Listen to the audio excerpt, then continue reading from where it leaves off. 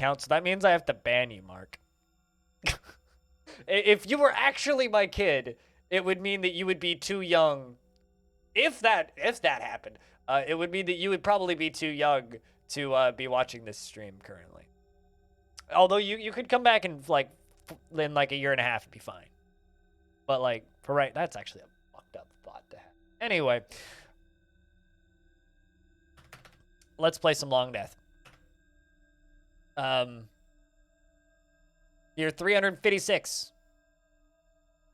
So something I haven't done, actually, was something that I posted in DF Talk, which I think I'm going to turn on in a second.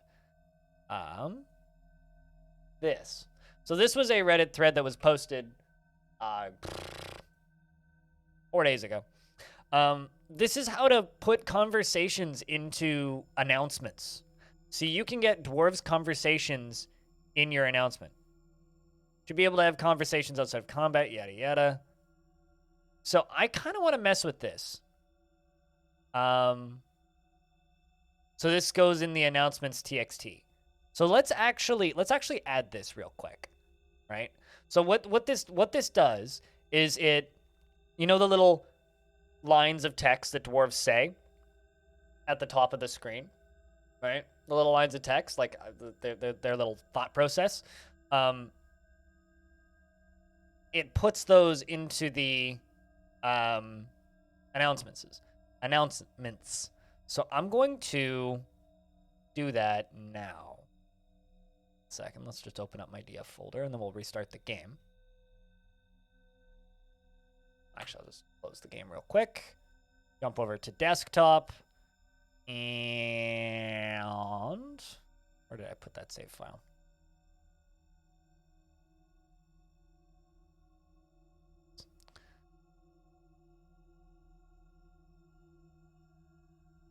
Announcements. Control F.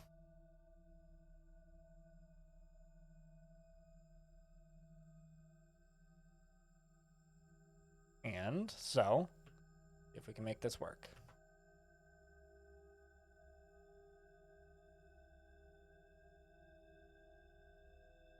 The regular conversation gets edited to D&D.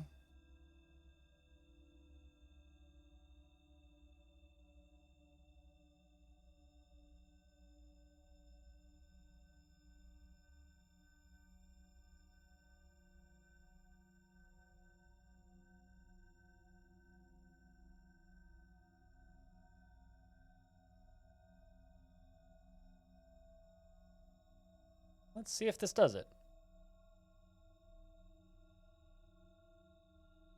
Save. So, theoretically, this should allow us to hear the dwarves' conversations.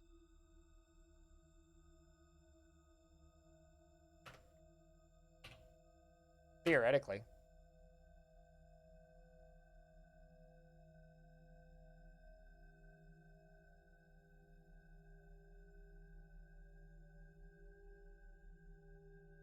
So I've got some messes that we need to clean up. We are in early summer currently.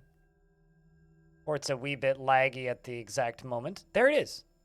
So now, up in announcements, we can see the dwarves talking. What are the dwarves currently working on? Loading cage traps, okay. Okay, so we're just brewing drinks. Nothing super fancy. Are we currently locked inside? Nope. So the current population of the fort is 28. With merchants, it's 52.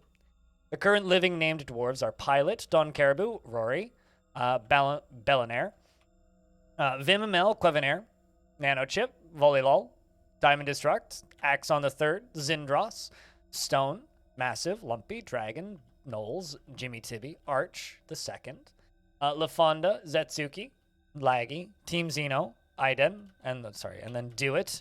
And then if I scroll down a little bit, Cucumber, Blue Space Weeb, Bastet, Disco, Tygo, Paranoid Metroid, who I guess I could change the name to Tekud, but Ducky, Oswix, and Whitcode. So now We can see them talking. Arch the scribe. I had a drink. I am content. I finished up some work. That was satisfying. That's going to be interesting. Yeah, you got deadified a little while ago, actually. Yeah, you've been dead for a bit. What do you guys think of that? Do you guys like that? Being able to read these? I created a masterpiece, says Cave Spider Sloth. I created a masterpiece, Cave Spider Silk Cloth. And then Oswick says, Bdaba! It was all the way down here. Dwarf speech bubble. So this is what we've been working on. The other day, or the last time we worked on this fort, we got this guy mostly done. Everything has been cut out, caved in, and chiseled, and is now ready to go. There's a few oopsie spots, but that's fine. Today is going to be spent clearing all of these boulders out, and there's a lot of them that need to be cleared out. So I'm not entirely sure how we're going to go about doing this, but currently we're smoothing all of these floors. You died twice. Only twice?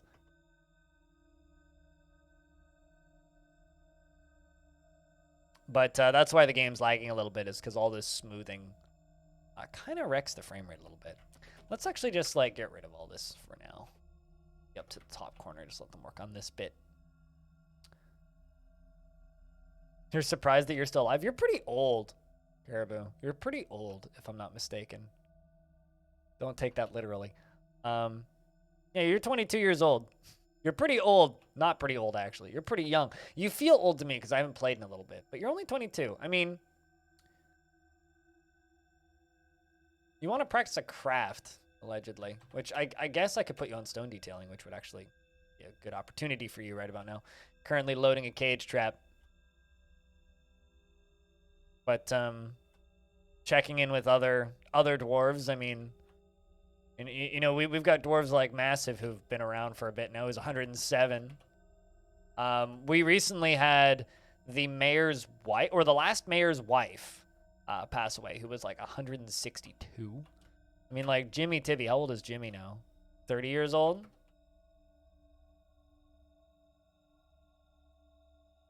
I mean, Pilot's 110. That's pretty old. So, but yeah, no, we're just working on detailing the floor bits, and then once we're done detailing the floor bits, I think it's just going to be kind of a little bit of checking in on what's going on with the dwarves. But Cirky, the merchant says, I have improved my mining, and that was not satisfying. That was not satisfying. Why's that? I was near a seat. It pleases me. Bellinair said, my clothes are in tatters. I feel such shame. Really? Bellinair. Are they really in tatters? Shit, they are. All right, well, I think it's time to queue up some clothing.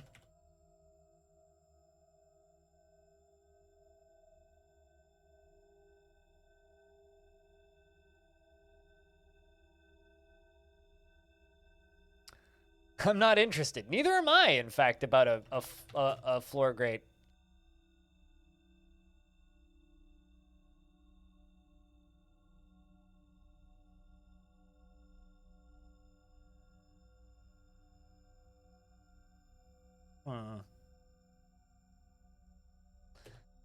I do find that, like, kids will claim clothing and then just let their clothes fall apart into tatters, which I guess kind of checks out, but it becomes a problem when they become an adult.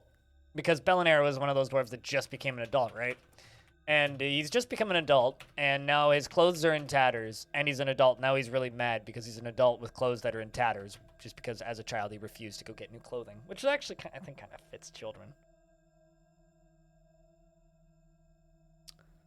Jimmy Tibby, the militia captain, told the story of the formation of the Staney Hall in Longdeath in the early autumn of 27 at the simple dinner. I enjoyed that, he says. A couple people listened to it. This is actually really useful. I think that this is the sort of thing that'll be really interesting for low population playthroughs, but super uninteresting for people that are doing high population playthroughs, if that makes any sense. Like, just looking at this is actually really neat so far. But yeah, if anybody wants to know how to do that, there's a link to the Reddit thread. I could also portion out this portion, that portion of the VOD at the very beginning where I edited that. Do you guys want me to put that up separately? How to see what your dwarves are saying in Fortress mode? Because I could totally just like chop that out at the end of the stream today and upload that.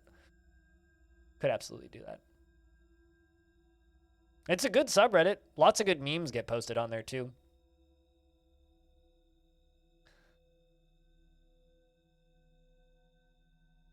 Lots of good stories get posted on there. Lots of good tidbits and tips and bits and pieces.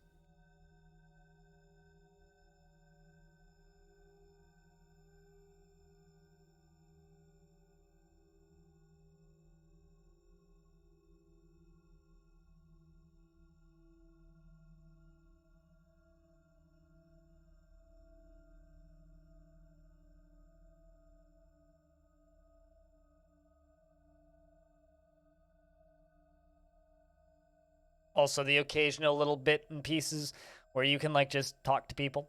And also, in regards to this massive pit, Mark, yes, it's a massive pit, but it's a massive pit that I'm going to use to make obsidian. So what I'm going to do is I'm going to pour a layer of lava into the bottom using the pump system that we already have set up. Then we're going to pour a layer of water on top of it, then another layer of lava, then another layer of water, then another layer of lava, then another layer of water, then another layer of lava, then another layer of water, until it's full of obsidian, and then we mine the whole thing out. Maybe not the whole thing, but we do that for a couple layers, and we mine them out. So that's what it's going to be. It's a giant obsidian printer.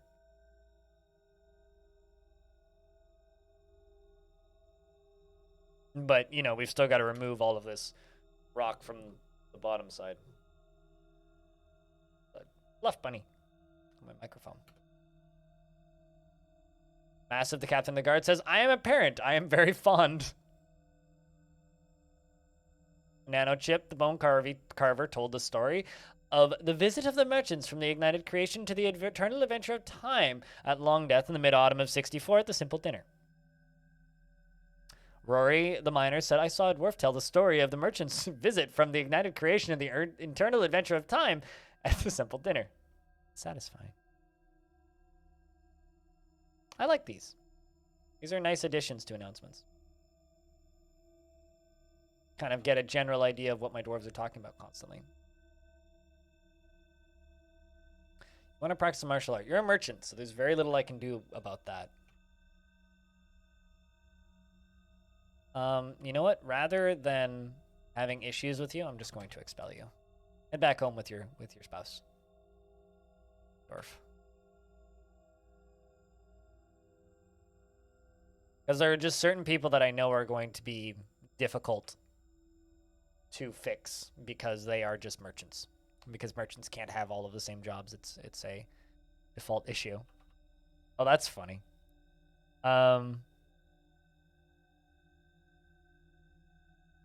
Hold on a second. Check this out. Do It says, I've put on a truly splendid item. It pleases me. Lumpy says, I finished up some work and I am very satisfied. Morel says, I learned the interpretation of knowledge and that is interesting. And I read the interpretation of knowledge. No, I'm not interested. And I talked to my friend and I feel fond. But a human caravan has arrived. The humans have arrived to trade. That meaning we are now into early summer. Out of very early summer.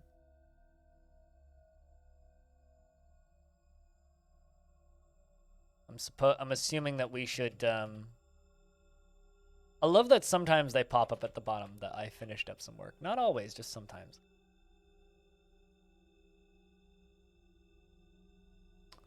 Got a lot of cruddy clothing to sell off, which we will sell off.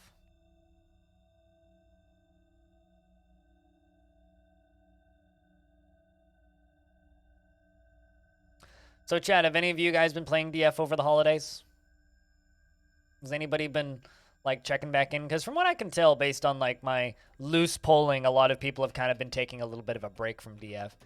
And by loose polling, I mean just, like, approximately asking some people. And just being like, hey, have you been playing the game recently? Like, how's it been treating you? And a couple people that I know have been like, yeah, I'm kind of taking a break. So, kind of curious where you guys are all at. Just part of the reason why I was playing a lot of different games towards the end of the holiday. Or towards the beginning of the holiday, right before I went away for a little while. I was just very I'm just very curious as to what you guys been playing recently. Surprisingly, you don't really do much gaming at all. Yeah, I get that from my audience quite a bit, actually. Although, I don't know about you, but, like, I've just gotten more and more and more sad with the games industry. And I think, like, the thing that really kind of hit the nail on the head for me about just being sad about the games industry was that, was when the stalker guys were all like, yo, NFTs? Like, man, you guys are like the stalwarts of cool in games, and now it's like you've just shown your true colors, and I hate it. Blue Space Sweep. The Dwarven Child says, I've been out in the sunshine after a long time away. It's annoying. I learned doubts about reproduction. It is interesting. The humans have arrived to trade. Just trying to keep the chat moving. You know, we're very, very lurky right now. And like I've said many times before, I think that's just kind of the way this channel is going to be for a bit. Until something exciting happens in the Dwarfs industry. So it's just a matter of me keeping chat up and running active. So anything you guys can do to help keep the chat moving is very greatly appreciated currently. Minor or major, whatever kind of thing. Doesn't really matter to me. As long as there's people talking.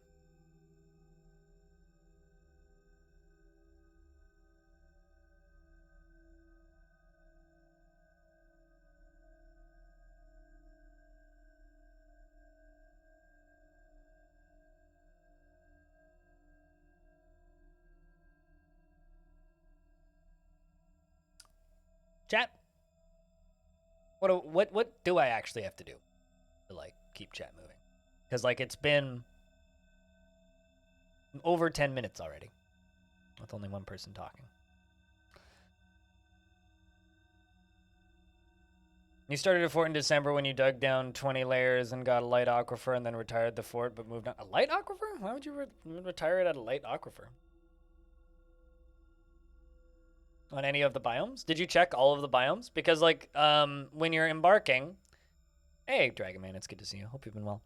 When you're embarking, there is sometimes a thing that'll say multiple... I can't remember exactly what the wording is, but it'll essentially tell you that there are multiple biomes, and you have to hit F1, F2, F3, and F4 to select them. 20 layers of light aquifer? That's not possible. They can't be that thick, unless you're doing some weird world gen stuff. So what it could be is it could be water falling from the top. Me, I'm battling against quiet chat. Aside from that, okay, though. Dragon Man. Okay, though. Bring you more coffee? Your sleep schedule is so screwed from New Year's. Me too! That's why I was up until 2 in the morning. Jeez. Right there with you, man. Sucks. Kolgub, Perinzior, on behalf of the Merchants Guild, let me extend my greetings to your people. There is much to discuss. The world is the same as ever. What request do you have of our merchants? Cheese, I think, was my meme request from... previous streams. Pop-Tarts and reading. What you reading? But yeah, I've had forts in the past where I've thought that there's 20 layers of light aquifer. But it's actually the water falling onto the stairs from the layer above, making the walls next to it wet. Unless you're like stuck in sand, it shouldn't work. I don't need you to chat louder. I just need you to chat more. Because when chat gets quiet, like, look, okay, so you know what's funny? Nobody really said anything in chat for about 10 minutes, and the view count went from about 49 down to 35. And now you guys are talking again, and the view count's gone back up to 43. So you guys talking in chat actively helps me keep my numbers up. Well, then we've finalized the export agreement. Feel free to go over the documents. And Quogub says, again, on behalf of the Merchants Guild, let me bid farewell to you and your stout dwarves.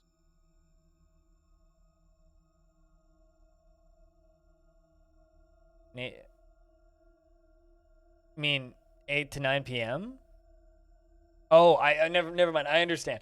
For a second there, I thought you were saying that you were sleeping from 9 a.m. to 5 a.m. And I was like, how is that possible? What? But no, that makes a lot more sense now. Okay. Yeah, no, 5 a.m. will be early. Like... I mean, like, I need to get back to my go to bed at 11 schedule, which shouldn't be too hard after today, but... DM is sick. Hopefully not with the bad sick. Hopefully a not so bad sick.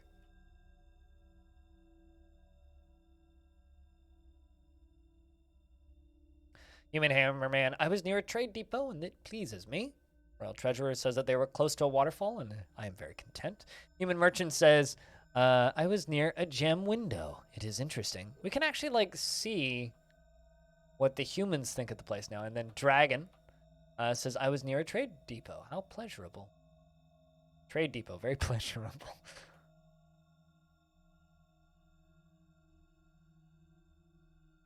might be needed to convince you to go to bed earlier. That or just like forcing yourself to wake up at work hours o'clock. When you then go back to bed, you just go. That's usually what happens to me, but.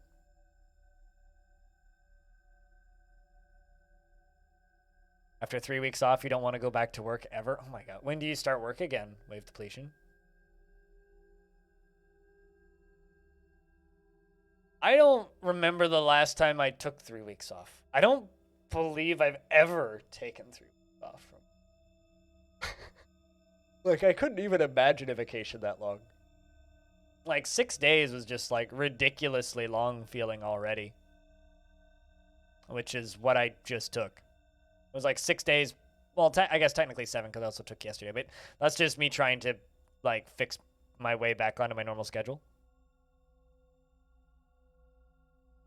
That's good, Orange. What direction? Do you want to go north, south, west, southeast, and back? Or are you thinking of just, like, committing to going south until eventually you're back where you started? You could, like, get on a boat for a bit. No, but I have seen the show Monster Machines. Oh wait, hold on. Is that one of those shows where they pick up houses and move houses? Because I've seen a few of those.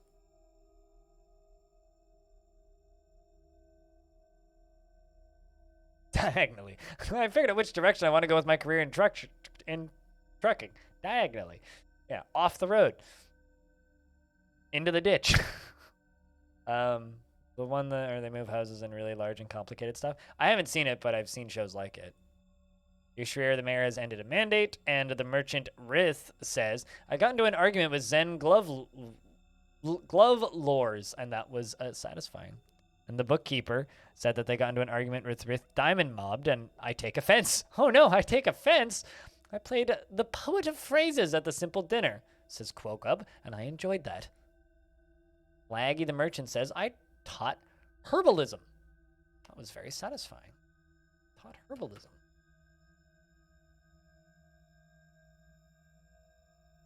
You always try to take Christmas through New Year's off. That's a good time to take off, though. Not great for, like, enjoying hot weather, but...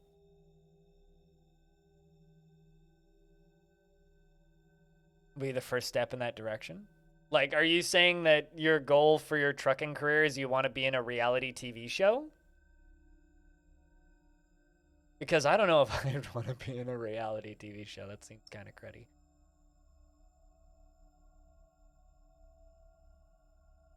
But, you know, you do you.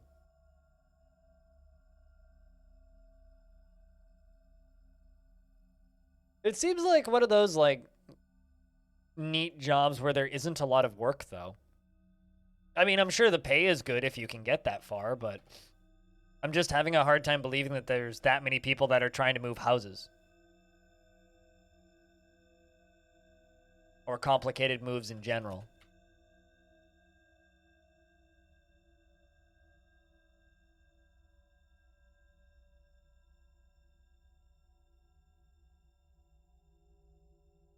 Also, chat investments are open again if you want to invest tickets.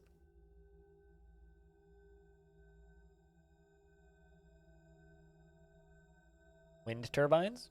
I guess, yeah, those are complicated. I guess, yeah, there is quite a lot of wide loads, but like moving I guess I'm just thinking about moving houses specifically. It's like there can't be that many people trying to move cabins up into lakes in the middle of nowhere, because that's like the only time that I've seen that particular. I'm trying to think of the name of that show, but I can't remember the name. It might actually be the one that you're referring to, because I've definitely seen a show where they do that.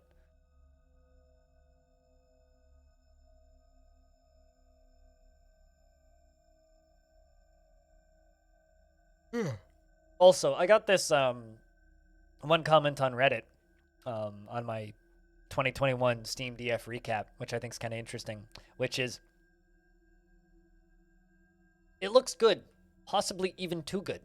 I'm suddenly afraid of the future, and I think what made and continues to make DF special is the community, and many gaming communities are, well, toxic. It seems an inadequate word. And I think that the DF community was spared of that simply through how inaccessible the game is for noobs. And what I'm seeing in this game is a game, or what I'm seeing in this video is a game that anybody can play. Don't get me wrong, it's awesome, and I'm excited, but I'm also not looking forward to being called a bad word that I can't say on stream for disagreeing with a 13-year-old with horrible grammar and apparently a broken shift key about whether or not rushing forts for hour-long, air quotes, wins is in the spirit of the game.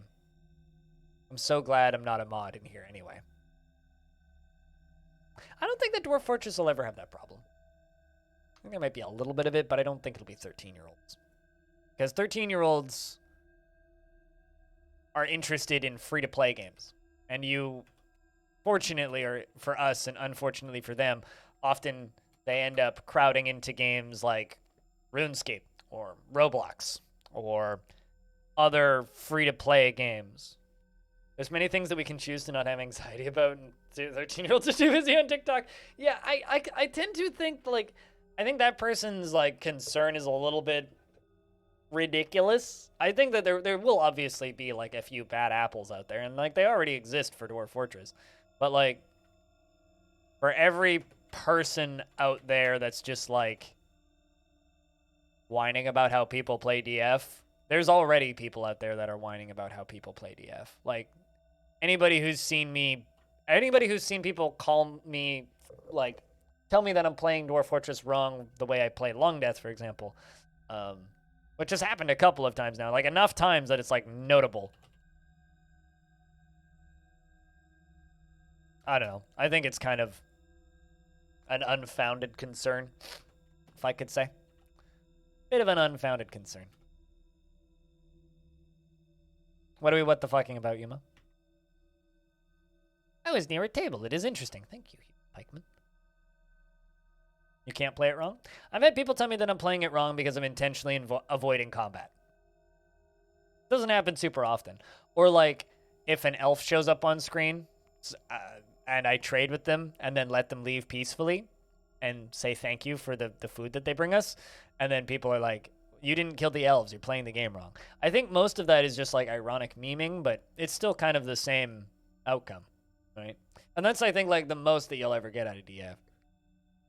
Like, there might be some people who try to min-max the game, but I doubt that it'll be a major concern. Also, I hate just bitching about views because it just makes me feel petty, but my god, stats suck today. People must just be, like, hungover from New Year's. But then again, it definitely was going that direction towards the end of December, so we'll see. Last year's a weird year because it was, like, financially my best year ever and also financially my worst year for views in the last 3. So it's a weird year.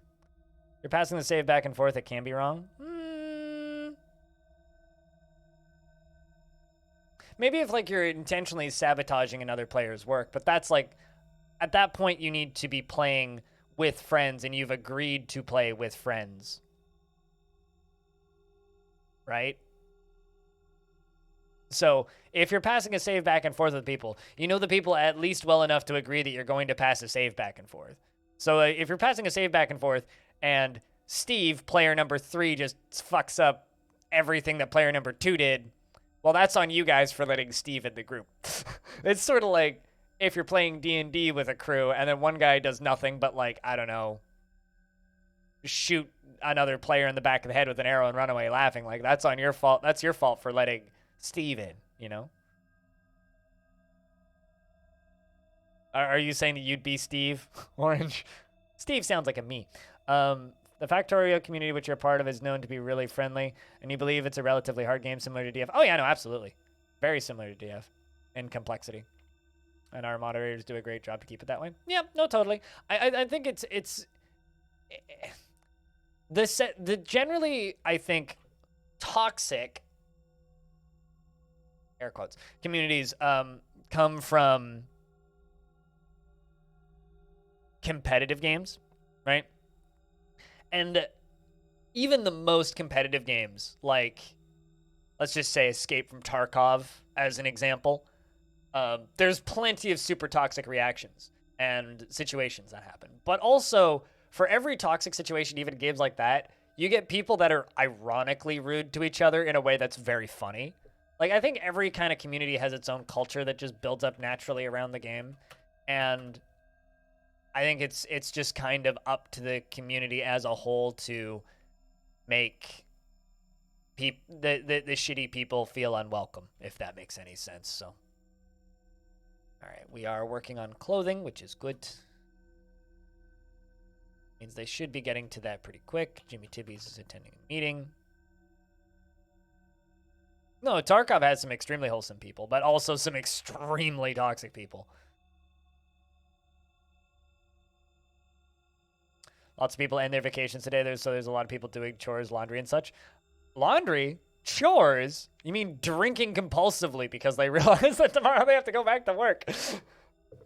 Also, a lot of people, Aqua, have to go back to work in an office after the holidays in countries where lockdowns don't exist.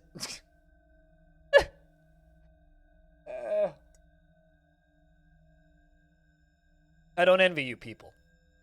I don't envy you at all. That shit sucks. But yeah, I expect it to be a slow couple of days. Okay, though. Start of the year is always a little quiet. I had somebody ask me in the live chat yesterday on the premiere of the deal that I put up. And they said, what are your goals for Steam Dwarf Fortress and your YouTube channel? I can tell you what my goals are, chat. It's very simple. I just want to be big enough that I never have days with dead chat. Because that is the biggest thing that I have to battle with as a kind of a smaller community streamer, are just days with dead chat. Like, if I can get to a point in size and scale and fame where I never have to deal with dead chat,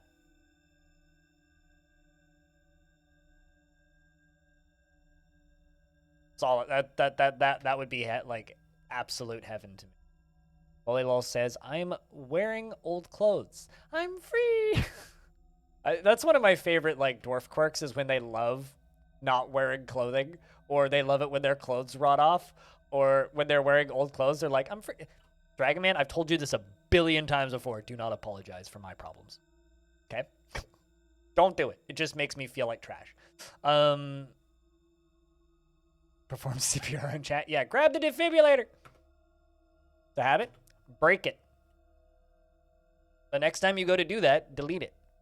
Say something else. I've told you that before. I don't like having to tell you that again.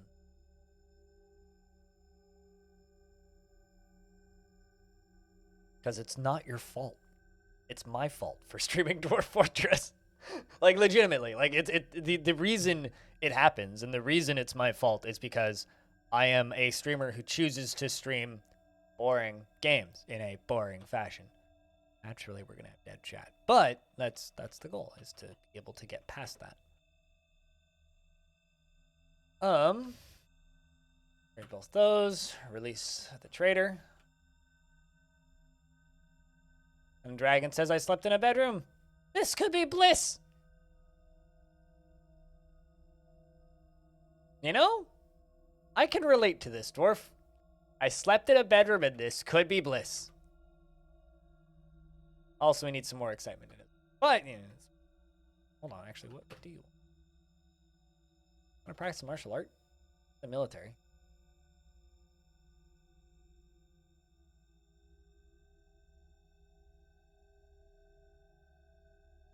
You know what? Let's move you to that squad.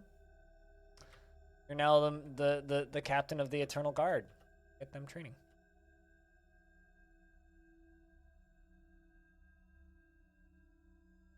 Nope. I don't believe you've ever mentioned it.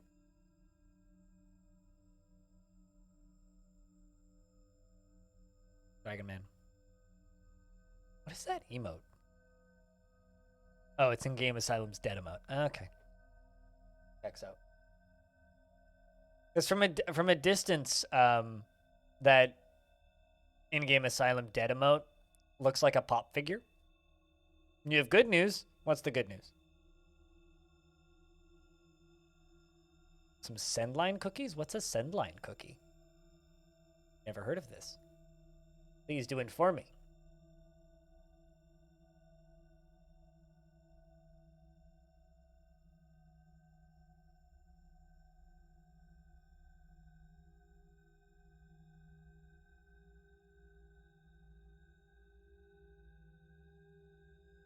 What's the name of it? So a sendline is a brand of cookies? Interesting.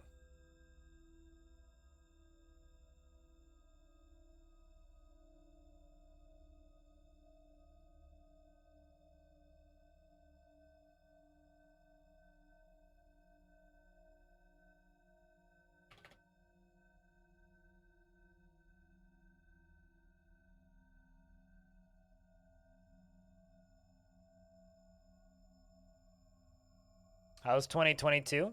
I have a question, Tekkud. Do you want me to change the name of your dwarf to Tekkud, or should I leave him as Paranoid Metroid? Because we have a Paranoid Metroid child. But 2022, I'm not dead yet. I haven't been canceled yet. My career isn't ruined yet. So clearly not terrible.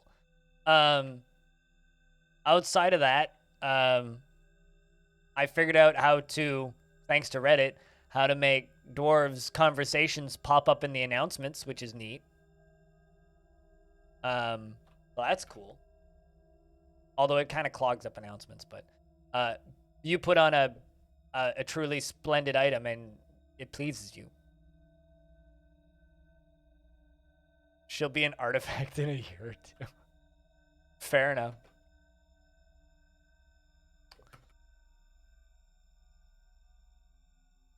Trying to use hotkeys for a different menu. Oh, yeah, you really need to get yourself some new pants. But New Year's gone all right so far. Yeah. It is the first and last January 2nd of the year. That's cool. Yesterday was the first January 1st of the year, and also the only January 1st of the year as well. I ate my first dinner of the year yesterday, and I ate my second breakfast of the year today. So that was pretty cool. I had a shower. It was actually my first shower of the year this morning. I guess I should have highlighted that. I hadn't showered since last year. It was kind of distressing, really. You can see the topic of the conversations. So there was a Reddit thread posted a couple of days ago, which I can link if I can find it. It's like 4 days ago.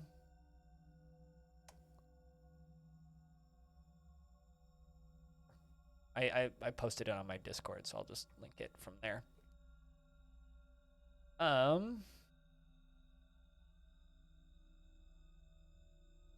This.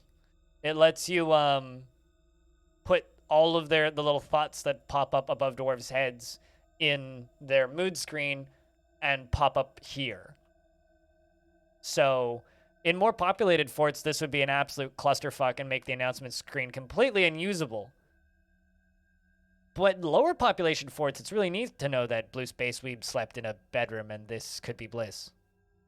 And Nanochip, the Spirit Master, taught kicking and was satisfied by it. And Zindros, the wrestler, learned about kicking and no, I'm not interested. This merchant finished up some work and it was satisfying, and Arch II could really use a good meal. I'm so worried. Uh-oh. Are you hungry or something? No?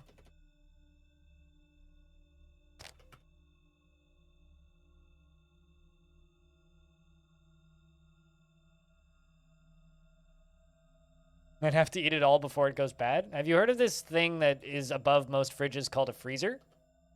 Might make this process easier. You can freeze parts of it. Maybe not all of it, but good chunks of it.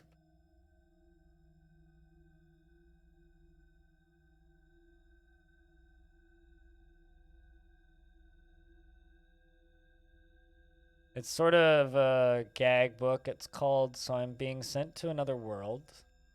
And all I get to take is this book, and it shows how to make a ton of creature comforts like mayonnaise, ketchup, cheese, and bread.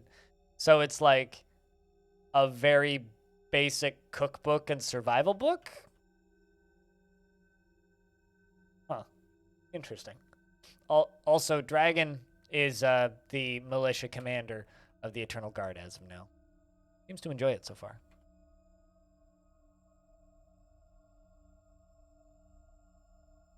Not nice to feed freeze meat twice. Fight me. You can't stop me if you try.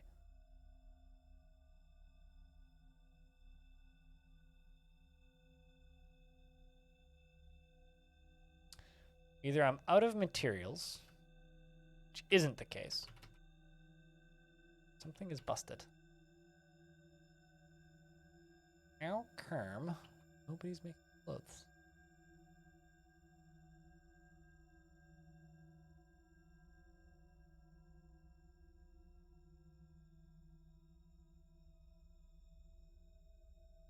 Huh. Interesting. Somehow I've managed to run out of plant cloth. Because all of this is cave spider silk cloth? Alright, well. Guess we'll do it this way. We'll get those rolling. Shoe, sock, hood, cap, mitten, glove, trousers. You, silk. Trousers. Silk, glove. Silk, mitten. Silk, cap, silk, hood.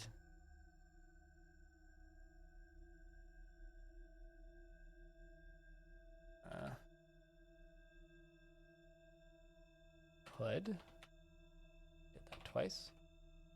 Silk. Sock. Leather shoe. Try that.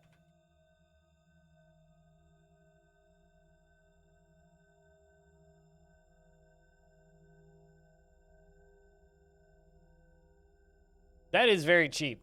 Damn. I basically haven't gone to the grocery store. I went to the grocery store on the 27th, and I'm probably not going to go to the grocery store again until like the 10th. I'm sort of just hiding from people right now, because for lack of a better term, our case count is kind of scary, and I don't want to get sick. So, and I get my booster on the 6th, so I'm probably going to go grocery shopping sometime after the 6th.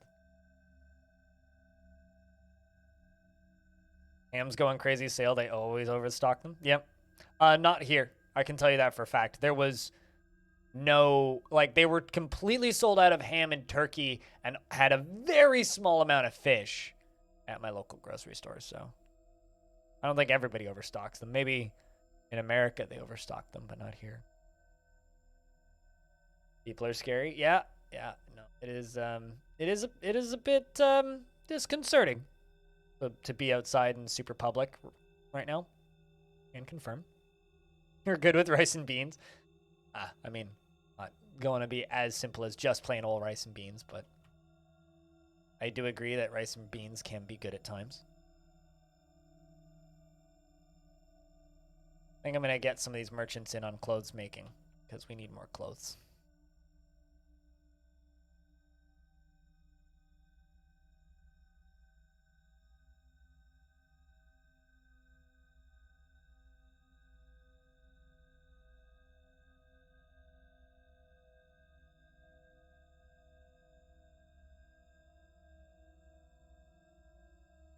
Let's also get Knowles in on this job. Newshreer's already got the job. Is there anybody else I can give this to? Rory, I can. But, I'll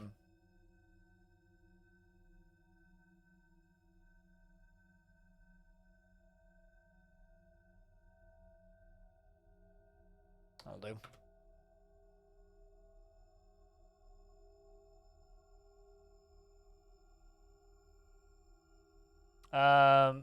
Max and Nikolai, if you're asking what Tech had bought 5 pounds of, definitely bought 5 pounds of ham, not salad.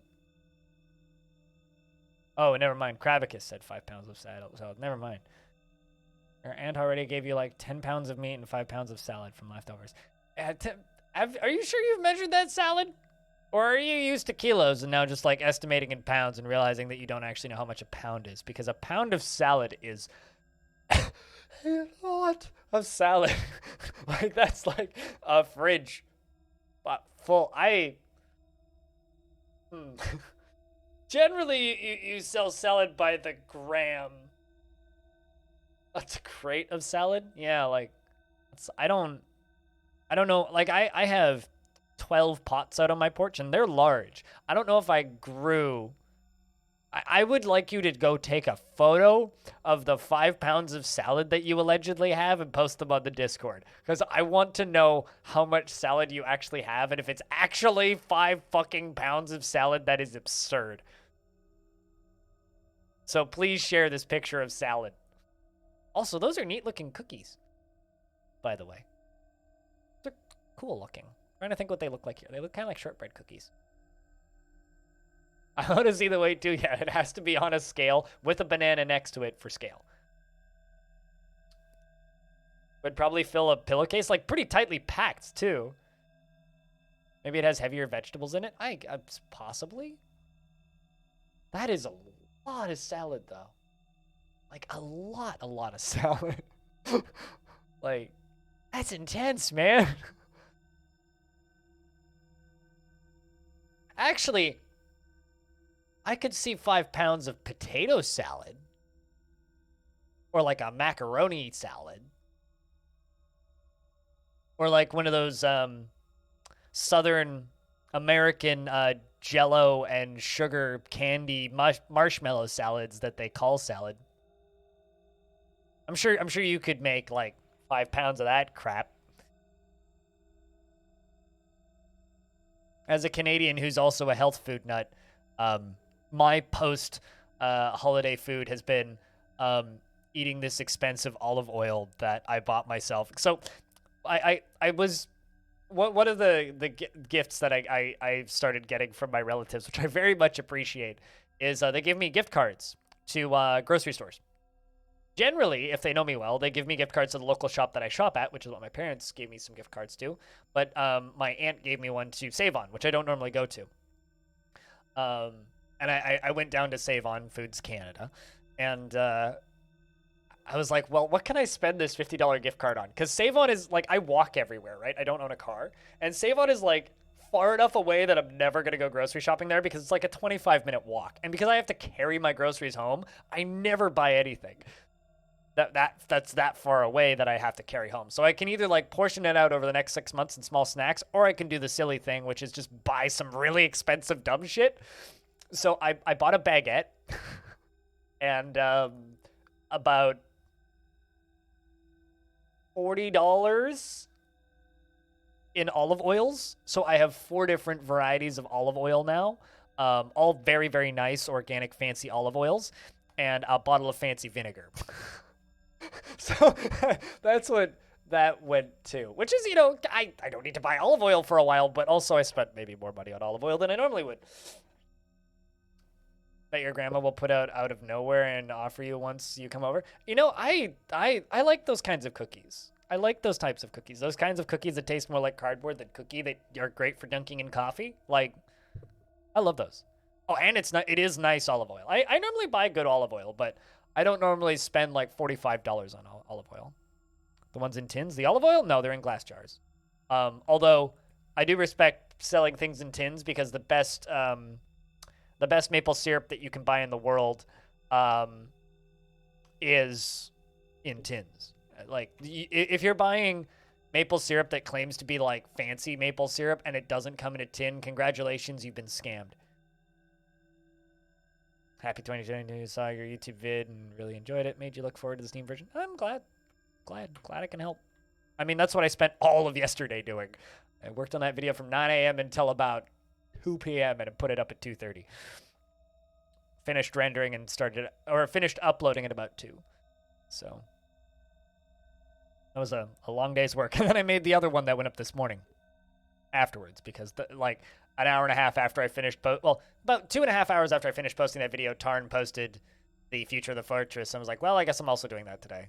I literally, like, my day yesterday consisted of editing that video, uploading that video, and then watching The Big Lebowski, and then editing a second video and uploading it. That was my day yesterday. You don't buy it by the barrel? I mean, if you can eat a whole barrel worth of stuff, be my guest. Well, yes, you are dwarfed. You are currently a child? No. Where are you? Dragon. Oh, I know where you are. You're not a child. You're the captain of my military. Duh. I literally just gave you that job. I should know this. Yeah, you are 23 years old. And she is blissful after having a soapy bath. Remembering a soapy bath. There you go. Probably unicorn soap, because that's generally what our soap ends up getting made out of. I don't believe I've ever seen that notice before. And Dragon, the militia commander, said, I have communed with Ashen. Such is total rapture. Such total rapture. Such total rapture. I love this thing. It's giving me all this dialogue that you normally only see in adventure mode. I was near a statue, and it pleases me. I put on a truly splendid item, and it pleases me. Speaking of truly splendid items, was Paranoid able to get some nicer clothing? Nope. Dumb child. Now you want a White Russian? Go get yourself a White Russian. But in order to drink it correctly, you have to have a mustache and get a mustache line. I would assume it would smell like oily. I would assume it would smell oily.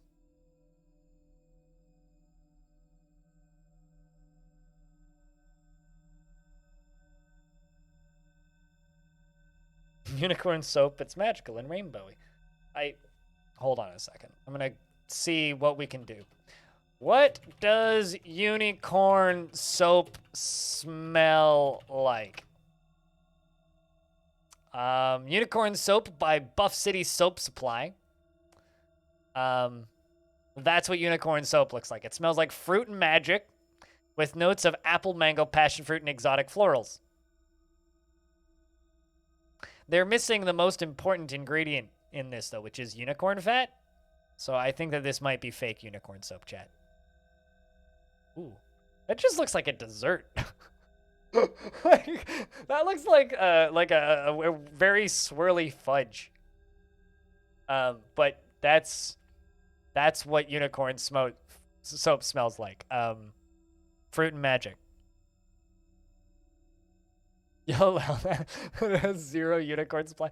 I mean, if my dwarves can make it, I'm sure it looks similar to that. I also want to eat that. It looks like a nice swirl, like chocolate thing, you know?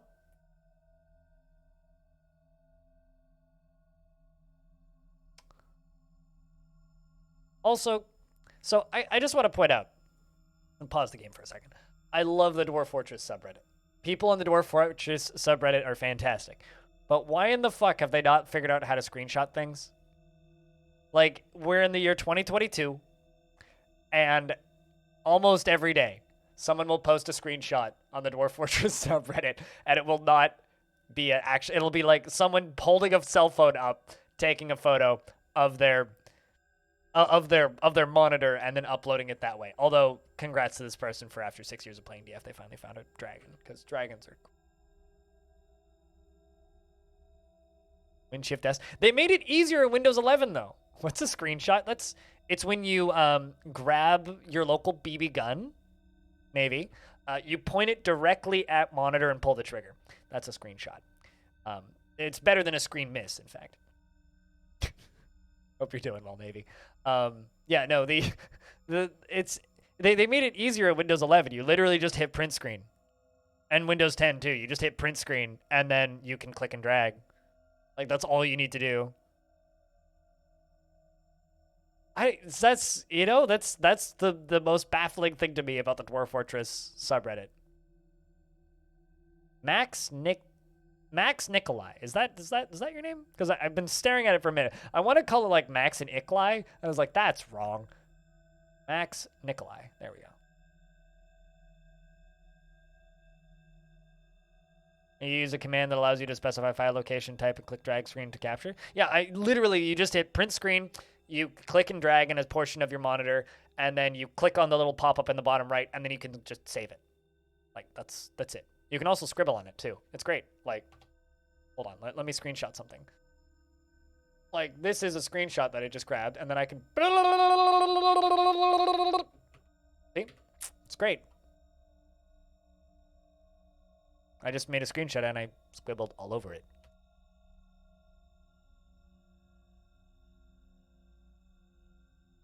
I made friends with Doran Tummelcrafts, and how affectionate I am.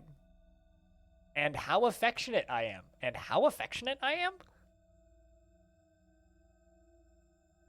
Oh, there was no and in there. I made that up. I made friends with Doran Trammelcrafts. How affectionate I am.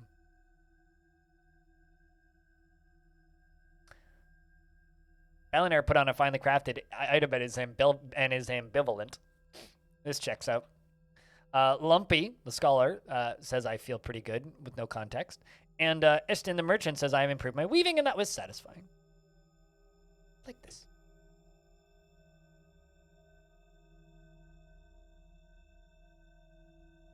Like 3 years ago, yeah, it's just nobody seems to have noticed. Except for me. That could... I used to use a, can't remember what it was. It was like Quick Capture or something. Just a little piece of, it was just a little piece of software that I had that would let me just hit Control print screen, and it would just do that exact same thing. And then one day I just hit print screen and it just worked without it, and I uninstalled the software and I've never gone back.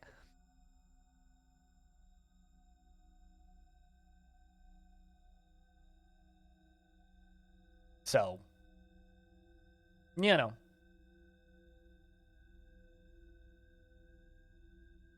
Yeah, Orange, I don't think that you should get mad at kids or blame kids for eating Tide Pods because adults eat Nintendo Switch cartridges, so... Yeah, I used to use one too, but I stopped the second I realized that Windows built it in. It's just like I uninstalled Flux when I realized that Windows built that in too. Which is, you know, maybe kind of a bad thing, but that I'm just dropping all of this great software just to use the now built-in. You even use Windows plus arrow keys to move tiled locations and have some level of convenience I've been missing in Windows for forever. I mean, Windows has added in a lot of convenience features in the past, like, 3 years. Is there an official Discord? There's the KitFox one, which is as official as you get. There's another one that claims to be the official one, but it's actually the official 4chan one, and I would avoid that one. But the KitFox Discord has a section specifically for Dwarf Fortress.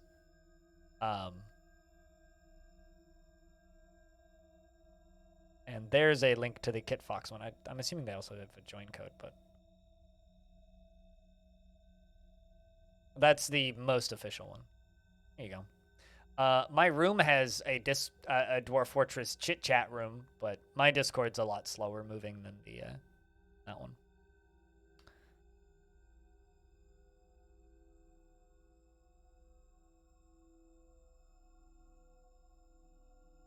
Speaking of, I minimized Dwarf Fortress, and it took me a minute to find it.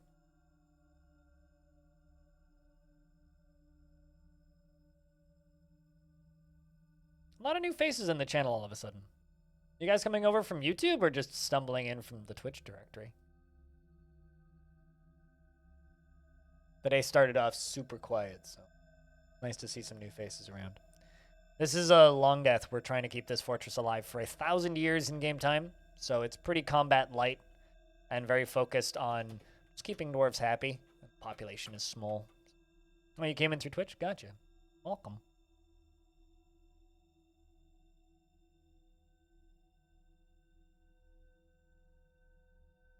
But yeah, no, as far as Discords go for Dwarf Fortress, there's a few that have popped up over the years that claimed new audience. I don't know about that, but they've claimed that to be official ones, but the only actual official one is I've improved my biting. That was very satisfying. The only actual official one is the Kit Fox one. I wish mine was official, but it's not. Maybe it's because Quill18 streamed DF yesterday. There's always like new people trolling around the Dwarf Fortress directory whenever Quill streams. Shoutouts to Quill. Yep. Quill is on my bucket list of people to shake hands with before I die. Or before he dies, or vice versa. Got to shake hands with Total Biscuit. So, Quill is next on my list.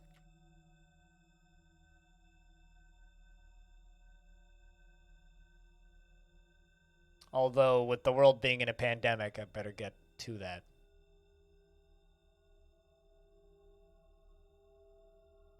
Need to just put Kimberlite everywhere, but I kind of want to. Kimberlite's a cool blue color.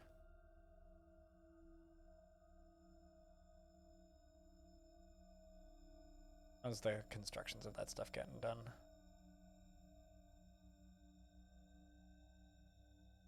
They're working on that. People are making silk gloves. Holy lol. You're weaving, primarily. Alright.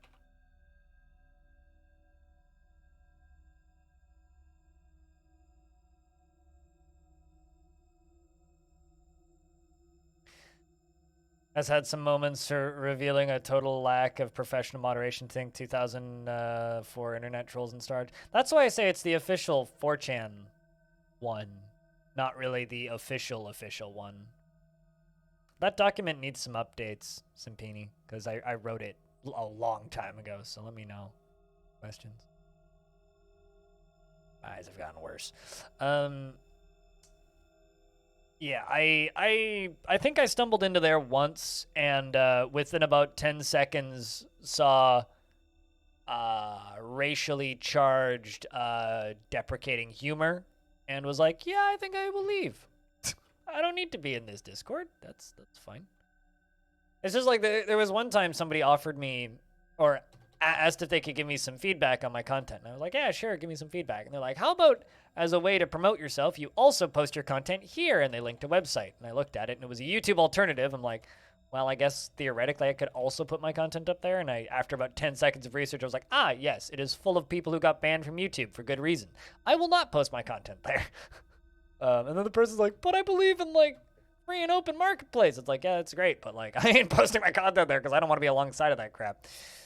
Even if, like, theoretically I could make some money and bring in more views from there. But I don't want those people anywhere near my stuff because that seems like a bad idea. It's not worth the extra traffic at a point. And that's the way a lot of that stuff goes. It's not worth the extra traffic if it's just bringing crap and negativity. Which a lot of that stuff ends up just being. So, yeah, I don't know.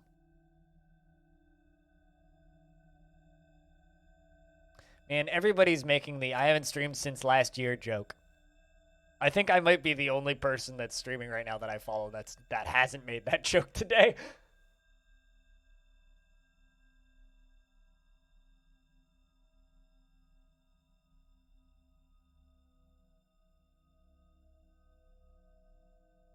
It's just a free and open marketplace, and we're free not to use it. Yeah, absolutely. It's like I'm all for the idea and concept of YouTube competitors, but unfortunately, none of them are even remotely competing.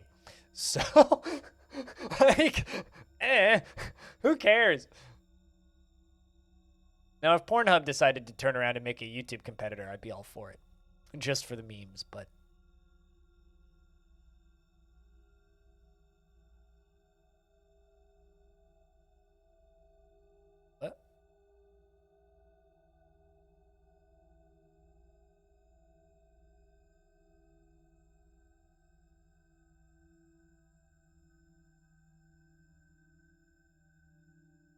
just perplexed by something, but I think I found what they're referring to. So somebody commented that on my video from yesterday that they're glad that I was credited in the DF game in the Bay12 Games DF log. I'm just like, I was credited. Oh, you're talking about the interview.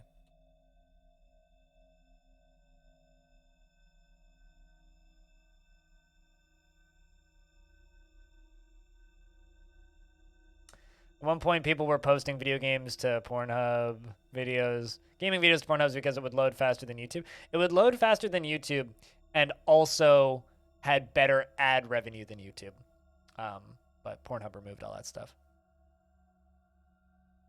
One of my favorite things ever in a Pornhub AMA came from somebody asking, there's like, what is the most common content that's uploaded to the website that is not the intended content for the website? And the response was football scoring videos and Call of Duty montages. I was like, yep, that checks out. It's like people scoring goals in football, full football games, and Call of Duty montages.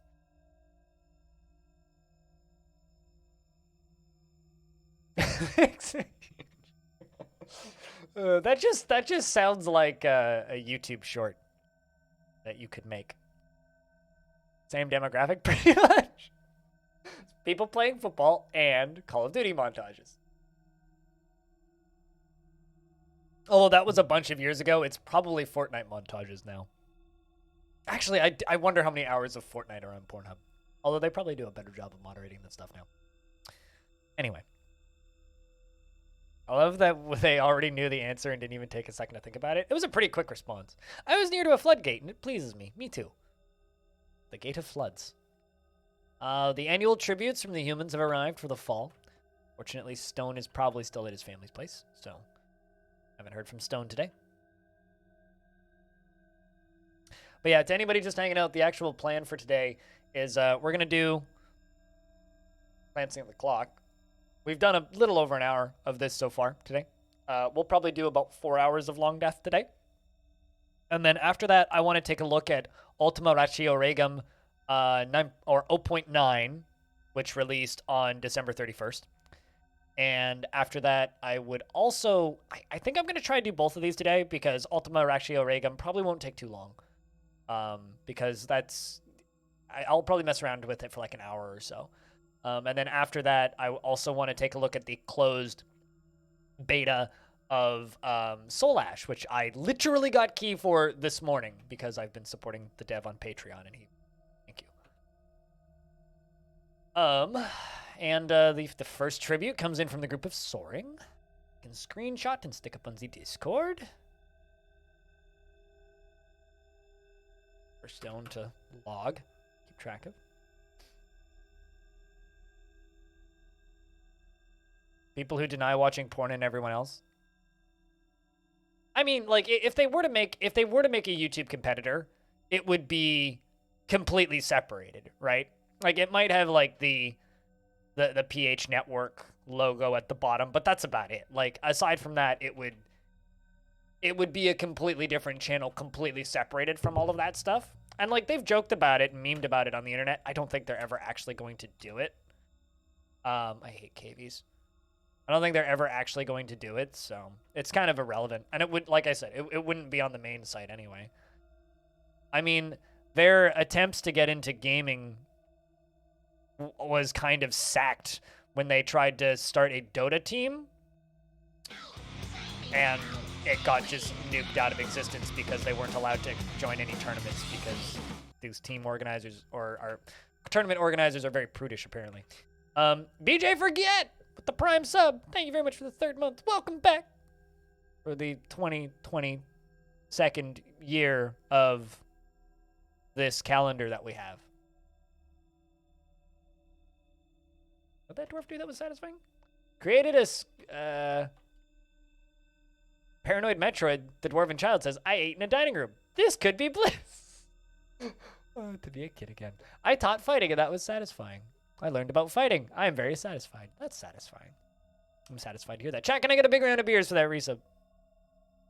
Run. For yet another month.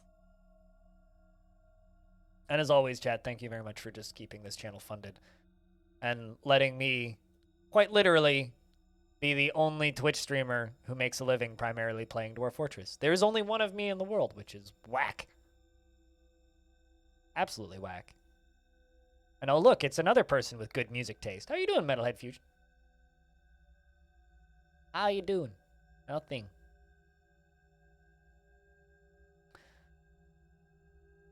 Speaking of metal, I have an LP that arrived on Boxing Day that I haven't opened yet. Which is a copy of Strike Mortal Soil by the Greater Vancouver black metal band Wormwitch, which I need to open up and listen to. I've listened to it digitally for a while because it's not a new album, but they repressed it on wine red wax, and I had to get it. So it was kind of a holiday gift to myself. But I haven't opened it yet, and I feel kind of bad.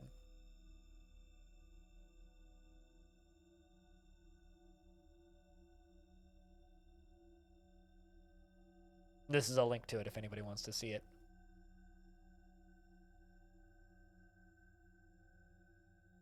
Anybody who's a fan of metal, give that album a listen. I can highly, highly, highly recommend the track Relentless Death.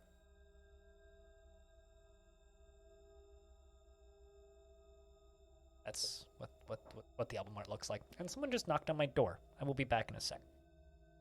Probably a package of some sort.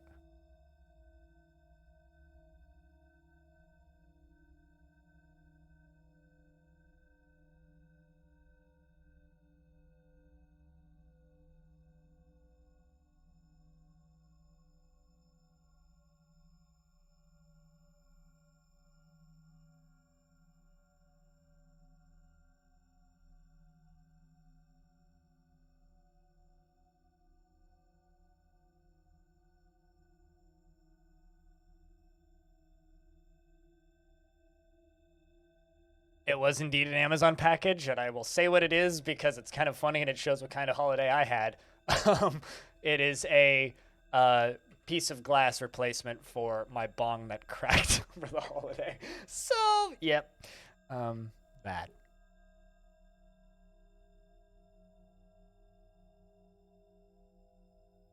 I'll let you know what I think of it. I will do. I mean, what cracked? My down stem. I have a ceramic bong. Or a ceramic water pipe for weed consumption. I had a bath with soap. How blissful. This is something that you never see in their thoughts, but I'm seeing this pop up in here all the time. They're exclaiming about the fact that they're having baths with soap, which is fantastic. Sounds like a proper holiday. It was a good holiday. A bath with soap. How blissful. I talked to my I like this one. I talked with my spouse. Is this love? That's Is this love? I spoke with somebody. Is this true love? That's very amusing. That is very amusing. But yeah, there's a piece of glass that goes down into the bottom of the bowl in the ceramic bong, and it cracked when I was taking it out to clean it, because I clean it in between each use because I'm very careful like that, and I don't like letting water get stagnant in my bong, and I don't like letting it get sticky and gross. So I clean it like crazy, and had to. And while I was taking it out, it cracked. So, because if you use those things a lot, they get brittle. And it definitely got brittle. So, I ordered a replacement piece for it. Because the pieces are pretty generic. They just kind of work. But the one that I have, it'll work with any cheap down stem. So it's not super big of a deals. Sometimes I walk down to the smoke shop to buy them. But recently, due to the fact that there is about 22 centimeters of snow outside, I've been avoiding that. Except for, going. No showing. Also, I can confirm, by the way, Metalhead Fusion, I really, really like that album, and I can easily recommend it. I have given it a listen before. It's just been it's been a while since I've sat down and listened to it from end to end, but I've also heard them play it from end to end live because I've seen them about a dozen times. They're one of those bands that I don't go out of my way to see. They just show up, and I'm never disappointed because they're a local band to hear, right? But they are a very talented band that opens for any band who is anybody who doesn't have an opener or needs an opener or whose opener drops out. So if an opener drops out for like any major metal show here in Vancouver, Wormwitch will probably be the band that opens because they're just always around, they're always available, and they don't really go on tour outside of Vancouver or the greater Vancouver area, so they're always in town. So they're like, I often just like see them without realizing I'm going to see them, and then I show up for the show and they're there. They're like, yeah, we're opening because whoever the fuck didn't make it. And it's like, oh yeah, I get to see Wormwitch again. And they always put on a great show. Solid band. Solid band. I've been doing my best to point record collecting communities that I'm aware of and communicate with at those guys because they are very consistent. I also have their most recent album, Wolf Hex, which I think has my favorite title for a metal track ever, which is, I'm just going to read it verbatim so I don't misword it, but Canadian Denim Mountain Attack. This may be my favorite title for a metal song just ever. Just ever. In fact, I kind of want to also buy this just to have it on cassette, but maybe if I go see them again and they have copies of those cassettes, I will grab them. Because I'm paying to ship that. Canadian Denim Mountain Attack, yes. Also, the copy of the record that I have of Wolf Hex, this album, is this one, which literally looks like smeared baby poop, and it's kind of awesome. It looks like someone like took a baby and just like slammed it on the record and just smeared it around a bit. It's kind of what it looks like. It's perfect. That's it. I like it. So just like your couch. Yeah, just like your sofa.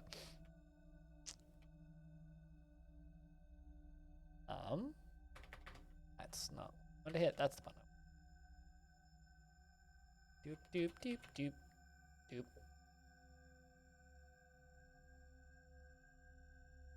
Carge? No. This menu's very laggy. I got too much stuff in the fort.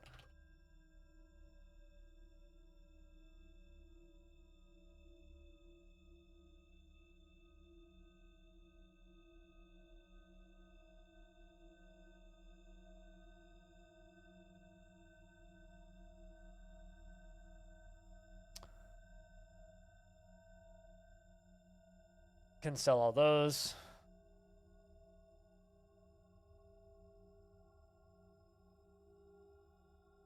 Supposed to sell all the barrels.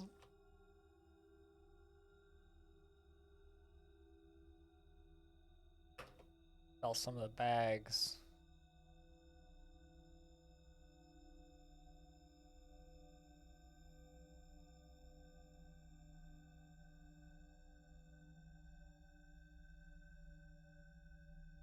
Track jumped out at you as soon as you read it. A Canadian Denim Mountain Attack. It's up there with my favorite album title, which is Dope Throne's Trans-Canadian Anger. Trans-Canadian Anger is probably my favorite name for a metal album. Which is fitting that they're French-Canadian. Which is this album.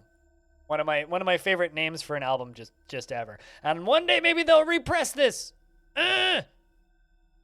Anyway, one day maybe. Probably not. But Trans-Canadian Anger. Very good name for an album. Also a pretty great metal art.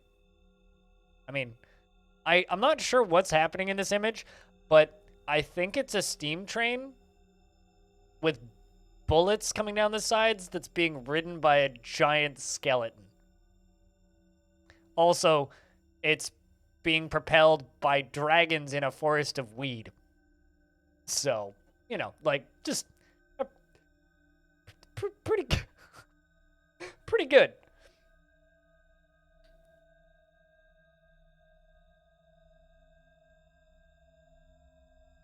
It's also a camera. Yeah, the train is indeed a camera. Questions of the universe. Yeah, well. Also, one of my favorite complaints slash comments I've ever seen on a YouTube video is on a Dope Throne music video, which is, excuse me, guys, your music is wonderful, and I would like to listen to it on Spotify. Could you please put your music on Spotify so that you can have an alternate revenue source, and I can support you by listening to your music directly that way? And their response was, we don't support big music bullshit. If you like our music, just download it for free on Bandcamp, and if you really like our music, give us $1 for it. Which, respect. Respect.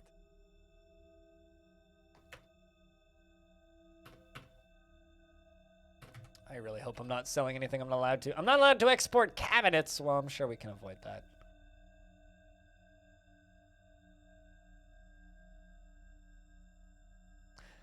Yeah, but it does kind of suck if you want to listen to them on Spotify, but following them on Bandcamp now. They are, you know, if I were to just like, if someone asked me like, what's your favorite metal band? Dope Throne's like often my knee-jerk response because of how much I love their music. It's just, it is the dumbest fucking bullshit, and like they have multiple songs named after strains of weed, and they just sing about snorting coke and driving fast, and you know what? Let's go. Like, what else are you gonna do with your life? It's just some of the best sludge you'll ever find. It's so good. And their music videos are all just like found footage of like people like being stupid. It's good fun. Good fun. It's just, you want to find abject fucking chaos, just watch some Dope Throne music videos.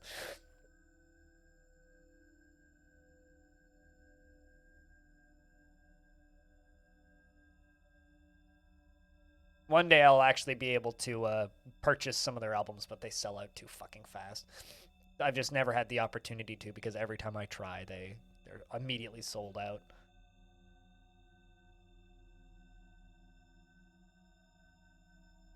Also, you know, they haven't released an album in a while. Maybe they'll release an album at some point. That'd be neat. The one thing that does confuse me, though, is the fact that they are from Montreal, but all of their Bandcamp stuff is in euros.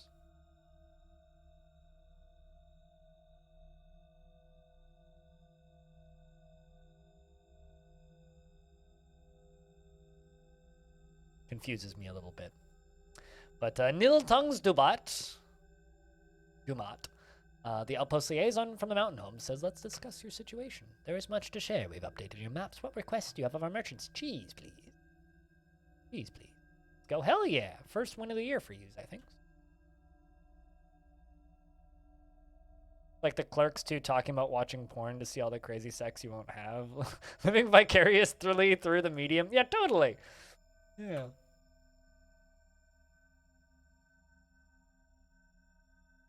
Well, then, we've finalized the export agreement. Feel free to go over the documents. I mean, I like Dope Throne's music because it's just so absolutely batshit absurd. Like, that's... It's dark, distressing, and harsh just for the sake of it, and I respect it for that. Which is also why I really enjoy a lot of black metal and doom metal, is because it's like, this is the most depressing dark music you'll ever listen to. And because of that, it's weirdly wholesome. But I look forward to our meeting next year. Our fortunes, of course, rise and fall together. Thank you, dwarves. What news did you bring? More news of the capital still invading the goblins. Good. Other factions are aware of our might. Ooh, the goblins have spread up onto this tiny little peninsula. Look at that. These evil elves haven't really done much expansion. The humans haven't done much expansion. Cyrilla, okay, hi, how are you? It's good to see you. Hope you're doing well. Harpy New Ye.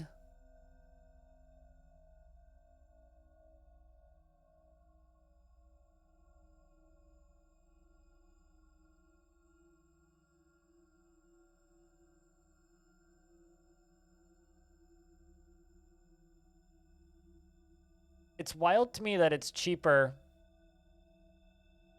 to buy a shirt from Dope Throne and ship it to Canada and ship it across Canada than it is for me to buy a shirt at a tour for most bands.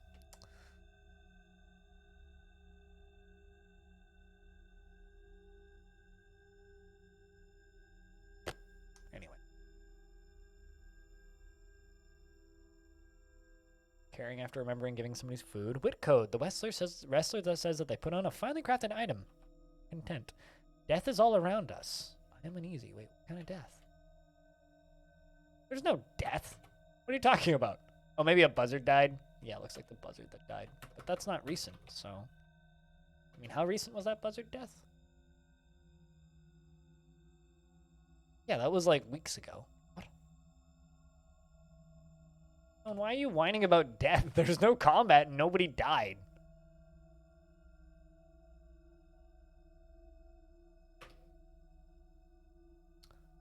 It's uneasy seeing side... Oh, dwelling upon seeing sideways die. And mulling over the reoccurring memory allowed him to rethink his intellectual values. What intellectual values did you rethink because of that?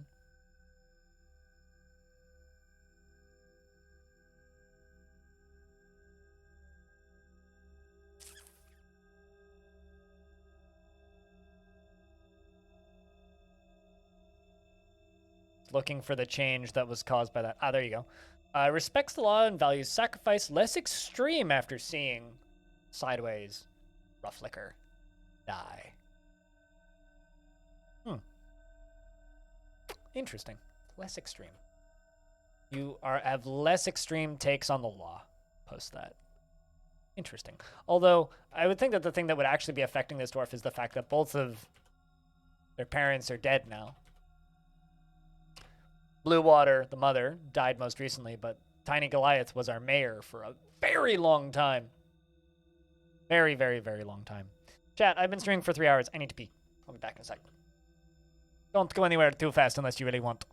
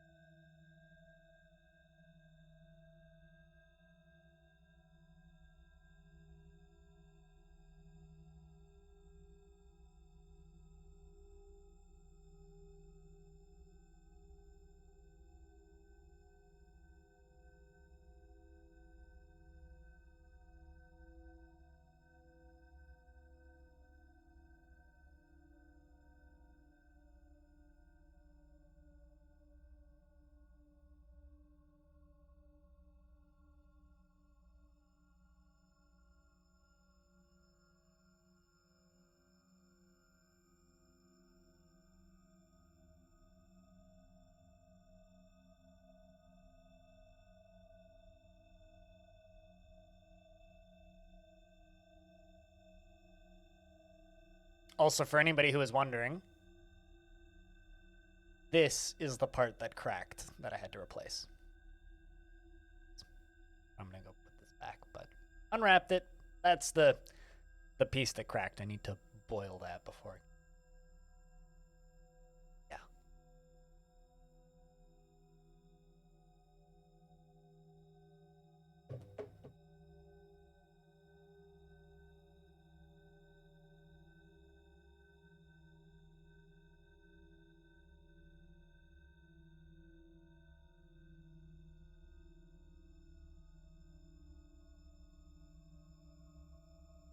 Yeah, it's a little glass tube.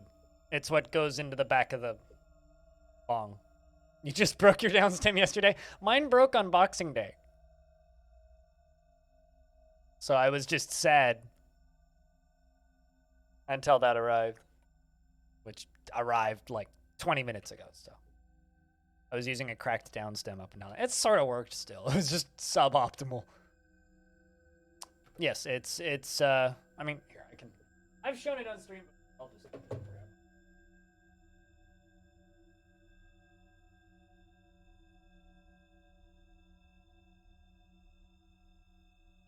We're all adults here, right? Yeah, okay. This was my birthday gift to me last year. Ceramic. This was the piece that cracked. Don't do drugs, kids.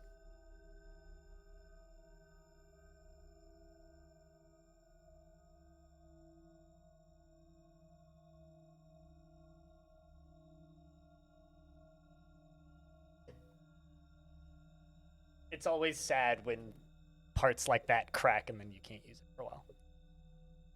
Does your bong look like Gandalf's hat? Gandalf's hat looks nothing like that. But if I could have a bong that looked like Gandalf's hat, I would consider buying one. But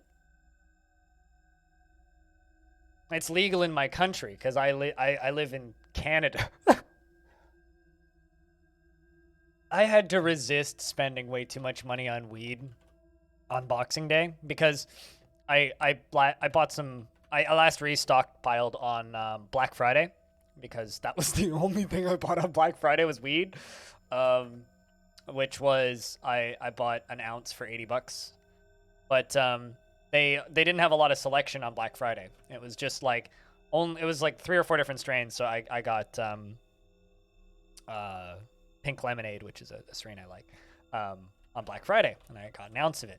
But on Boxing Day, they had $80 ounces. Plus, if you buy 3, you get 1 50% off, which almost brings you up to the legal limit. I was like, looking at that, I was like, should I buy 4 ounces of weed? Sorry, I didn't buy 4 ounces. Big weed gaming now? No? Not really?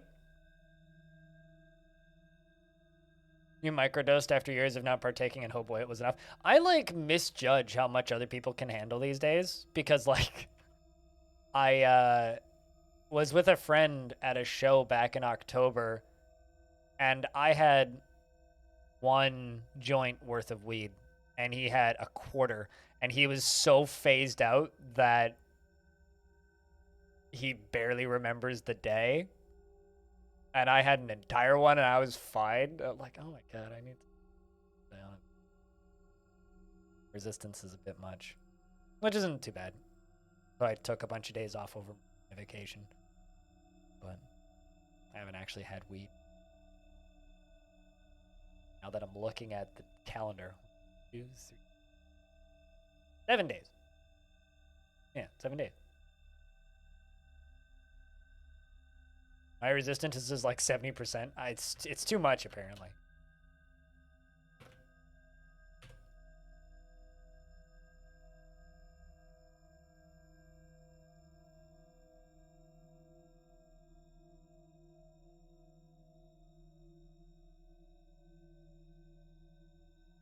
Although, on Christmas Day, on the 25th, I talked about this on New Year's Eve because it was a funny story. But on Christmas Day, me, my little sister's boyfriend, and my older sister's husband took the dogs for a walk. Because my parents were being a bit of an anxiety chamber. I love my mom and dad; they're great, but like Christmas was stressful for them due to other parts of my family being not pleasant. And unvaccinated and not pleasant about being unvaccinated and mad that we weren't over there and mad that we weren't like driving grandma over there kind of deal. It was like unnecessarily stressful for just bullshitty reasons by one particular family member. Anyway, that aside, me and those two snuck outside and a little baked and then went back, and then Christmas got a lot better after that.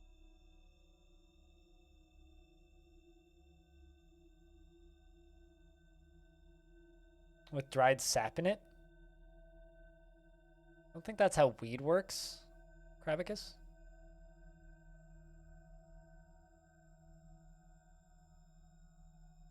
that's too much. Then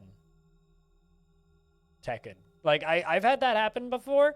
That's when you've taken way too much. I don't know what you're smoking, but like, if your vision's blacking out, you've had too much. 2 hits of a joint. Somebody's putting something else in that joint. Like, did you make that joint yourself? Or did somebody give you that joint? Because that's not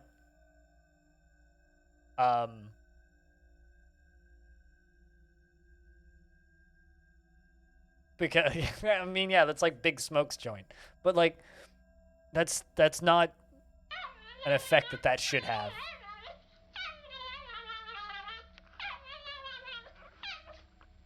Because the other time was a dispensary bought vape pen. Well, I mean, dispensary bought vape pens are extremely potent, especially if they're a THC pen. Oh, and then it just wrecks you. Jeez, that's scary.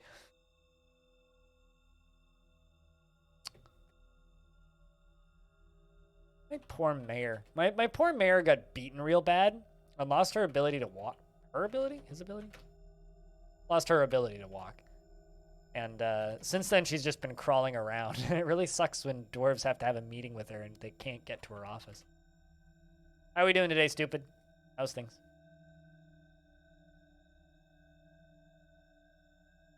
That's perplexing to me because edibles are generally significantly more potent and effective. I'm still like, I'm just like flabbergasted by that joint. And I'm definitely like feeling like there's something else in that, even if you trust them. Because like what was it, a moon rock joint? Which is made out of keef instead of just flour? I'm just like way too into the weed terminology right now. But like, because moon rock will do that.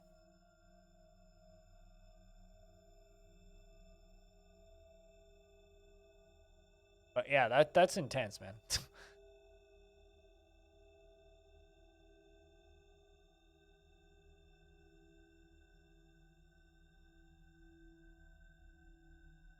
Also, thanks for the quarter.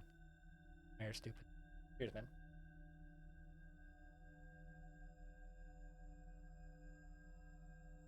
Because if it was moon rock, I wouldn't be surprised. Nothing special, but you suspect his day 1 of 5,000 feet altitude change might have contributed. Oh, true. Okay. Am I a moonrock enjoyer or just a consumer? I don't smoke. And I know that sounds psychotic, me talking about all this smoking shit. I use a dry herb vape. So I can make my own moonrock, which I do sometimes, but I don't really like smoking and generally avoid it. Like, it's a very rare occasion that I will smoke. But as far as moonrock goes, I tend to avoid moonrock. If I have moonrock, it's like a very mild additive. Like I save, because moonrock is when you grind the flour, the stuff that's left at the bottom, like the powder, that's moonrock. And if you can get enough of that to make it into a joint or to put it into a vape, then that's moonrock. And it's like basically just pure THC. And that will black you out if you have too much. Like, that's like the only time that I look at it. I'm like, just be careful. Also, Pablo Rasta Reborn, thank you very much for gifting us sub to Tekken. Cheers, man. Cheers. Welcome back, Tekken. On the new account. Squug Point, I saw a dwarf tell the story of the removal of Squug Point Pillars, the bronze lamination of brilliance, from the position of sheriff of the Eternal Adventure of Time in the early summer of 72 at the Simple Dinner, and it is interesting. Yeah, I remember that. Which we are currently in year 356, meaning the fortress is currently 351 years old! 351. Currently in mid-autumn. I was near a glass window, and it pleases me. Or if they're still making clothing. They, still making cloth. Or did they stop? They still are, damn. Or not all of them.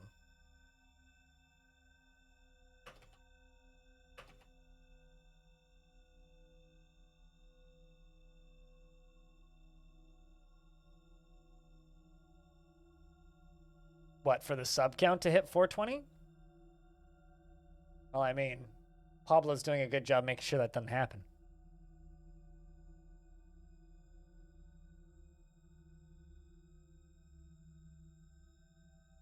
Thanks for the penny. Stupid. Oh, Fortress years? Yeah, about that.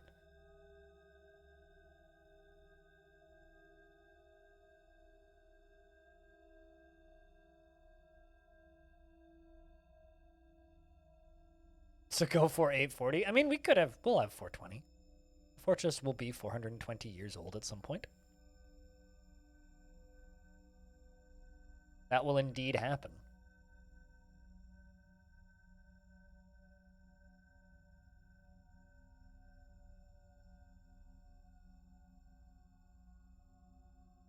Or 6-9 is closer. Well, for sub count, yeah. Although we just need 1 or 2 subs to run out, and then we'll be back down to 420. Although I don't know if there's any running out today. I haven't checked. Sometimes I can tell, like, in advance that we're going to lose a bunch. 690? 666 is closer, though. We're not going to get up to those sub counts, though. I'm just being realistic. Not even doubtful, just realistic.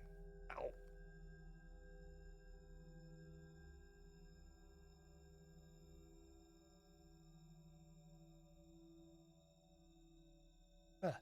Jeez.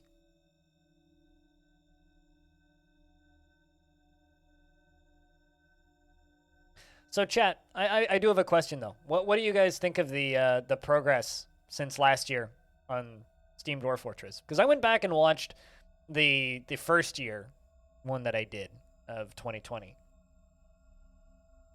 and then obviously spent all of yesterday editing the second one.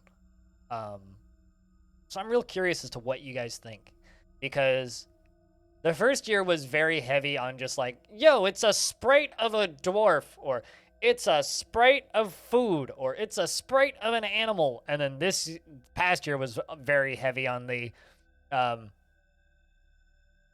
it's a lot of UI. Like a lot of UI. I'm just oddly hopeful that it'll actually come out this year. You have arrived to talk about dwarf sprites? Well, hello. Sideways.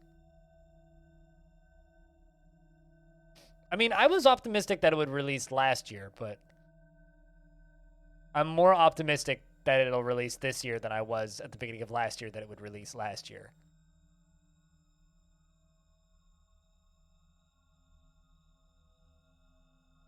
And gift many a copy. Can't wait to give them more of your money. Yeah, I mean, like, you could always just up the amount that you give them on Patreon or PayPal, but yeah, it's not quite the same as in like forcing others to enjoy the game with you. It's not quite the same as that, you know? Like, there's something genuinely special about pointing at a friend and being like, guess what? You get to play now, too. Give these guys a break.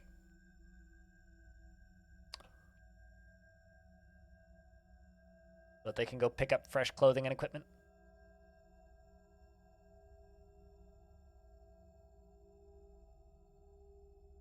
So you just don't set them? I feel that way about the Magic update. Like, when people ask me, they're like, man, I wonder what kind of things we're going to get out of the Magic update. My response always is, I don't fucking know. That shit's too far away. Couldn't tell you. Couldn't tell you if I wanted to. Stone said, I put on a finely crafted item and I am content. Gross the Merchant says, I feel so good. Stone says, I put on a finely well-crafted item and I feel content. Put on an exceptional item and how pleasurable. It'll be magic if we get to see the magic update. Sideways.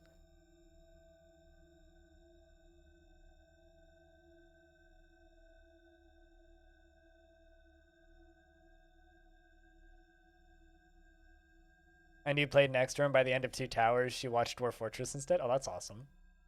I mean, you should show her some... You should show her Monster Killer. Show her the Krug Smash classics.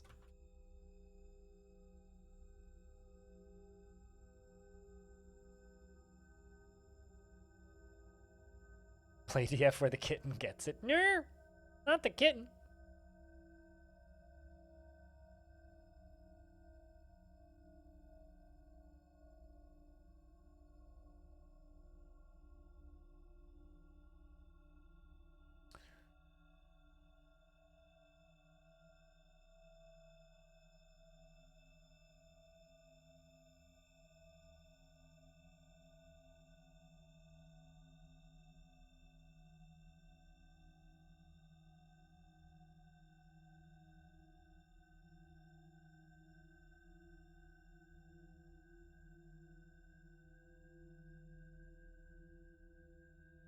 Reading about how cats could multiply way back and would crash the game. Yeah.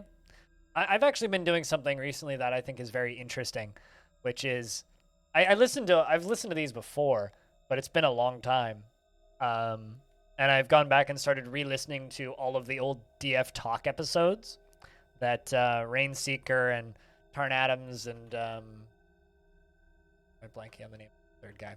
But the DF Talk crew and featuring Tarn would do. Captain-tastic. That was his name. Captain-tastic, Rainseeker, and Tarn would do. Just all the old Q&A episodes. And it's kind of neat hearing him talk about and planning for updates that would be coming soon that would then get canceled or partially implemented and then never returned to. Like, there's a bit there where he's talking about how he would like to see sieges arrive on dragons. Like, could you even imagine that? Sieges riding dragons?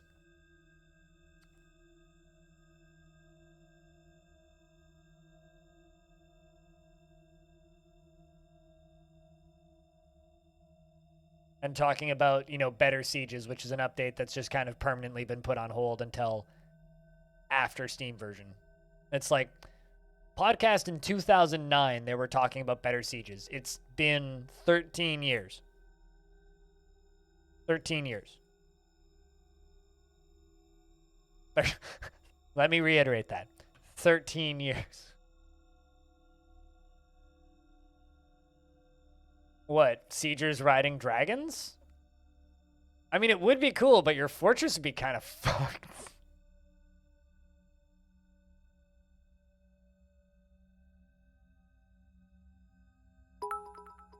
Stupid. Thanks for the $10. Cheers, man.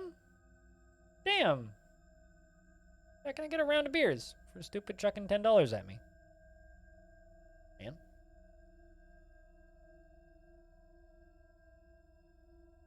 Also, Ducky has been taken by a Fey mood. Right? On time with the tip.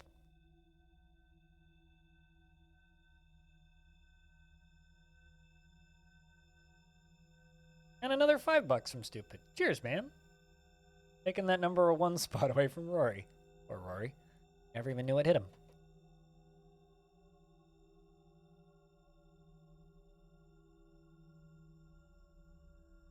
Alright, so Ducky, who's in a strange mood, grabs a boulder. Goes back to the craft store shop, grabs a second boulder, goes back to the craft store shop, and then runs away.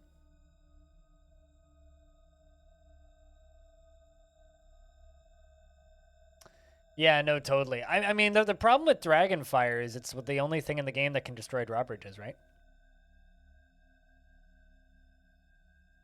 The only thing in the game that can destroy drawbridges. So that makes it rather difficult.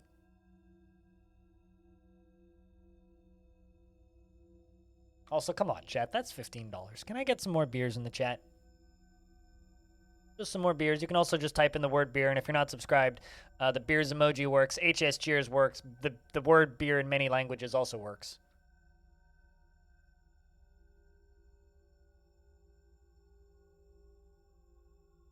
Thanks for another 75 cents. 74 cents, rather.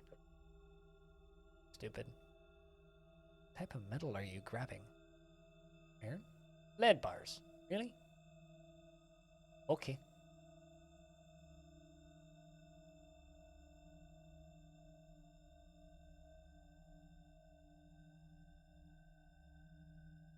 Oh, that's a pretty one. But it's a juice emote, so I don't know if I agree with that. Also, Rory has a beer emote. My God. When did you upload that?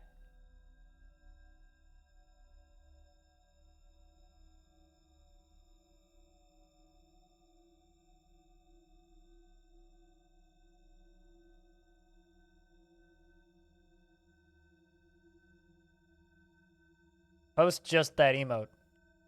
Not French? Well, that's because French doesn't exist. I mean, I already have beers that matter.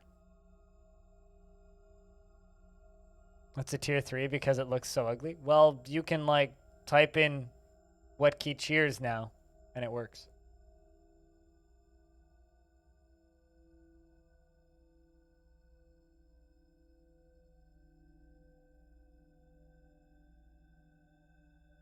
Thought they only did wine. One of my favorite Canadian breweries is actually French-Canadian. Unibrow. They make some incredibly bland beer, but also some of my favorite beers ever, so. Bit of a mix, I suppose. They make that,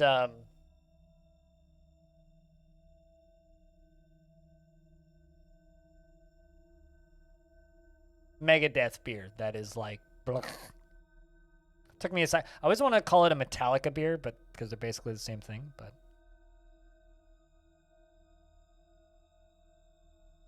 Most places make beer and also cider.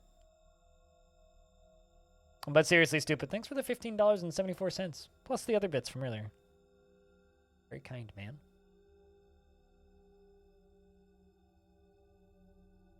Jimmy Tibby is stumbling around obliviously.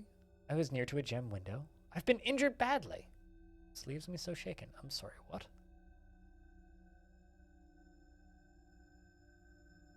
Not any combat, though, so how could you have been injured badly?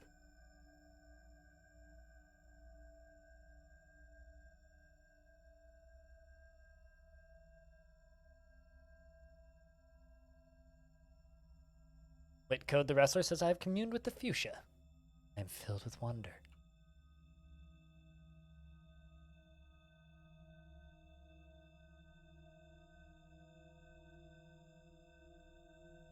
Child grabs cloth.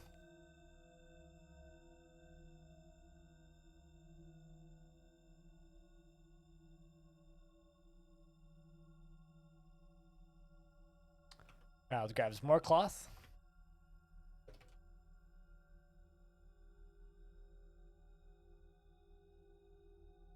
And leather. Gems, maybe?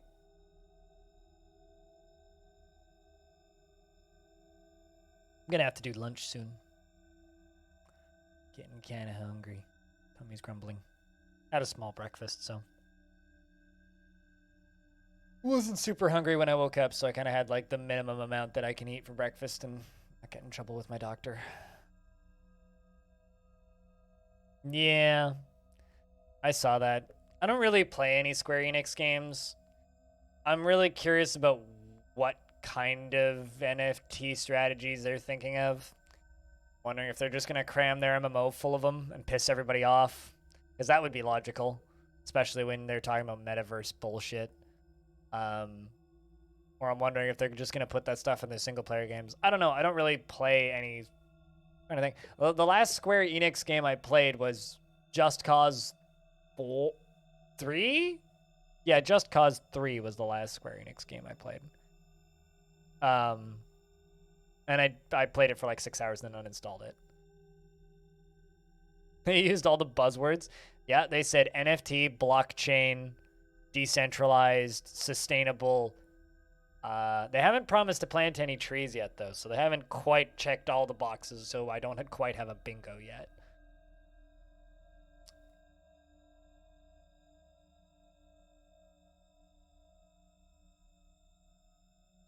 I don't know. That's that one doesn't like I'm kind of like immune to these bullshit announcements at this point. It's like I don't like them, but they don't really make me mad. The one that genuinely will make me mad is, which I'm expecting at this point. I'm kind of surprised I haven't said anything about it yet, but I'm very much expecting Discord to just turn around one day and be like,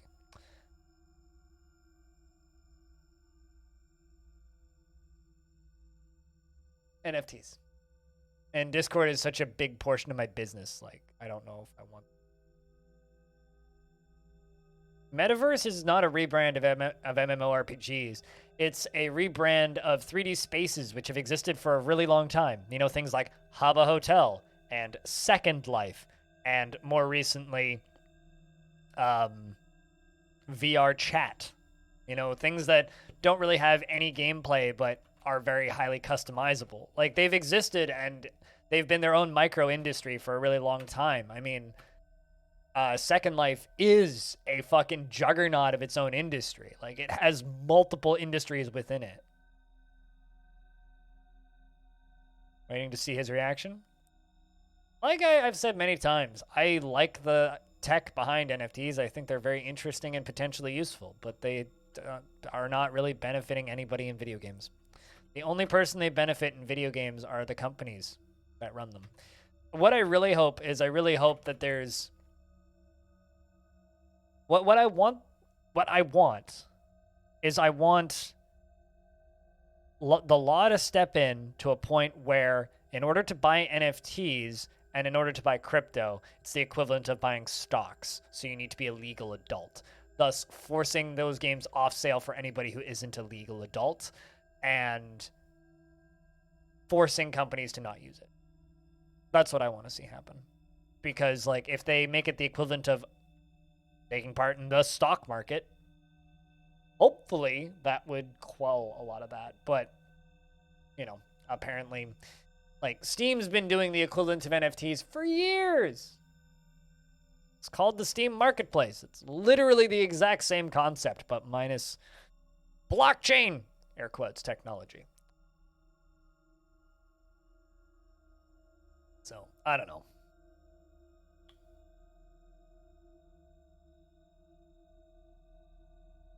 Well, the companies seem to be adopting it. I think it matters. The issue, though, is they use enough bullshit slang. Well, not slang, but they use enough jargon, wave depletion, that I'm concerned that a lot of, does it mean to say normies? People who don't pay attention to this sort of stuff and just play the games, who just log in one day and go, oh, look, a new marketplace, and they start buying stuff. That's what concerns me. It's not like us, the people in this chat, probably pay more attention to video games than average Joe 32 who has 150 hours with his boys over in Ghost Recon Breakpoint. You know, like those people are the people buying the things, right? Ducky, the dwarven child, has created Noko Likbuk Igul Ozip, an obsidian bracelet. And he claims it as an heirloom in the name of the family ancestor, Kolkseth Gladscales. Guild Scales, not Gladscales. Guild Scales. It's worth 24,000 Zetal, and it's called Riddlelance, the Control of Disappearance? Yeah, of Disappearance. This is an obsidian bracelet. Craft's dwarf ship is of the highest quality. It is encircled with bands of round obsidian cabochons and sheep's wool, and lead and cave spider silk. This object is adorned with hanging rings of obsidian and unicorn leather, and menaces with spikes of sheep's wool and pecan wood. On the item is an image of Zasset Cryptbasis, the dwarf and dwarves in cow leather. Zasset Cryptbasis is surrounded by the dwarves. The arc relates the ascension of Zasset Cryptbasis to the position of Count of the ignited creation in the mid-spring of 102. Cool.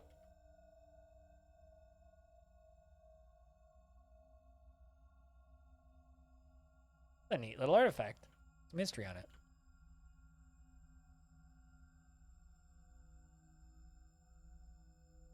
Paranoid Metroid, the dwarven child, says, I put on a well-crafted item and I'm content. And Zindros said, I put on a splendid item and it pleases me. Well, at least they're still getting dressed. That's good.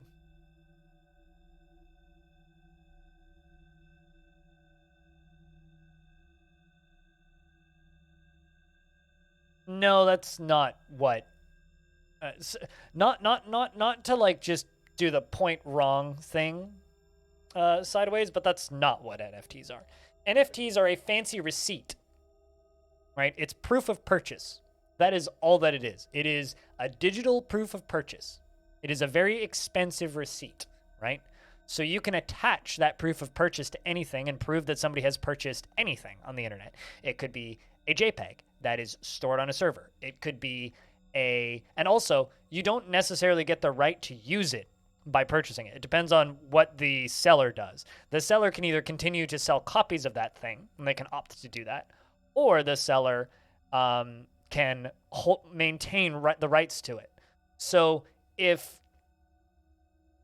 you buy an NFT, it could be a JPEG, it could be a PNG, it could be a GIF, it could be a link, it could be a MP3 file, it could be a web page, an active and live web page, it could be a YouTube video, it could be anything.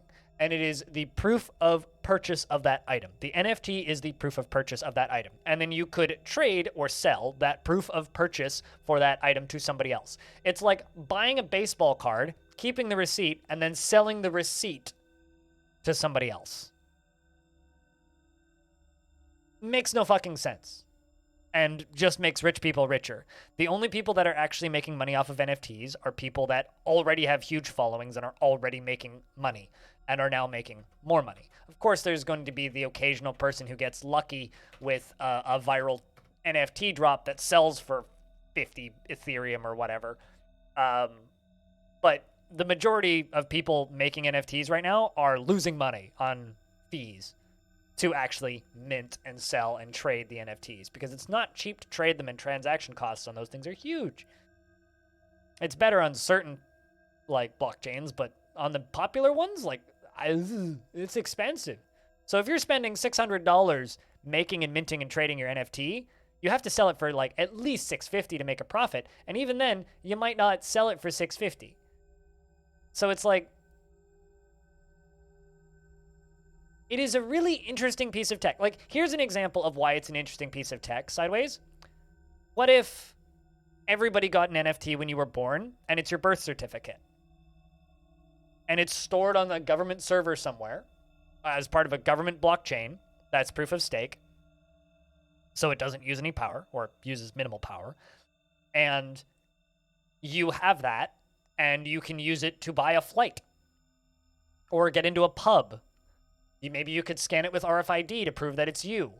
Maybe you could carry that as instead of a passport, right? Maybe you could just have that in your phone, and it's legitimate identification that you can carry with you that only you can own.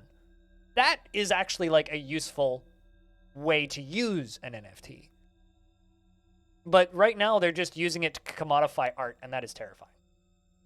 Commodification of art only restricts art. The point of creating art is going out and being creative and doing something interesting with your work, right? Like the whole point of creating art is to create more art, right? And as an example, Cooler, my artist, he makes good art. I pay him money for the good art, right? Then I use that art on my streams and as part of my, thank you, audio, and as part of my thumbnails and my advertising, and all of the art that you see on my content is drawn by my artist Cooler. I pay him money to do that. That is the best way to support an artist. And yeah, some artists have made a fuckload of money off of NFTs, but it's a minority. It's actually just a way for Grimes to just be like, hey, give me a lot of money so that I can have more of a lot of money. Because I'm arbitrarily famous. Anyway, how are you doing, audio? How was your New Year's Eve? After we all vanished from the internet. You're frustrated right now and it sucks because of NFTs or just in general?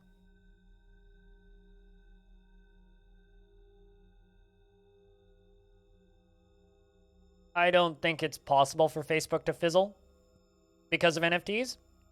Facebook as in the website Facebook, could lose popularity because of NFTs, but Facebook is making way too much money off of Instagram and their the data that they're selling, their login informations of people that they hold, and all that shit. So it wouldn't fizzle all of Facebook. Like it might, they might have to close a department down and lay some people off if it failed, but.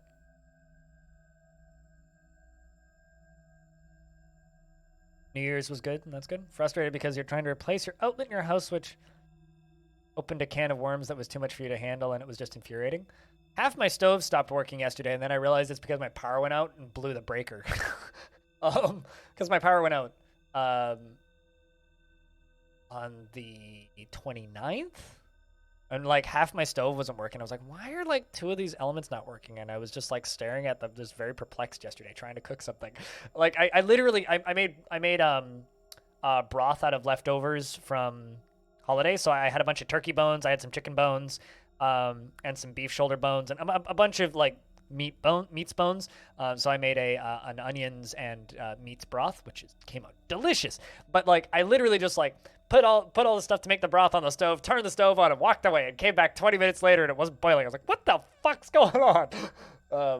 Eventually figured out it's because it blew a fuse in the back, and I had to pop that, but it's fine. So that was my home improvement minute of last night. Also, I've contacted my landlord to replace my toilet seat because my toilet seat snapped off. Not the like sit on part, but like the lid on top of it snapped off at the beginning of the holiday. Like Christmas Eve. Get up from my final stream. I walk over to my bathroom to go take a big shit after streaming for like 5 hours, and I lifted the toilet seat and it just came right off. And I'm like, well, great. So I haven't had a toilet seat. And I literally like went to go send my landlord an email, and when I did that, I opened up my email and I received an email from them the night before saying, we're on vacation until the 1st of January. Unless there's an emergency, please don't call us. I'm like, great.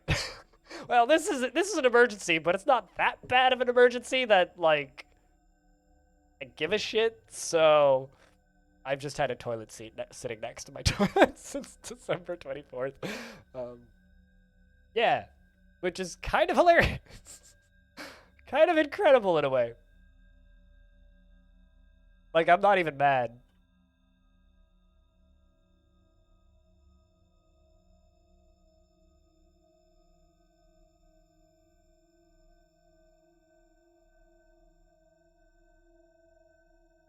It's funny to see the young generations complaining about wealth inequality and trying to escape it by supporting the pay me just because I own things strategy.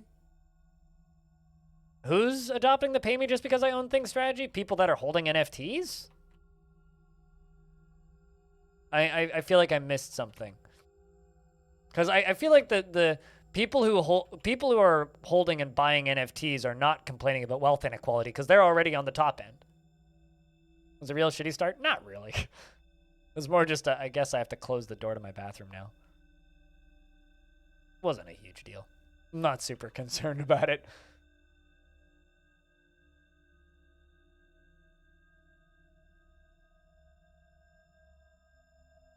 It was snowing on me. I feel dejected. Don Caribou the Miner says, I was near to a table and it is interesting. Times 2.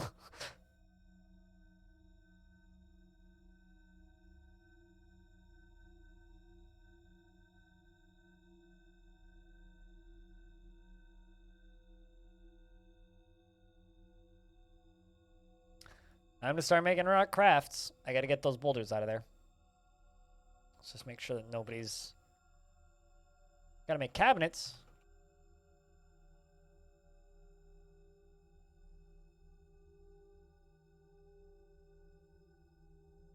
I was near a table. How pleasurable. Tables are pleasurable, Chad.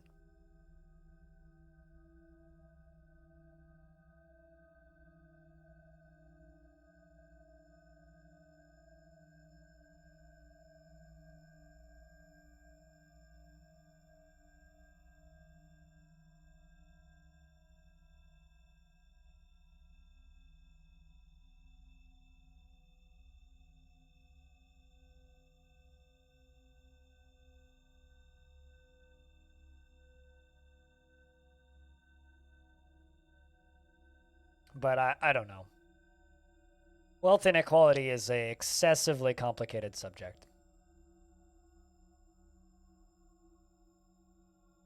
It's because, oh, okay. I don't believe I've seen anybody acting like that, though. That's the thing. Like, I don't believe I've seen anyone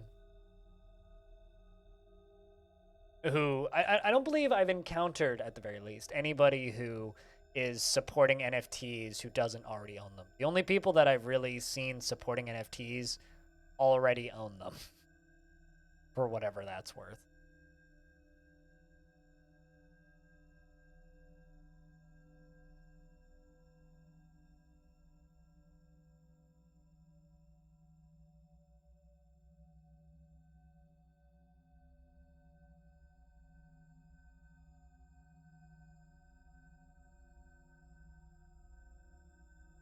Like, the one repeated like thing I've seen, or rather the main attitude that I've seen about NFTs as of late is there's the people who own them who support them, and then there's the people who own them and support them and say that it's inevitable, and then there are the people who say that it's inevitable but don't own them and don't actively support them, which is almost the camp that I'm in at this point. It's like, I don't support them, I don't like them, but I'm starting to believe that they are inevitable just because of how many major companies are adopting them. It's like for every time I sit there and go, they're going to die out and people are just going to start to ignore them, I see another major corporation adopting them or claiming that they're going to be adopting them, regardless if they actually do. Which is kind of all that you need for mass adoption, because it doesn't matter how much the public hates something. If the big companies just keep forcing it down your throat, eventually we'll all just accept it, whether we like it or not. Perfectly good example of this is a perfectly good example of this is loot boxes. You know, like everybody hated them. Everybody hated them. Everybody hated microtransactions, and then eventually, just a popular enough company did it, which was Activision Blizzard and Overwatch, and then everybody's like, oh, they're fine now.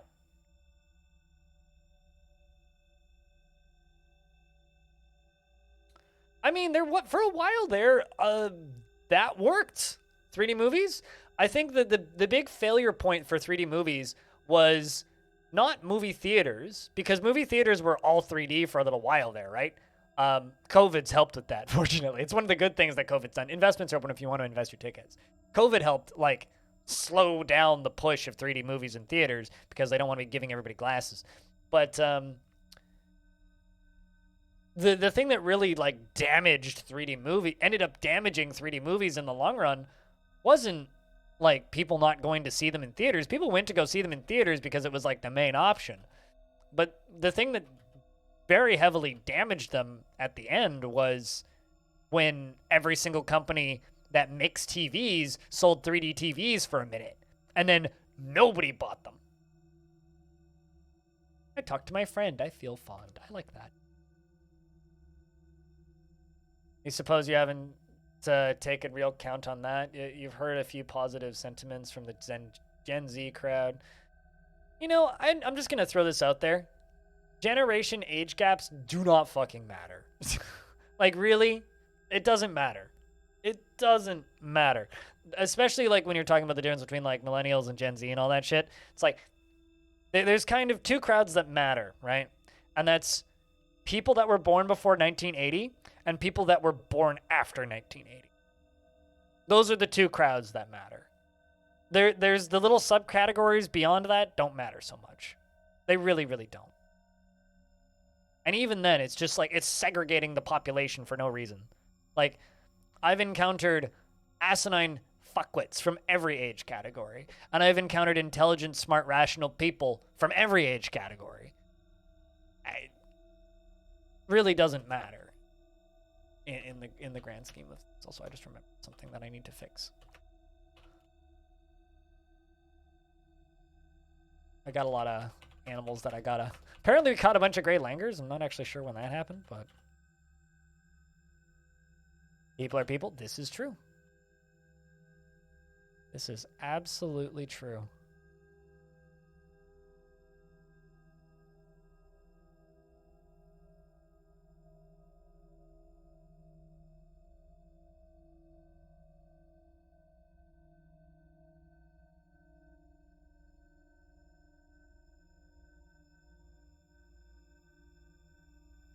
So yeah, I don't think that age category really has anything to do with it. And also, look what year Elon Musk was born. He's probably the most obnoxious person on the planet when it comes to NFTs. Right. Most of the people that are championing that stuff are from my age category, born in the 90s. So,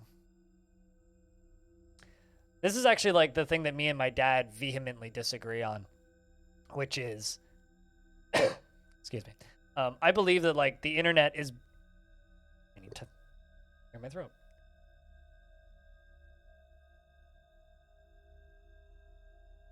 There we go. I'm back now. I believe that the internet is at its best when everything is free, available, and shareable and available to everybody. My dad believes that that is a net negative because suddenly voting and things get hacked and rigged and changed, and because the internet is open and free. And he believes that should be more locked down, which is literally what NFTs and blockchains does, is it segments us and it locks it down. I don't agree with that.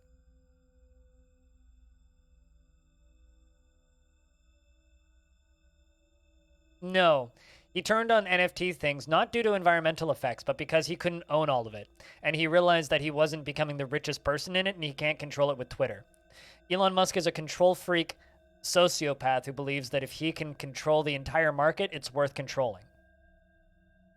Just wait until GM or one of the other major, or like Honda or one of the other major car manufacturers makes a more powerful or more popular electric vehicle than Tesla. Just wait. Trust me. Just wait. See what he does then. He's only into things when he can be God at the thing. He thought he could be God at the thing for a bit with NFTs and crypto.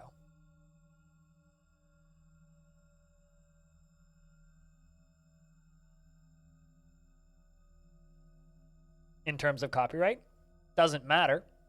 Who cares who's in charge of it? People with a lot of money or governments? What's the difference? Because people with a lot of money lobby the governments to do what they want. The people with a lot of money, more or less, have control over parts of government. They can donate large sums of money to parties they want to win. They can lobby parties in directions that they want them to go. Who cares about copyright? Not about copyright. It's about freedom of accessibility of information. Which is one of the reasons why I'm kind of one of those annoying ass stalwarts who are like, I'd rather have ads. But I want websites to be self-funded without people having to pay for them. You just see a lot of young people getting into stocks and assets to become wealthier. I mean, that's just being smart with your money, but trying to play the game. But the only way to really reduce wealth inequality is to stop paying anyone for anything except generating new products and services, and ownership cannot be a reason to get paid. You mean like generating passive income cannot be a reason to get paid? There's elements of truth to that.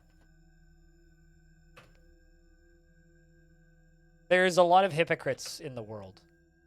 Like me saying, don't do drugs, and then I'm going to go smoke a bowl outside. Like, we're all hypocrites to some degree.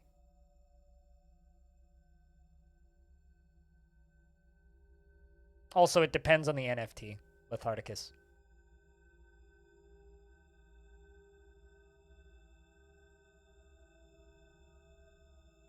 It depends on the NFT, right? Some NFTs are a single item that can only be sold once, right? Stay in drugs, don't do school, sure. Is this like the be gay, do crimes thing? Anyway, certain NFTs are a single-use object that cannot be used or used separately or replicated. Other NFTs can be, right? It depends on the NFT. The popular ones that sell for fuckloads of money are all unique individuals and cannot be replicated. So once the artist or stupid fucking algorithm that generates them, I'm looking at you, Bored Ape Yacht Club, stupid fucking algorithm that generates them, once they're made, they're sold uniquely and individually, right? So if you look at the artists that are making a fuckload of money at this, that already had huge followings before this, they're selling unique individual pieces of art and not copying them. Like, remember Charlie Bit My Finger? They sold that video.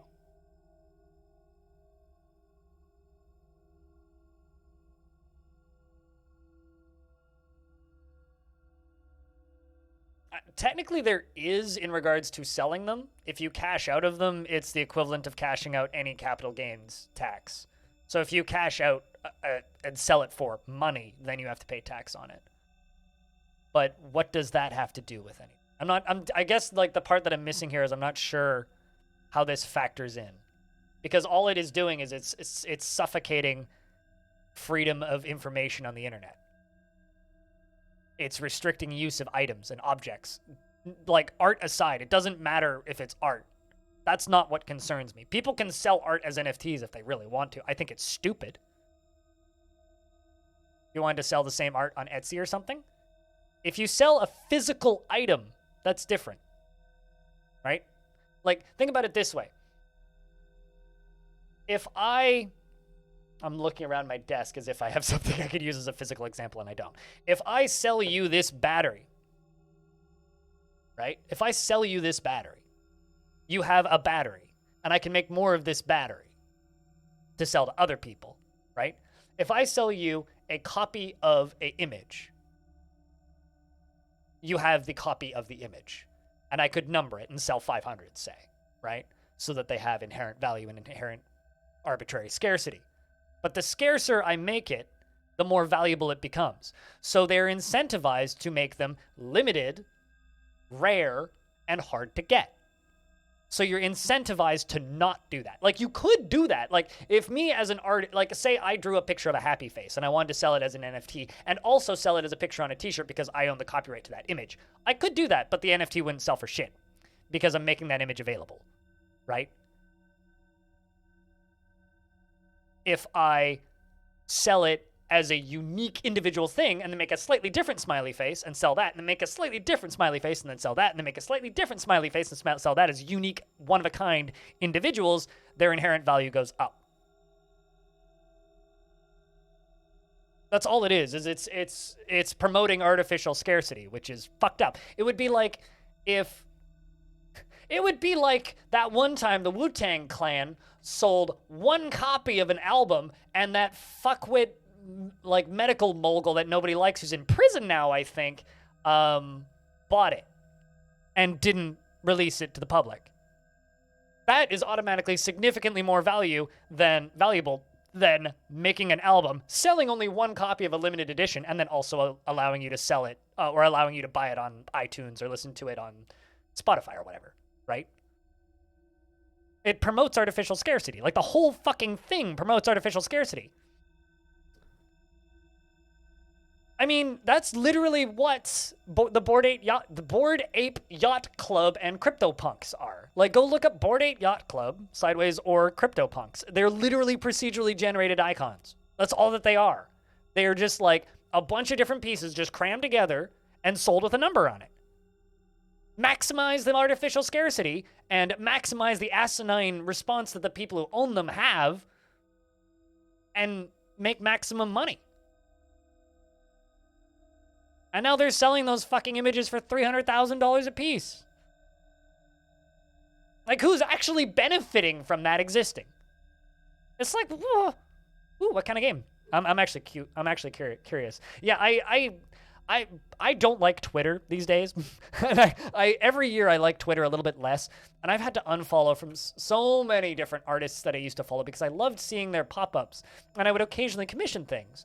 And I've just unfollowed all of them because they just It's just a wall of fucking buy my crypto shit now, and I hate it.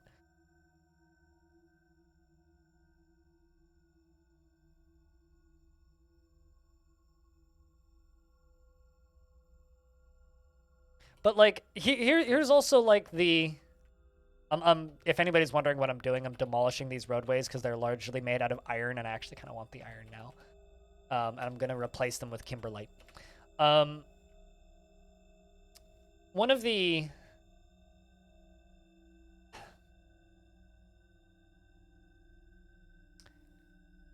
I'm trying to think of like a streamer analog that I could do. I hated hype trains when Twitch first added them. I thought that they were kind of a, and I still think this, I thought that they were kind of a scummy way to trick people into throwing more money than they would immediately have available at the streamer.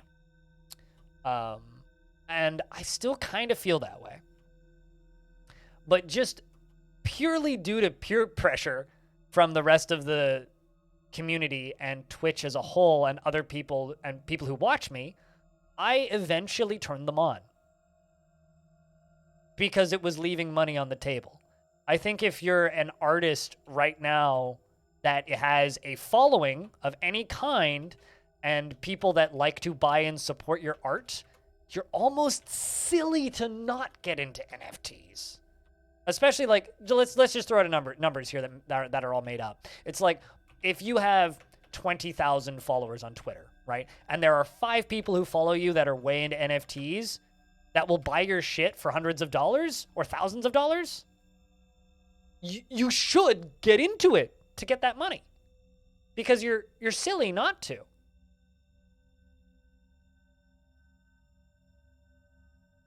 Is he actually doing that, or are you just joking about that, Pablo? Because if he's actually doing that, that hurts my brain a little bit.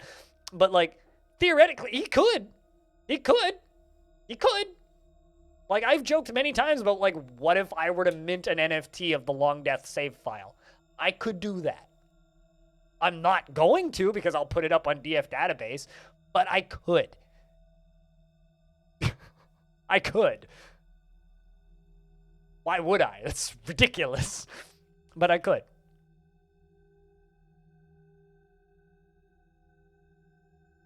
I made some game assets. Why not NFT them? Make some money. It's because it doesn't matter and I own the copyright anyway in any sense of the word world in terms of merch and real world use, etc.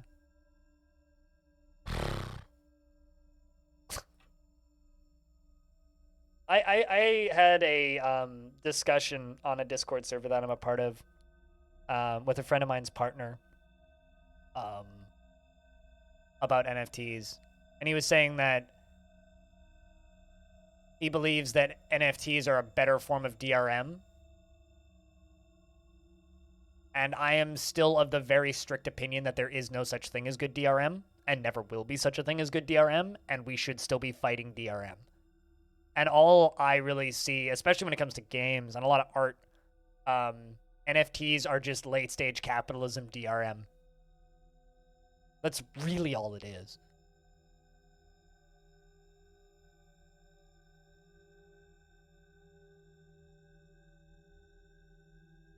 Like, I don't know, man. Just makes me mad to hear about all that shit. Well, not mad, but disappointed that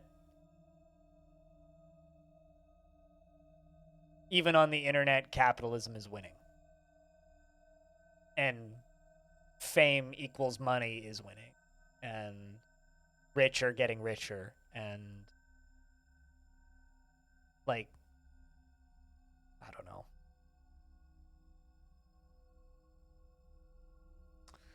If there's an artist that you like, you should just simply give them some money to make some art for you to like.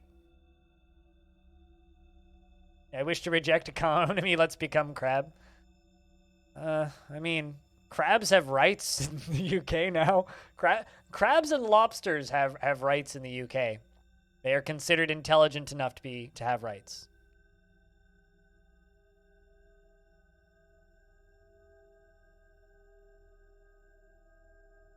So if crab can have rights in the UK, maybe we can reject economy and become crab. And then we can all form together and create giant enemy crab Voltron and fight the economy as giant enemy crab.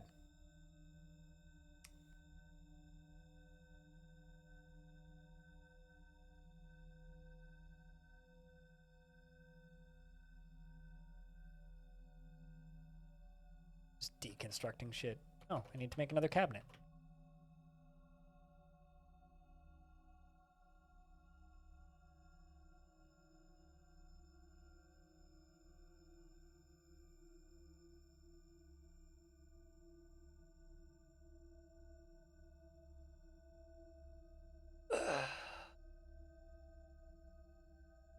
You might pinch some nerves with that claw, Pablo Rasta.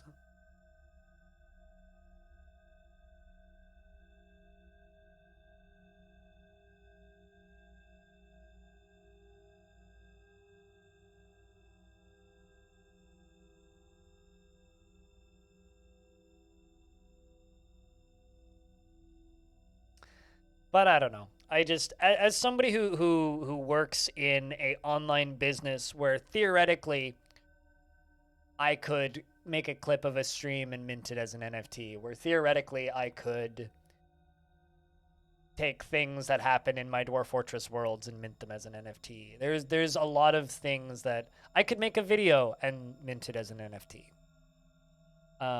Would anybody buy it? Doubtful, but I could. And the fact that I work in or anybody who works in game development, like Lethreticus in chat, or anybody who works in any kind of creative online medium, it's all of a sudden something that is available to you and something that you could do if you wanted. And at the end of the day, if you as a person want to do that, fucking more power to you. Go nuts. I don't believe I personally can support that, because it just kind of goes against every single one of my values. It's like, I think the only real use for NFTs, I mean, that's a completely irrelevant comment, so thanks for that, Pablo Rasta. But like there is no reason to use them aside from making a bunch of money quickly. And I just like the collectible retro games market right now for sealed games. It's not sustainable, and won't be. Like, are people going to want to buy a Bored Ape in 4 years? No, because they also don't want to buy my $2,000 Beanie Baby. Artificial scarcity does not automatically prove the existence of inherent value in an item.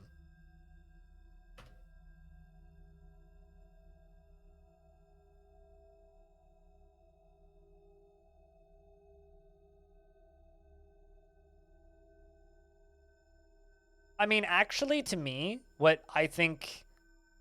will prove whether or not NFTs are pointless is if a decade from now, if somebody, like, I buy artificially scarce items. I buy records, right? I own a record collection, some of which are artificially scarce. They could make more, but they don't, of some of the albums that I own. And it's not a huge collection of records, but I do have some, and I have a couple that are quite valuable because of artificial scarcity. I own it now resells for about $150, which I say is quite valuable because I spent $30 on it. And it's the Presidents of the United States of America's self-titled album, which has Peaches on it, and She's Lump, and a few other songs that are pretty, well known for their time. And I really like that record. And I bought it on Kickstarter for $26. But because it was only pressed for Kickstarter backers and only sold to Kickstarter backers, if you missed that 31-day window, you're SOL, right? And so for a very brief period of time after the sales were done, there were people reselling sealed copies of it for like $800. That's artificial scarcity, right? So technically, I do support artificial scarcity. But For me, it's a physical item. It's an item that I have in my house that I could break the law and copy and put online and share with somebody else.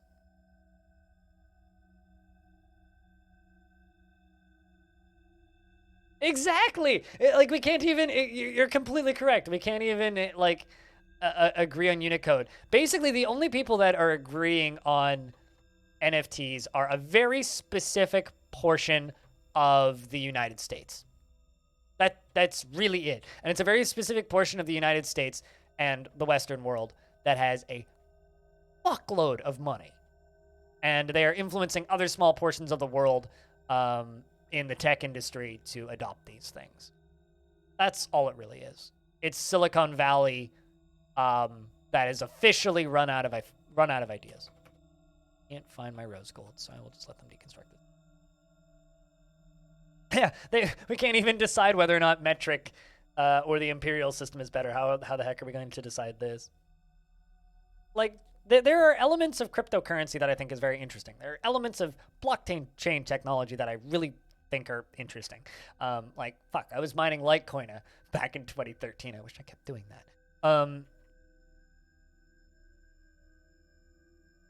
Aren't enough dining tables? No, that's not annoying. I'm still very confused as to the lack of dining tables problem I have in this fork, because I've got way too many dining tables.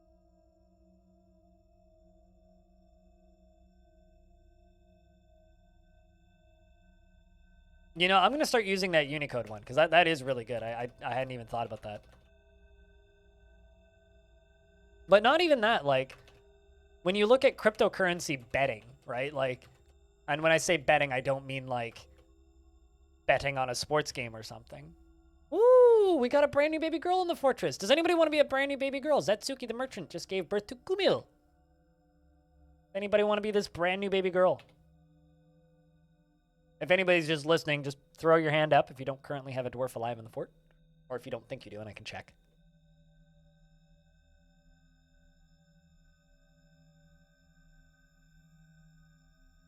And Aqua Funkalistic Booty Web. Do I have one currently? I think you do.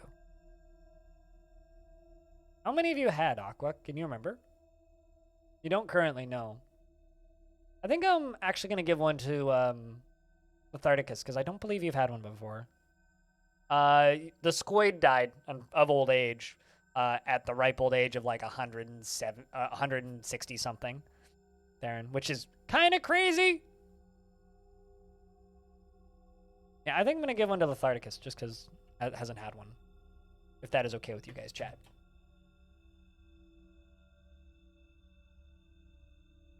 So, very brief change of subject. She was born today, which makes her very young indeed. Her somewhat tall ears are very flattened, and her head is short, and her nose bridge is somewhat concave, and her hair is a crew, and her medium-length hair is neatly combed. Her skin is sandy taupe, and her eyes are cobalt. You want to know what's incredible?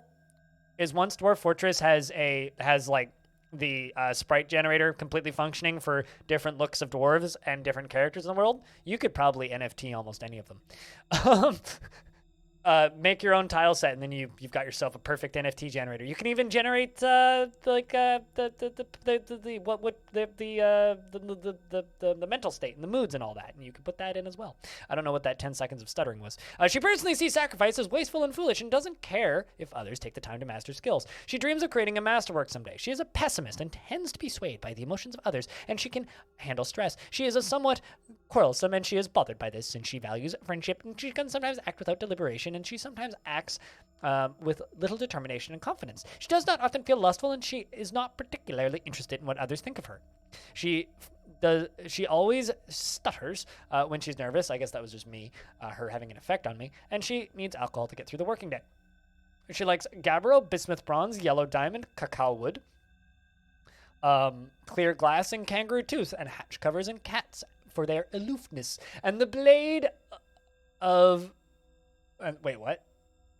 And blade weed for their stiff triangular leaves, and the words of the key of outrage, and the sound of the silky intricity. I like to think that the key of outrage is like elven death metal.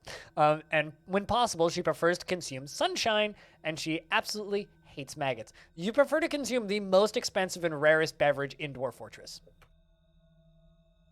You've got high tastes.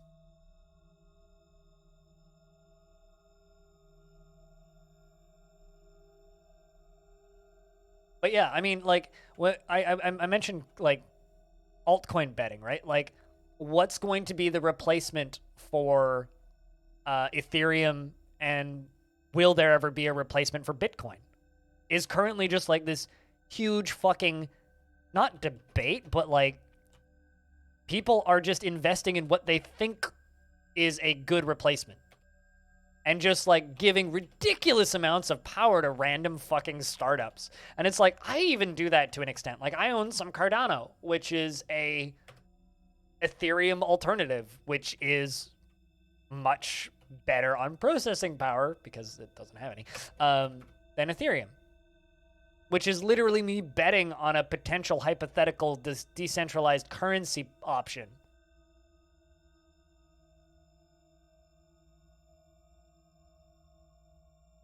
And if we can't agree as a society to, you know, all use metric, how the fuck are we all going to decide which cryptocurrency is best? Let alone NFTs. Also, all of the NFTs are on different blockchains, which have their own inherent values, which is...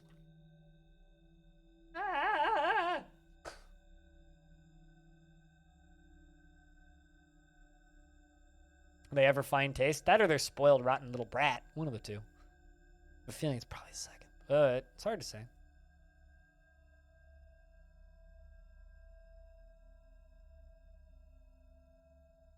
But I don't know, man.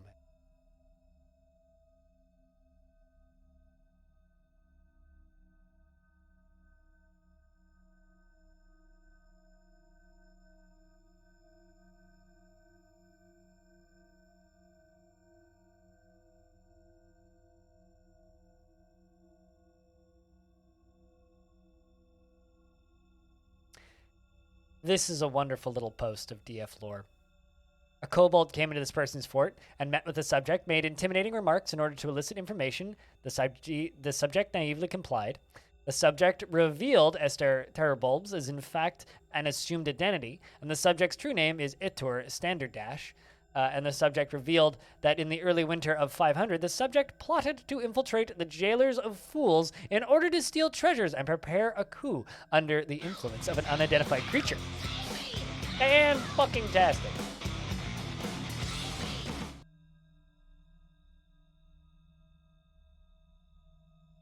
Intended and died, I'm assuming.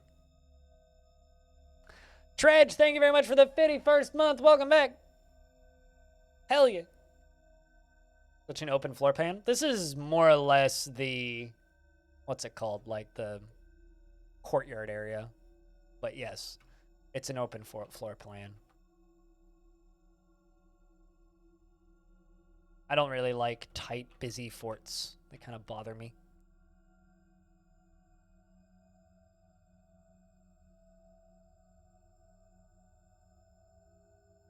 They're too cramped.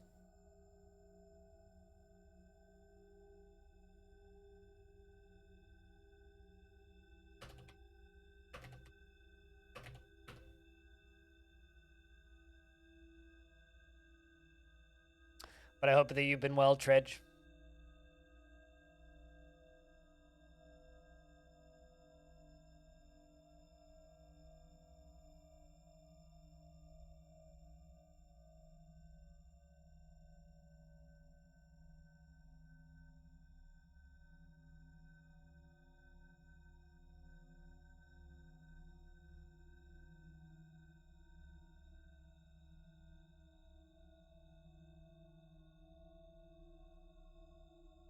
I hope that you've been well. But yeah, I don't know. I kind of, I don't know. I kind of feel bad just ranting about NFTs because a lot of people are kind of fucking tired of hearing about them. But it's one of those subjects where the one thing that the people who support this stuff are actually correct about is they are not, in fact, going anywhere because a lot of people keep buying them. And the more people who buy them, the harder they are to get rid of because people now have a sunk cost fallacy in a broken system. It's a new broken system, but it's still kind of a broken system. Sucks.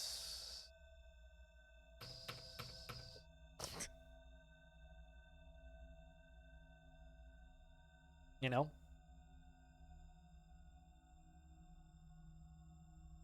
So, it really does kind of baffle me as to just like, well, whenever a company like...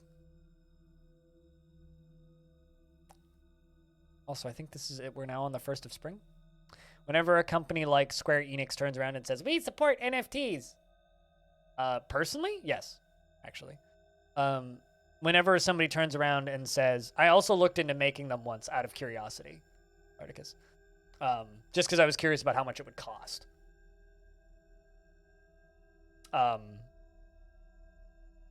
What's the word? I do also know somebody who minted an NFT as an experiment, and I think he still has it. Like, he hasn't sold his NFT. He tried to sell it, but it would cost him more than his friend who wanted to buy it would be willing to buy it from him for.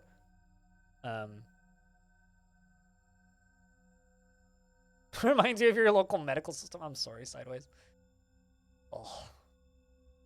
But I tried to mint an NFT out of curiosity. Around the time I heard about the tech initially, which was mid-2020. Like, I heard rumblings about NFTs. Okay, nobody died of old age. That matters. And yeah, nobody died of old age. It's good. And the human article Therapacity has come to drop off annual tribute from their faction. I tried to mint an NFT just out of bloody curiosity on the Ethereum blockchain, which is the one currency that actually had enough at the time that supported NFTs that would have been able to make me an NFT. It would have cost me about $300 to mint the NFT, and I did some research on what transaction fees were for NFTs, and it would cost about another $250 in miners' transaction fees to be able to sell it. So it would have ended up costing me a lot of money to be able to make one and sell it. And it was kind of at that point that I was like, I don't understand how people actually are going to plan to make money doing this. And then I realized, oh, you just have to be more famous than me. Right. And then after that, I just kind of like pieced out of the whole system. There was a very brief period there where I thought about buying one as kind of a experiment investment, which I do from time to time with cryptocurrency anyway. But pretty quickly after researching it and kind of seeing what it was doing to the art world early on, when that stuff started blowing up, I was just kind of like, you know what? I don't like this, just kind of on a fundamental level, and just backed out. Which means I probably have a more nuanced opinion than most people. And also, like,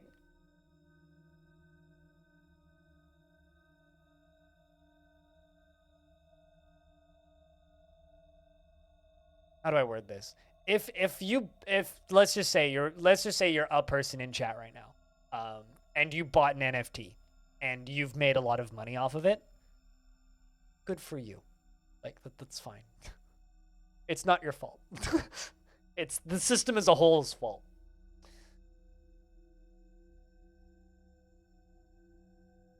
Also, if you want to tip me, I accept tips in crypto. So if you sold it and you don't have it anymore, you could send me some of that Ethereum if you want.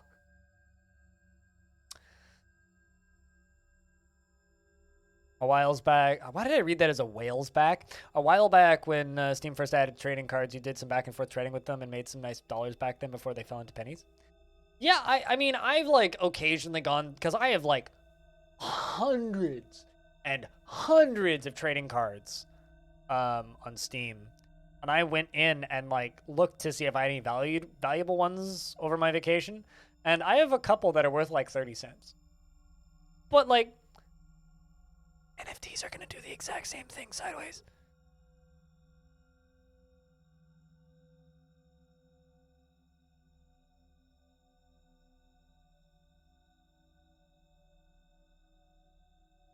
And also, NFTs directly killed a podcast that I listened to.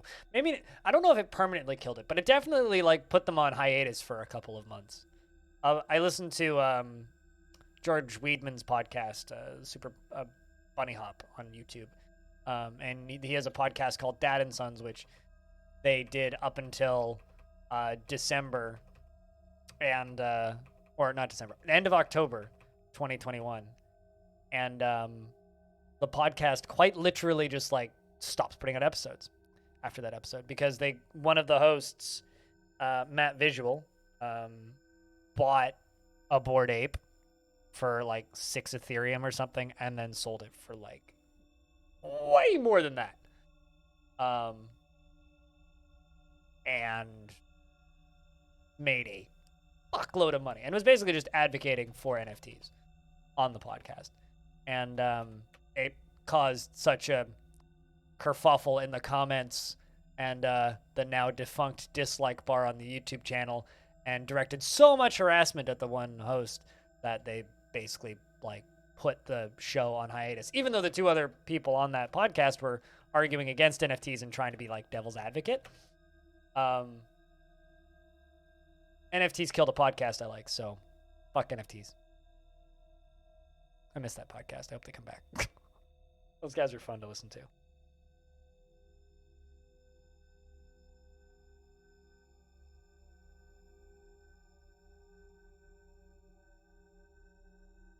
I think somebody that my dad works with bought a bunch of NFTs. I don't know if he's had any luck with them or not, but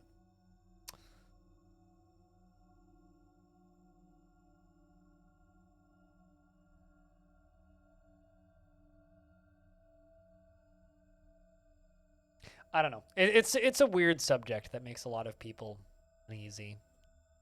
Kind of in the same way that I think talking about... Actually, here's a flip side.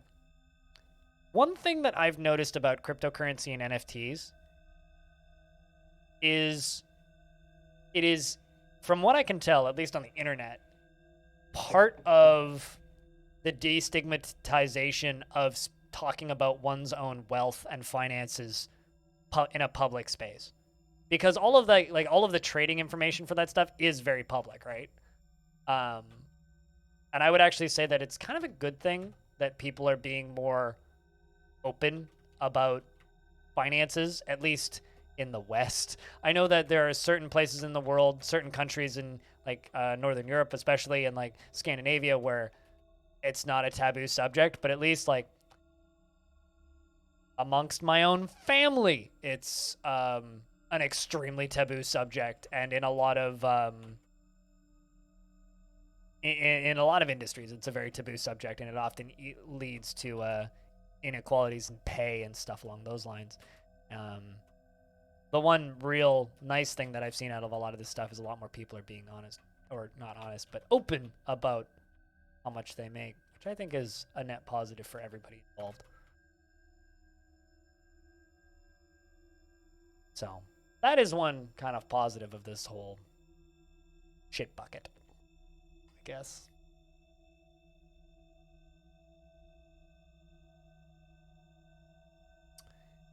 And the elves have arrived to trade.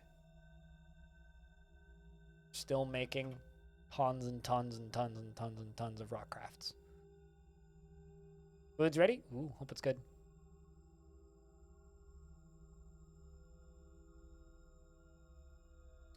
Food being ready is better than food being unfinished.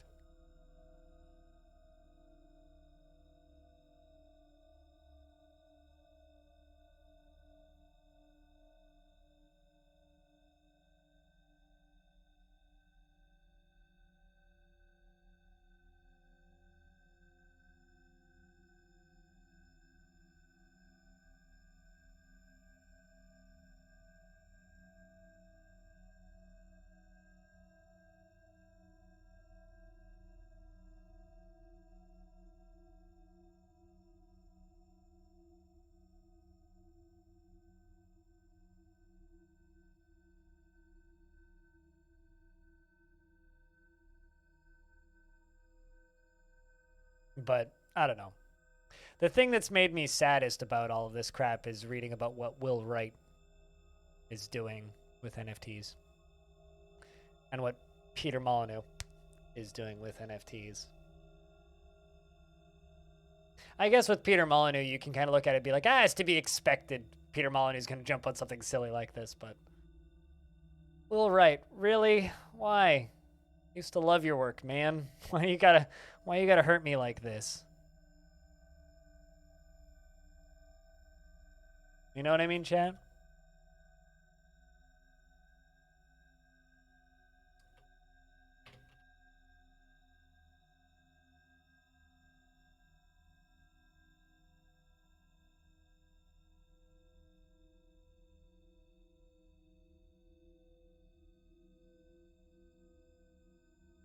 Yeah, he's made I didn't know the name of it, so I had to look it up.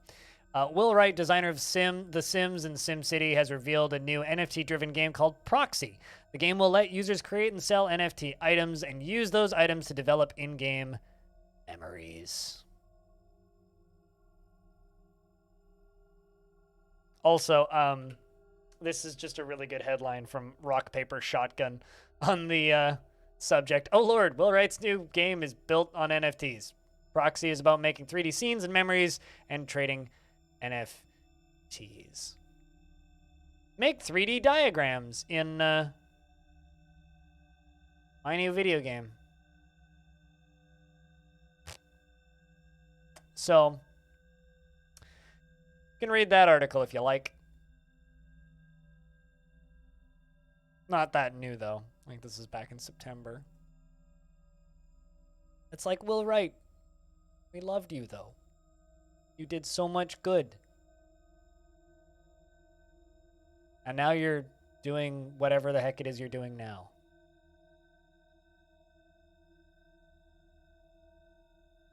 Anyway, we clearly need a subject change because chat's lost interest. So, chat, what you getting for lunch? Maybe I should just go get lunch. Actually, maybe that's what I should do. I should trade with the elves, and then I should go get lunch.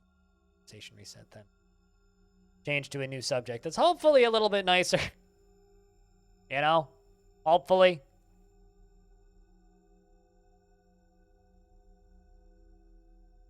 Hopefully.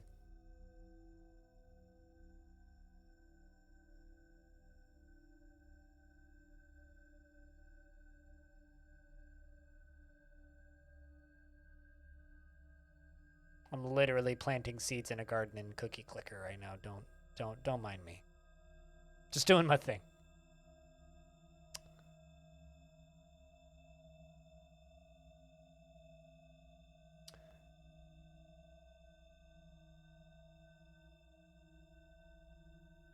Ham for lunch? Ham for lunch? Like just ham? Just like a slab of ham for lunch? Sounds salty. Sodium filled even.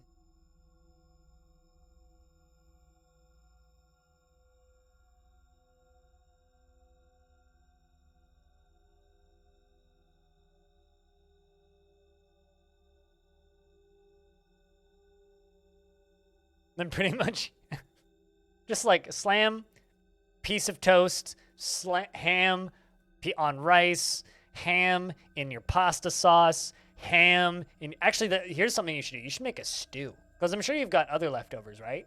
Just make yourself a stew. That's the good shit. All right. Probably good to trade. Yep. Bring anything fun?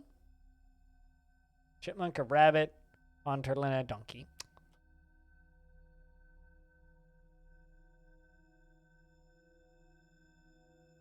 I read that as my CDDA server, and I was like, whoa, CDDA is upgraded since I last looked at it. Got killed by zombie cows. Oh, no.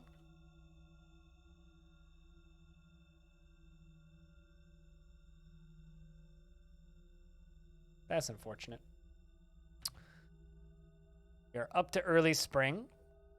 Chat, I think it's time for me to go get my egg salad sandwich. So I'm going to go grab my egg salad sandwich and eat it real quick. I will be off camera for a little bit. I got to go do an injection and do some other things related to foodstuffs. So if you're just hanging out in the chat and watching and chilling,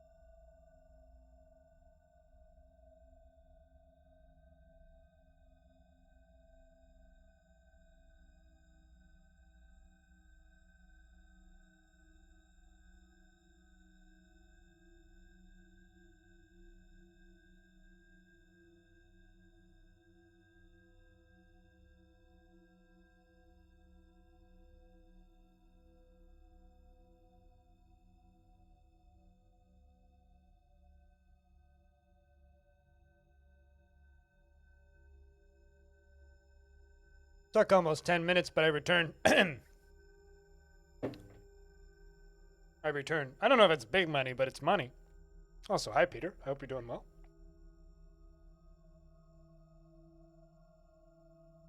Just got to punch some things in on my phone, and then we can go back to whatever the heck we were rambling about earlier.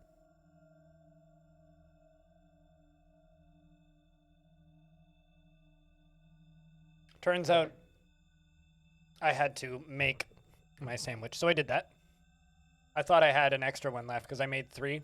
I guess I must have eaten 2 yesterday. I remember eating 2, but I guess I did. I suppose I did. Time to make these roads blue.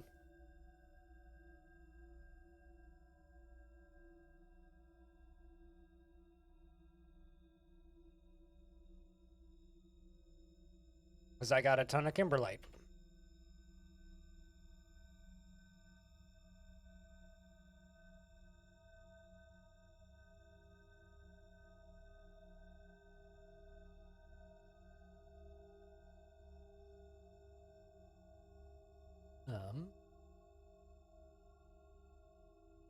Right there.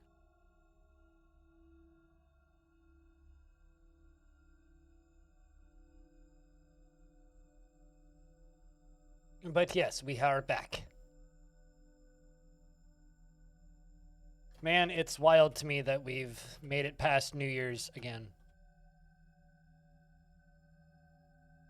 I'm curious if this year is going to fly by as quickly as last year. Really wonder. I think if this year flies by as quickly as last year felt for me, I'm officially old. Although, I think the announcement of NFTs are going to make things fly by real quick.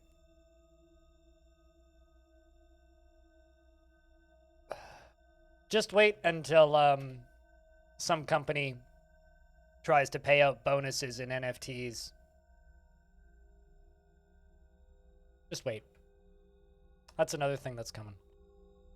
2023 zooming. We zoom into 2023.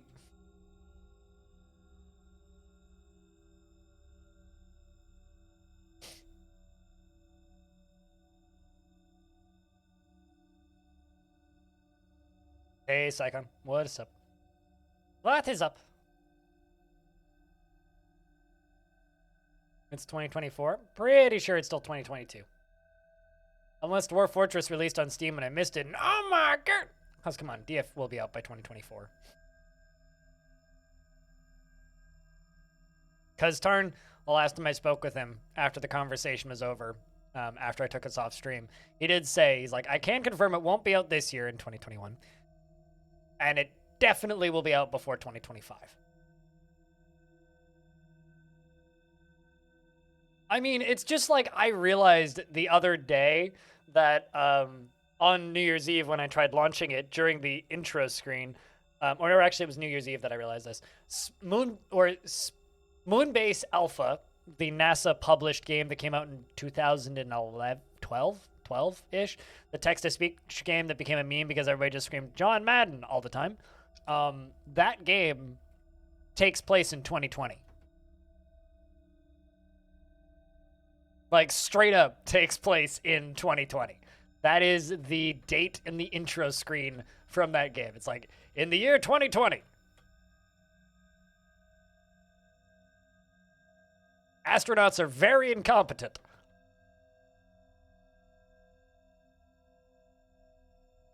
Which is kind of crazy.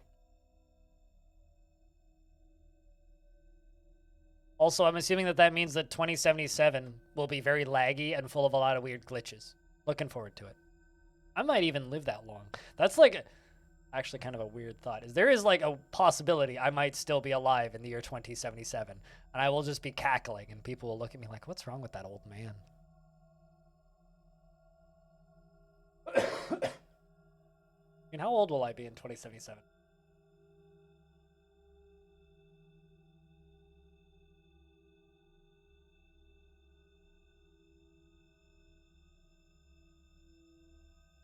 I'll be 7.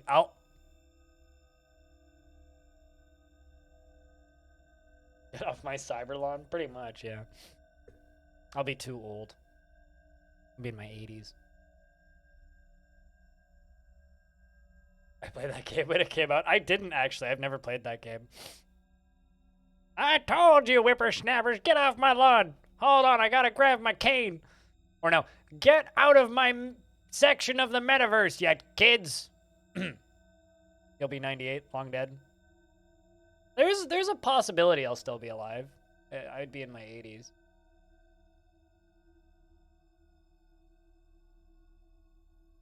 It was a meme on day one. I would say it was a meme around the time they announced the penis slider, which was before it was released. People live to 98, not people that smoke the amount of weed that I smoke. Stone. I'll be doing all right if I make it to 60.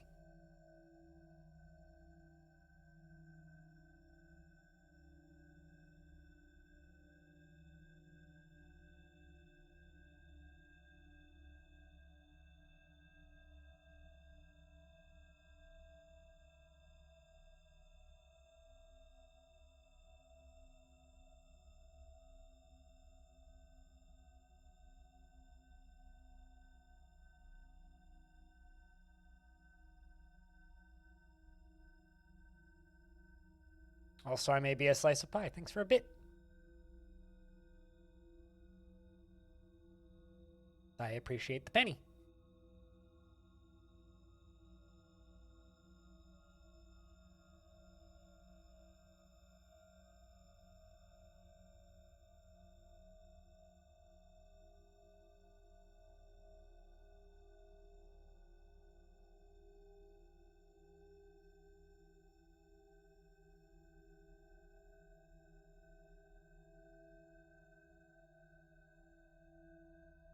Yeah, I was in a storm and is also did you see this, by the way, Stone? I turned on that ooh, a large rat is fighting by falling off of a cliff. I turned on the announcements for every single dwarf thought in the announcement screen. So now we get to read their conversations. I learned migration in the universe and it is interesting. Says Imish. And I read Migration in the Universe, and it is interesting. I mean, it's kind of a mess, but...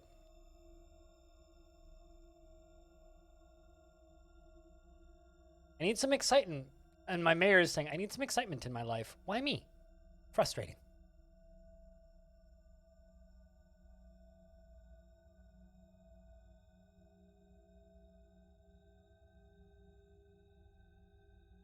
The difference in upbringing and culture baseline is amazing.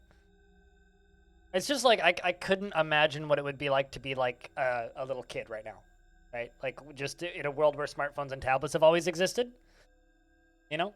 Like, does anybody else remember when like the first iPad was announced and everybody's like, why the fuck does that exist? Because that was like the resounding take when that stuff all became a thing, at least from my memory of it. It was like immediately everybody was just like, why the fuck? And then we all just kind of pretended it didn't exist for a little bit. And then suddenly they were super popular and widely accepted and everybody loved them.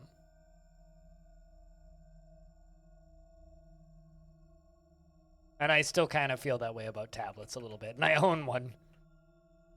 Or I would say used to own one because I haven't used the one that I own in a very, very, very long time.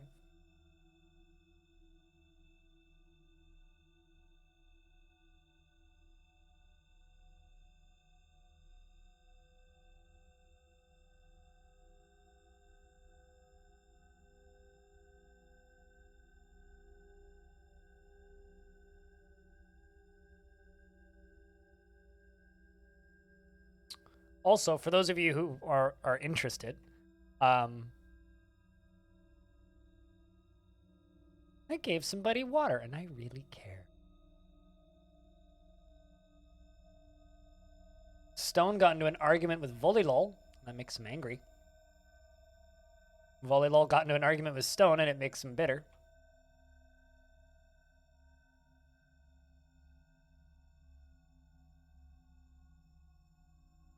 Around XP, it was the big OS everyone used. It was around when XP was the big OS that everyone used. I remember when... Oh, yeah. I don't ever remember a time where people liked Windows, though.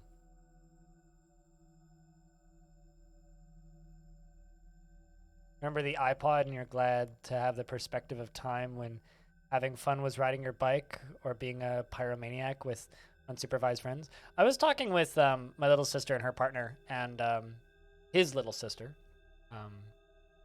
So my future in-law and my little sister and her partner. And we were talking, and I like brought up this subject. I was like, do you think that kids still like make, like, I remember the highlight of my year for a couple of years between like, I don't know, ages like 10 and 13 was building this rubber band ball. I would just like sneak into the kitchen and steal rubber bands from like the kitchen and add them to this ball that I was building. And I would just make them bigger and bigger and bigger and bigger and big. And I managed to get this rubber band ball about this big after a couple of years.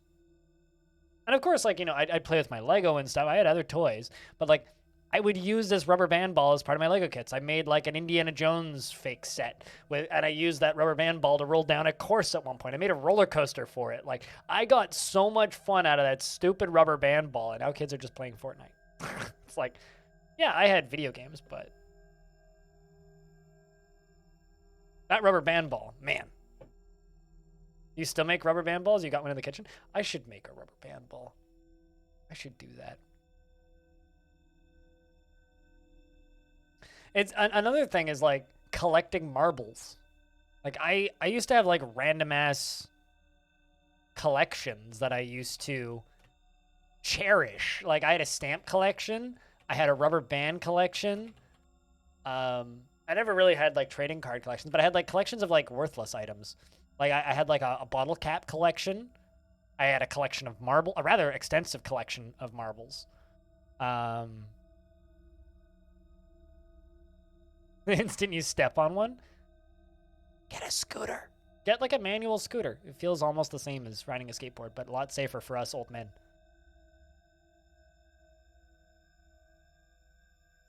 Do they collect, or do they collect skins in Fortnite? You know, it's like, I feel like companies figured out how to monetize kids need to collect things. Were those the ones with the really small, hard wheels, Tekken? Because I had one of those, if that's what they're called. The ones that, like, hurt your knees like a bitch when you take them off any kind of jump. Or, like... the Razer... I know that Razer was a sub-brand of phone. Motorola Razer.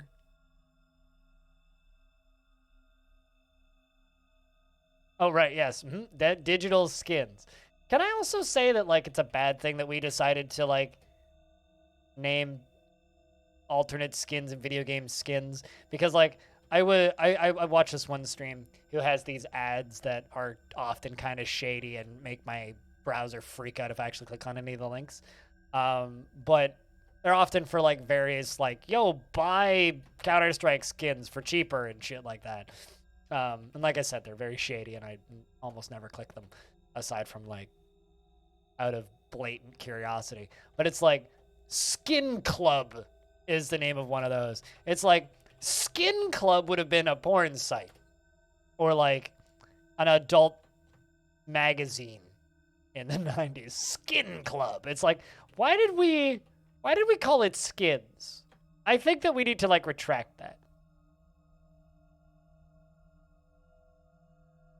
Yeah, but they've managed to digitize it, which is way cheaper to produce and easier to produce indefinitely with less costs to them, right? Like, you only need to design a Fortnite skin once and put it up for sale, and it just makes money until they take it off sale. Whereas with Pokemon cards, at the very least, it's a physical item that you can keep. Skin Club will be your future RimWorld colony. I'm sure somebody's already made that into their RimWorld colony. I'm sure somebody's already made that into their RimWorld colony. And you know what? Fuck, what's the name of that dude? Edward Gein. It's probably the original founder of Skin Club. If one person knows who that is, then I don't know, Brownie True Crime points to you.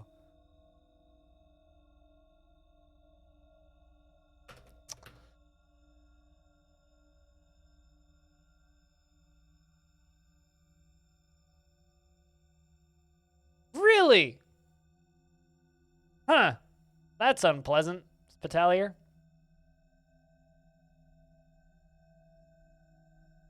Sounds like something you could do in Amsterdam. Sideways.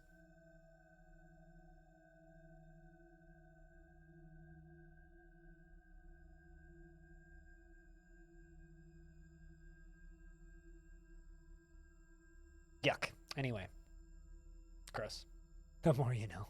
Yeah, you learn a little bit of it, a little bit of things, a few things every day, and that's the thing that I learned today, I suppose.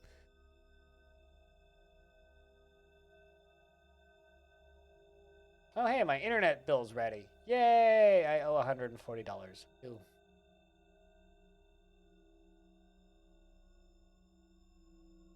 Also, cheers for the coffee. You know who did that.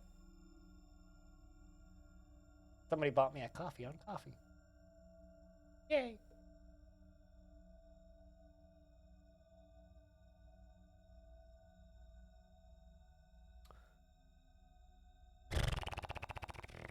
Also, not just Pokemon cards, also McDonald's toys. Our kids need to collect things. Beyblades. Pogs. Pogs just keep getting funnier. Like, Pogs were a dumb name for a collectible thing when they were new. And my god, have they gotten funnier.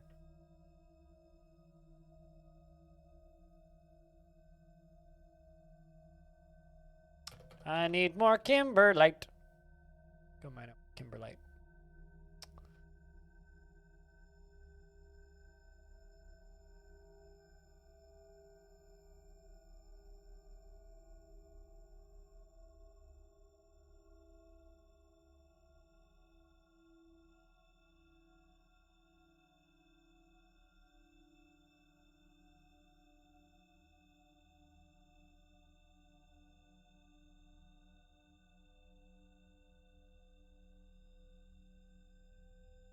You have a lot of old Yu-Gi-Oh cards. Now you have Digimon cards. Hey, whatever makes you happy.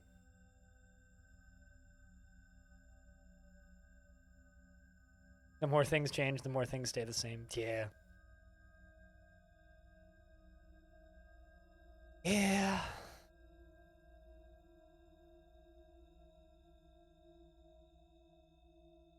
Has Sega sold Sonic NFTs yet?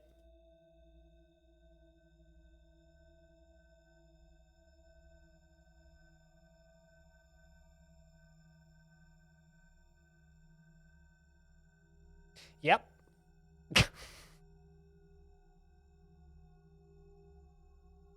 Yep, they have. Or rather, Sega is planning to do it. Nope, they already did. They already sold out. Well, there's your answer to that. You could have and forgot about and didn't buy Sega NFTs.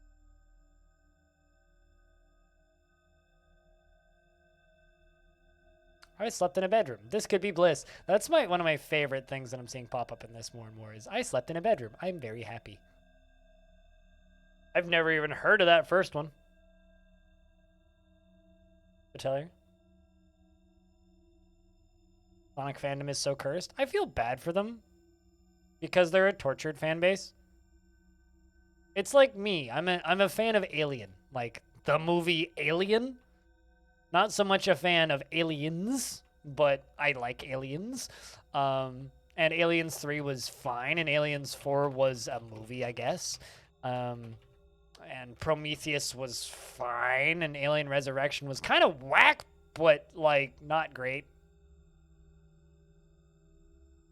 So and like, you know, every Alien video game that comes out is either absolutely horrendous, I'm looking at you, Gearbox, or like playably passable, or like maybe medium good on the good end. with like one example or two examples of good Alien game. And then they made the Aliens versus Predator movies, and I wish that they would stop. So like, yeah, I understand how Sonic fans feel because I really, really, really like Alien. Granted, I would also consider myself a massive, massive fan of like Terminator, like the first one. Terminator 2 is fine. Terminator 3 is fine. Terminator, what's the one with the post-apocalypse bullshit? Terminator End Times? No. Terminator, Judgment? No. Judgment Day was the third one. What is the fourth Terminator movie called? The one with Christian Bale. I'm not looking it up. I could look it up and figure it out. I want to say Terminator Apocalypse, but I know that's wrong.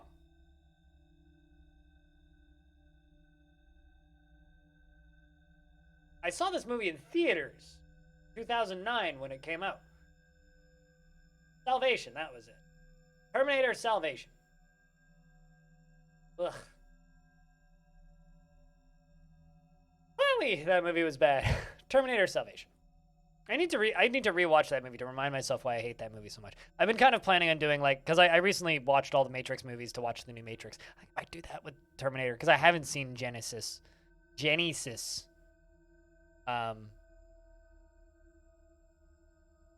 Maybe I'll watch that. I don't know. I spelled Genesis with a Y. I mean, why? Like, why? Also, hey, wait, what? What's up? I loved the new Matrix movie. You shut your silly mouth. Nah. I loved that movie. That movie was my absolute perfect brand of bullshit.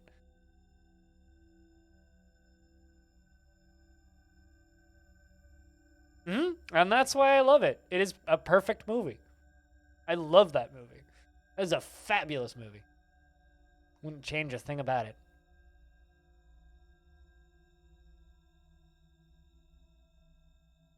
But, you know, like I've said to many people who I've talked about the Matrix with now,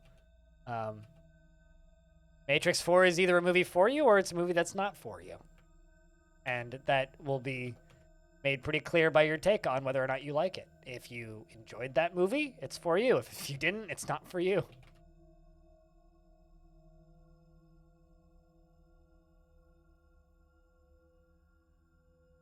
And it's going to be divided.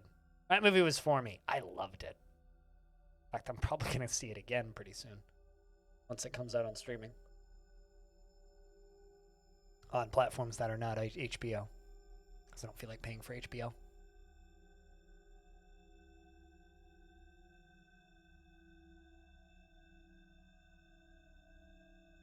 You don't remember 2 and 3 very well? I just rewatched 2 and 3, but yes?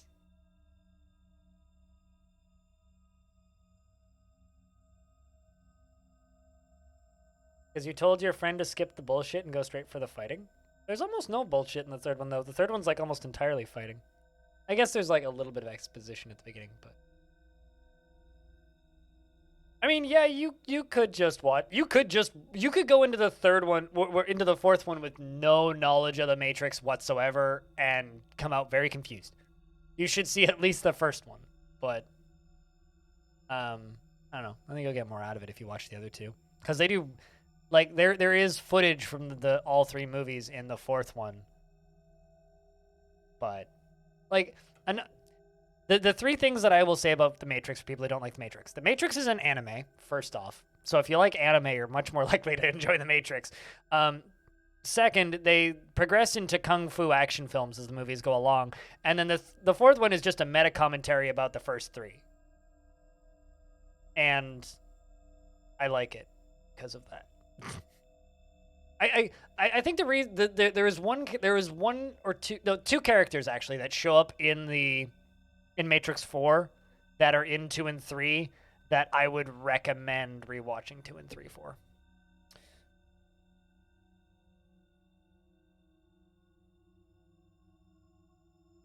God, I would actually... Can I just... I I would love to watch that. But no, that's not what it is. And I can't say what it is because everything in that movie is a spoiler. Everything in that movie is a spoiler.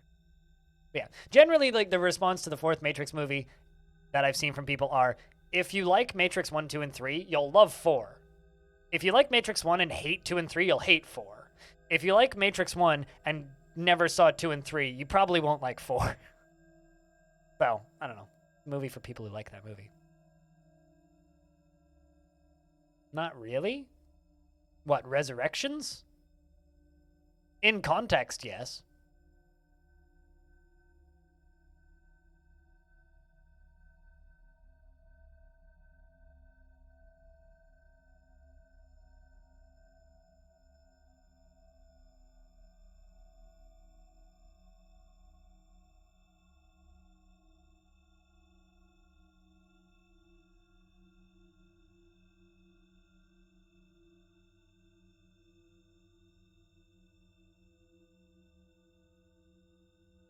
Made so many rock crafts, it's ridiculous.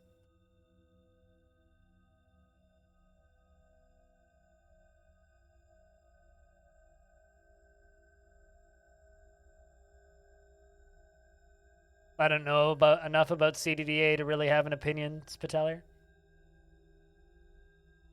More meant jokingly.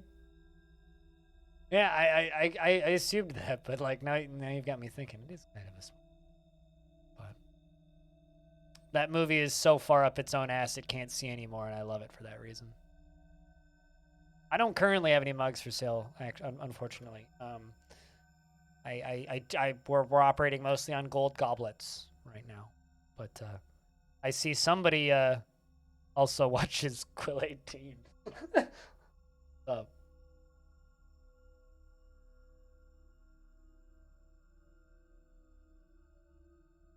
I mean, I could sell mugs, but mugs are a bit tedious to weed out of my goblets, so I just sell crafts. Although this fortress is 352 years old. So if we were just selling mugs, the value of mugs would be so low, it would be better to trade like dirt at this point. Because you can actually flood the market in Dwarf Fortress. If you sell too much of a specific item, the value of it will slowly drop over time.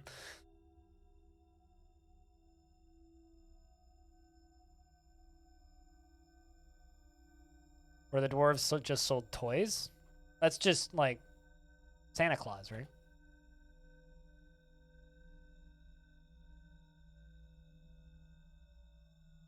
Sounds like it would make for interesting wallets. I mean, theoretically, you could just mint currency and sell currency as a trade good. You could just do that, but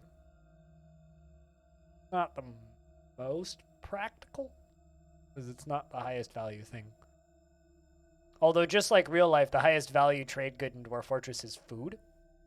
So.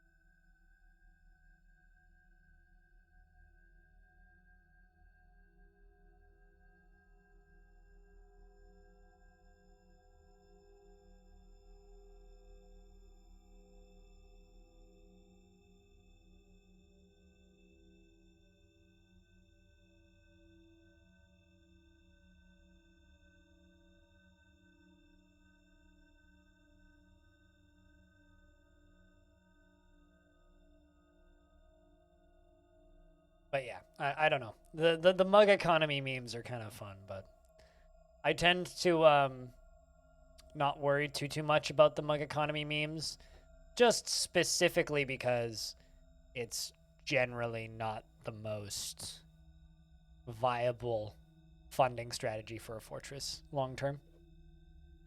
Early game, it's absolutely viable, and it's plenty of fun, but pretty quickly it becomes less viable as time goes on.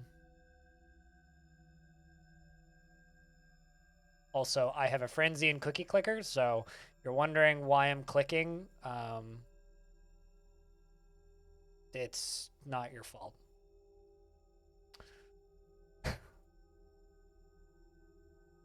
got into DF because of 1F Jeff. How's he doing these days? Does he still make content? Because, like, I used to stumble on his shit all the time, and I never really watched him much. I heard that he had some health problems, so I hope he's doing all right.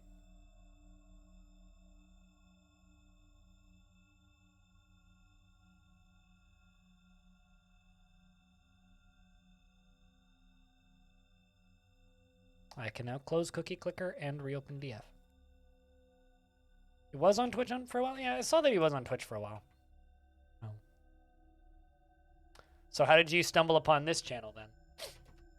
Because I've been working in the DF realms for a while now. I wouldn't say that I've been here for a very long time, but I've been here for a couple of years. I was in other parts of Twitch before then, though. Gosh, I'm running too low on Kimberlite. Fire more Kimberlite.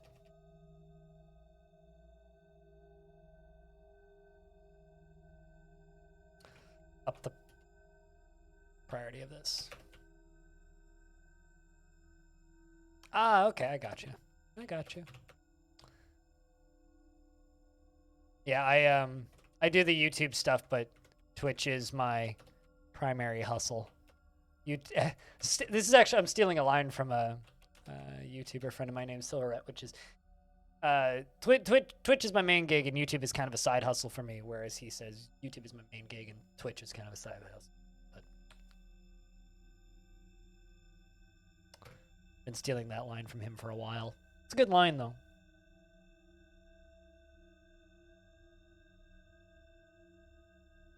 People seem to be, you want boats? You want boats?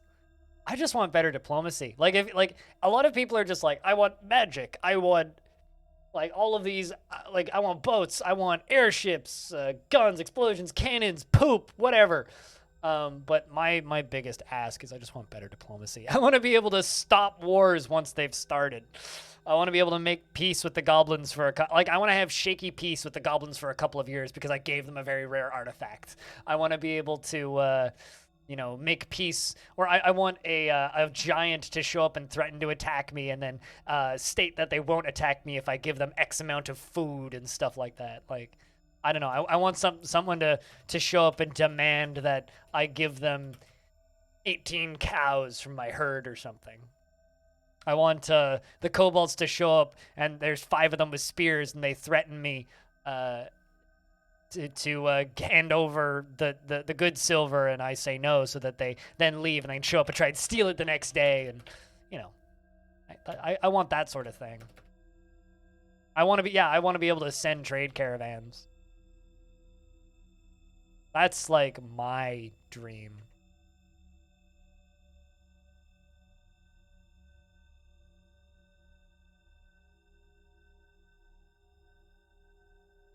But, unfortunately, we can't have everything.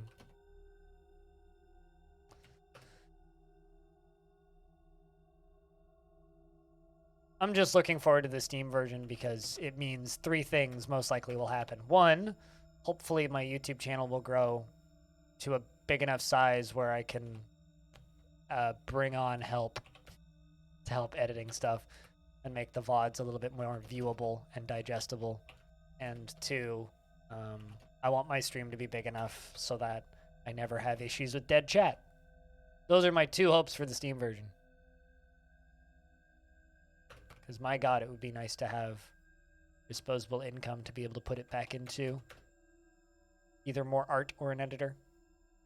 But can't really afford either of those things right now.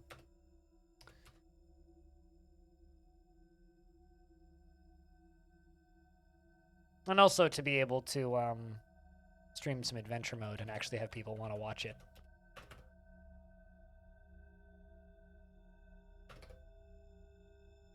What time of year are we into? Early summer! Yay! Also, I hope that Legends mode gets a little bit more interest around it, because I love streaming and reading Legends. Reading Legends is so much fun. Like, that's part of DF that I think I get the most enjoyment out of, is just sitting there and reading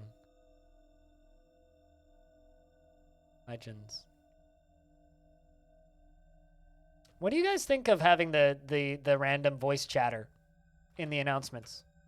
Is that a nice addition, chat? Like, are you guys able to see it at the bottom, or me popping them up occasionally and reading them? Is it a nice addition, or is it like it's kind of a? What do you guys think? You like being a bard and traveling and being attacked by random dingoes? I love just being like a random traveling musician or poet and just telling bad poetry to people in taverns. Chat doesn't find that super interesting to watch, though, unfortunately. The few times I've tried it, it's been very quiet. I've done those streams.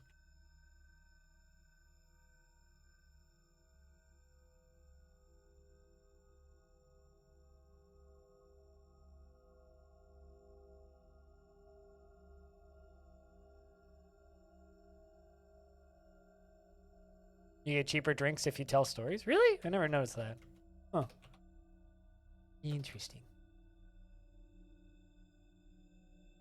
My favorite complaint that I see from people about adventure mode are people who are like, why is my character always crying? It's like, are you killing people all the time? Well, yeah, I'm playing adventure mode. Is your person, like, your adventurer, like, kind?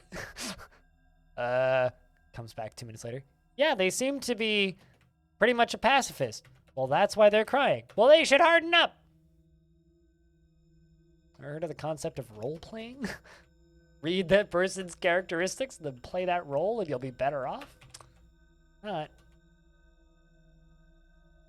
Do you have to tell a lot of them at once? I guess, like, I guess maybe if you're friends with people, you get cheaper drinks. So if you make friends with a bunch of people by telling a lot of stories or talking to them a bunch, you get cheaper drinks. That is interesting, though. You just taught me something.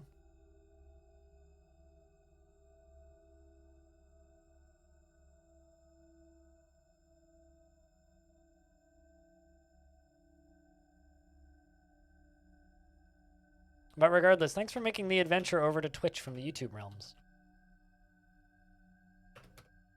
I've talked about this many times, but I kind of feel like YouTube is this weird... Like, it doesn't feel real to me. Like, Twitch feels real. I have immediate feedback, like instant feedback for the stuff that I'm doing. YouTube, I get comments, but, like, it's not quite the same. So it's really hard for me to, like, actually quantify and, like, wrap my head around how big my audience is on YouTube. Whereas with Twitch, I have a really good idea of it. So. Just figuring out exchange rates of coins, stupid minting coins. My biggest issue with adventure mode is just how slow it can be to play it sometimes. I heard stupid things for chucking a sub at Callisto80. 413. Enjoy the ad-free viewing for the next 30 days. Courtesy of IR Stupid. You're stupid. Too much, man. Clink, I need to pour more coffee. I'm out of coffee. This is also the last of my coffee for the day. Ooh, what's this? The humans have arrived to trade once again.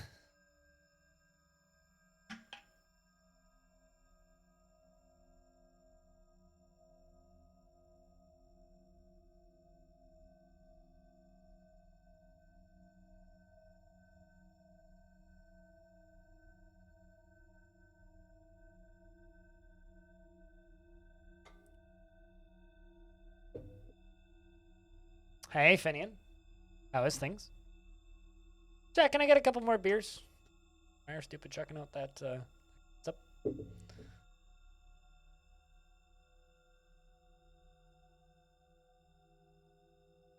Nothing like wagons full of stuff you don't need. No, actually, they're very good because I can use them to dispose of my dirty laundry.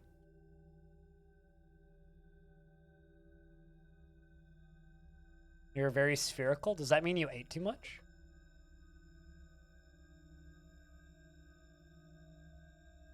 See? Dirty laundry.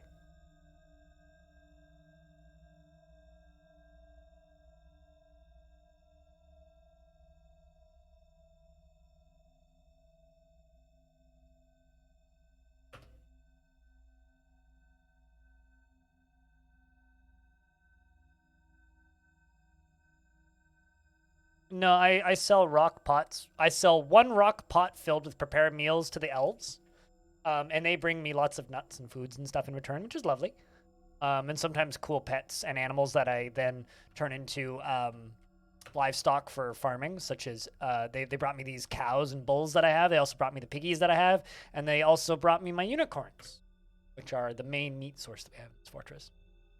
Oh, I get it, Fenian. I get it. I mean, Evil Trick was streaming that earlier.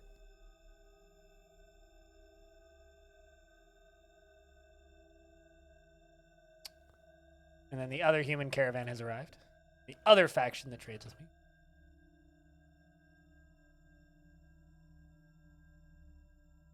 Also, please be nice to elves in my chat. I don't like referring to the elves as tree huggers. The elves are like some of the nicest people in Dwarf Fortress, frankly.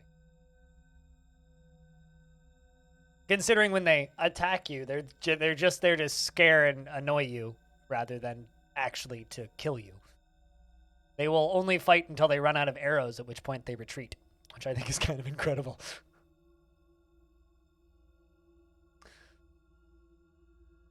And devour the dead, so? Your point is what? Humans do that too, or did that in the past, in our histories. They're just there to scare the crap out of you and maybe bring some snacks home. I don't see any problems with this.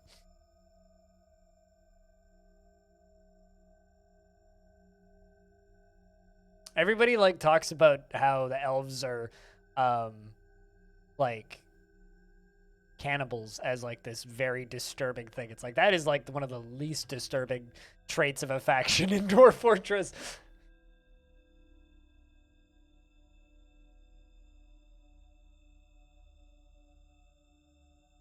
I accidentally ate a fruit fly yesterday while I was yawning. By the time I finished like choking, it was dead.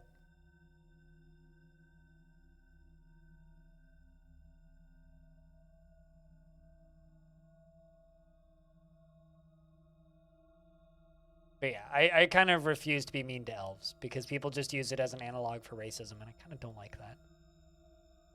Unless they're, you know, intentionally rating me.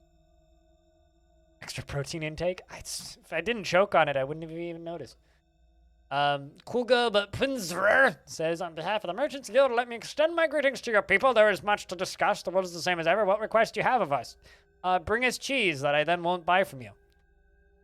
Because we're making our own. We got plenty of unicorn cheese.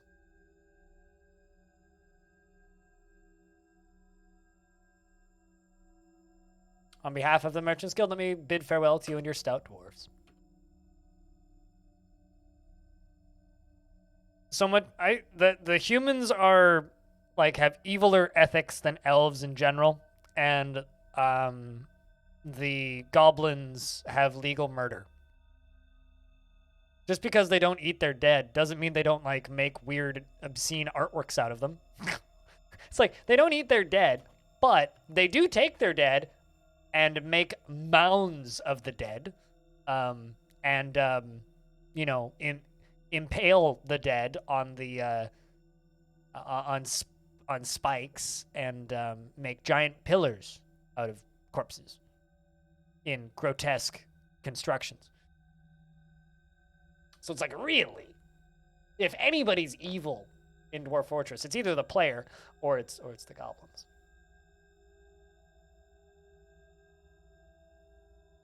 They also hang the bodies from trees with rope. Yeah. So, I don't know. I'm mostly just like joking around. Talk shit about people memeing about elves. It's just, elves are not the enemy here. It's usually the player.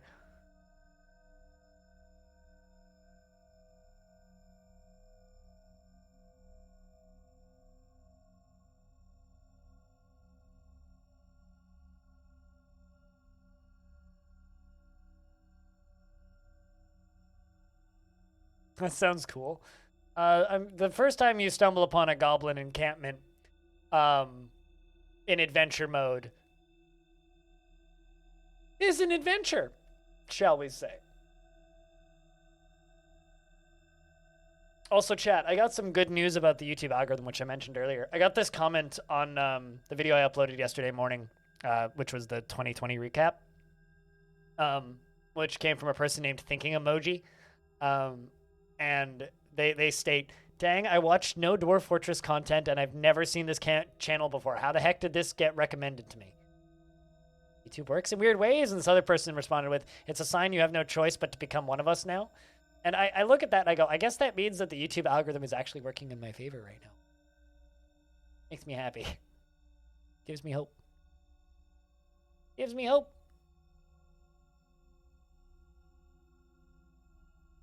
It's even called evil in the Raws. This is true, yes. This is indeed true. They are indeed called evil.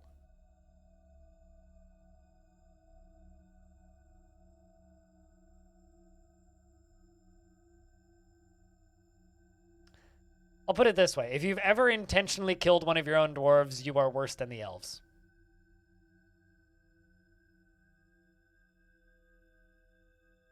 Because they'd never do such a thing.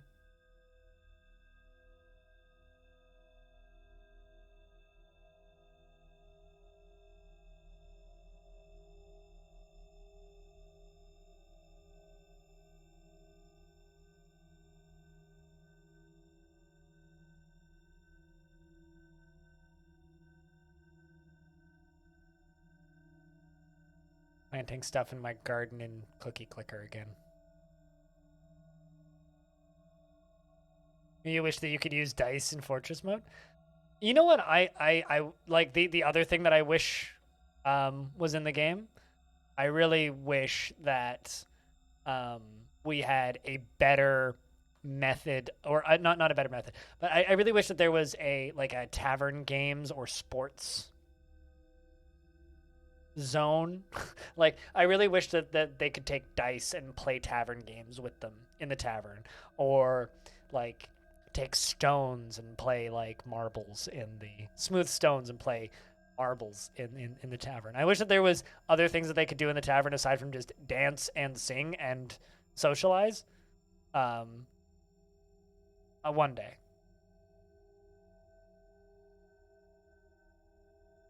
Algorithm has hope in releasing soon on Steam and itch.io, I suppose. I think it's partially that, and also I made a 2021 recap everything we know titled video, which is about as SEO bullshit as you can get. So yeah, like wrestling for fun, or arm wrestling, or throwing socks. I don't know. Like, we read about all of these fun competitions and sports in Legends mode, and I wish that those could take place in the taverns. Needs gambling and fighting? Not necessarily. Wrestling. We already have fighting. If you really want your dwarves to fight in the tavern, you can make that happen. It's just not optimal to the survivability of your dwarves. Suboptimal, in fact. Horseshoes? Now, hold on a second. I need to know. Did they play horseshoes in the Middle Ages?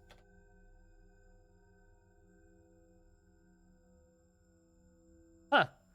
It is thought that peasants in medieval Britain also adapted horseshoes for use in improvised games of quoits.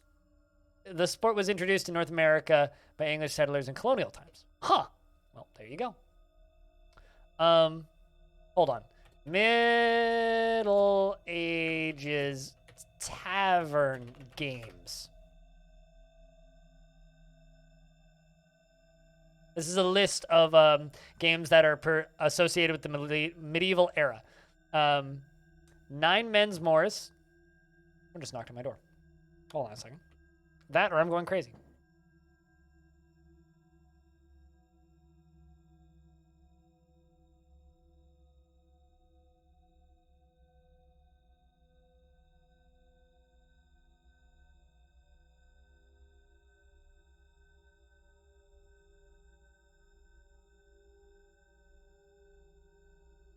Okay, so somebody did knock on a door. It just wasn't my door. It was my neighbor's door.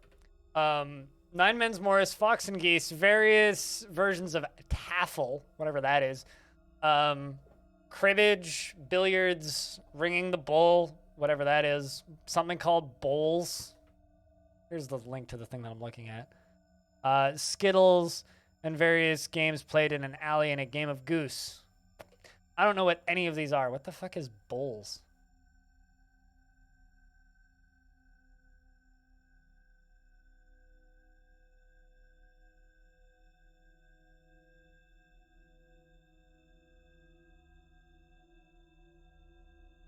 Huh.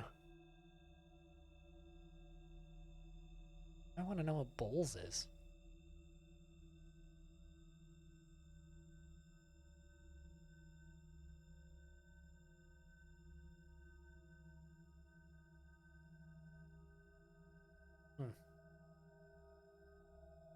Child's gonna take forever to do this.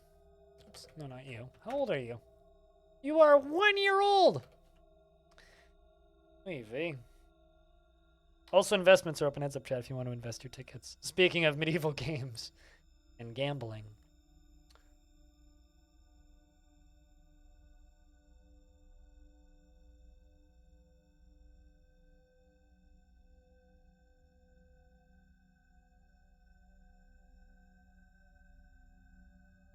Rap battles.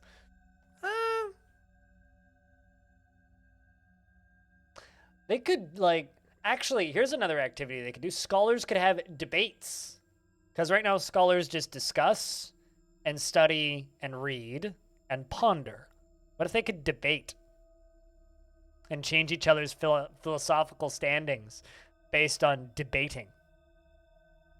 Because that could be cool. Mostly thinking about this just because I can see all this stuff. Like, Whitcode, the performer, told the story of the removal of Squug, point pillars, the bronze lamination of brilliance from the position of sheriff in the Eternal Adventure Time in the early summer of the year 24 at the Simple Dinner. And it is really exciting. It was an exciting story. And Laggy was near a floor hatch, and it pleases him. Really into that floor. They would just hit each other with books. I'm in. I'll watch that. Would you not watch that?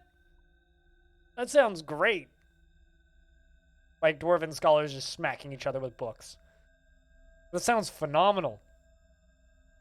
Like, quite literally, that sounds awesome. I'm in.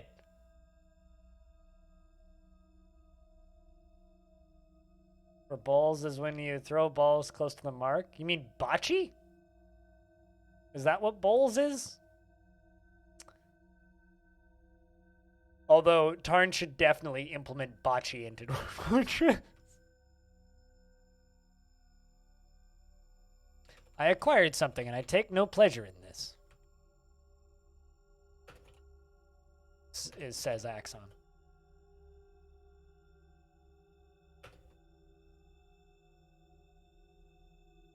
But the game where you throw balls on grass at each other is called bocce. At least here it's called bocce. And I know that because all the old ladies in the church that I used to go to when my parents made me go to church played bocce. Outside in the summer after every service. They would just go, there was a bunch of them. They'd all go outside and they'd play bocce. They loved it. They went on and on and on about how great a game bocce is. And I was like this little kid going, this is rather go bowling. Or lawn bowling was another term I've heard for it.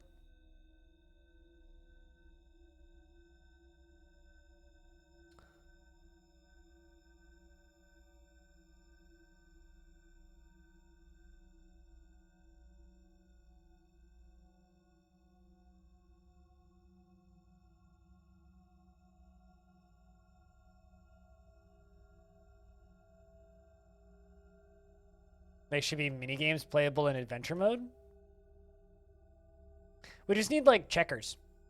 Just put checkers into the game. Or tic-tac-toe.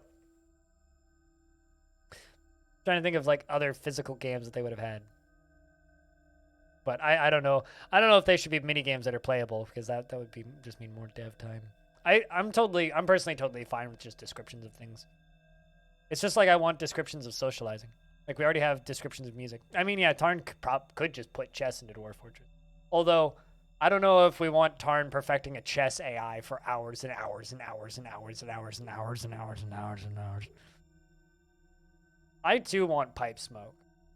It is, like, the most dwarfy thing that dwarves can't do right now is smoke.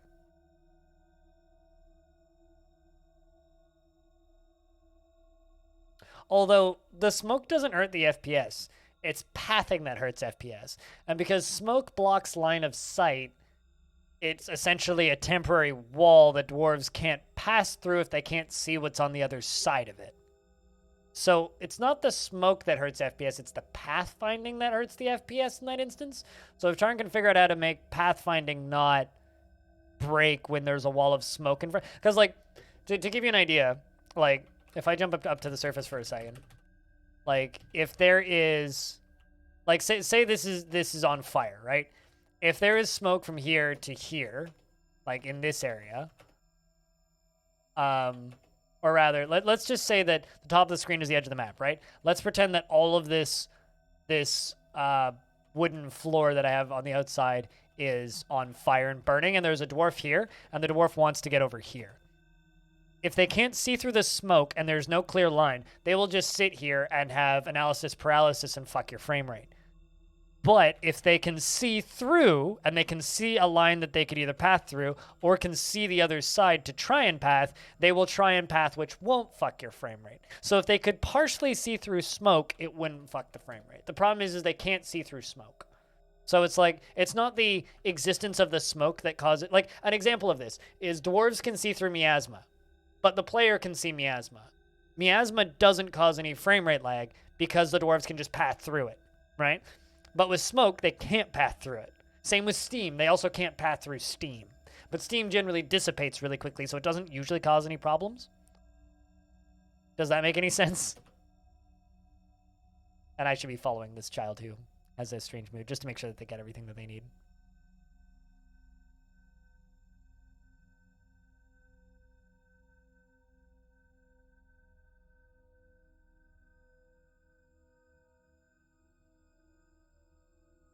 So that's the issue, is that dwarves can't see through smoke. So if there's like a bunch of dwarves in a room smoking, then others can't get in at that point.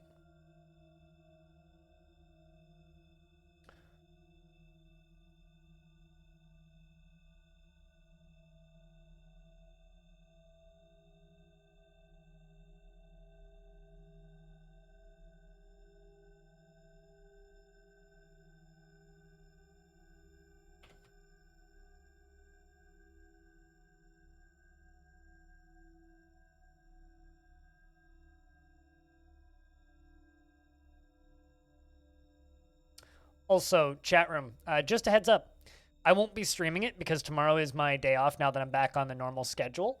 But tomorrow morning, I think I might record it actually. I will be playing some Age of Empires with my team. So that'll probably be on Evil Trick and Kiri's channels, respectively. So if you'd, care to watch me play some Evil Trick, or some Age of Empires with Evil Trick and Kiri and maybe FG as well. And maybe Jess, if she decides to turn her stream on. We'll be streaming that tomorrow morning. So I will post a link on Discord when that happens. I just kind of got the confirmation that that's happening like in the last 20 minutes. So if you guys want to watch some of that, there will be a link on the Discord tomorrow morning when it goes live. It'll be about an hour earlier than I normally start. And like I said, I won't be streaming it. But I think I'll record it because I've had enough people ask me to upload more of that stuff on YouTube that, fuck it, why not? Quite literally. Fuck it, why not? They need mounts. They need boar racing. Mounts are coming. I know that we'll get mounted warriors at some point, but mounts in Fortress mode are fucky. At least we have mounts in adventure mode. That's what really matters.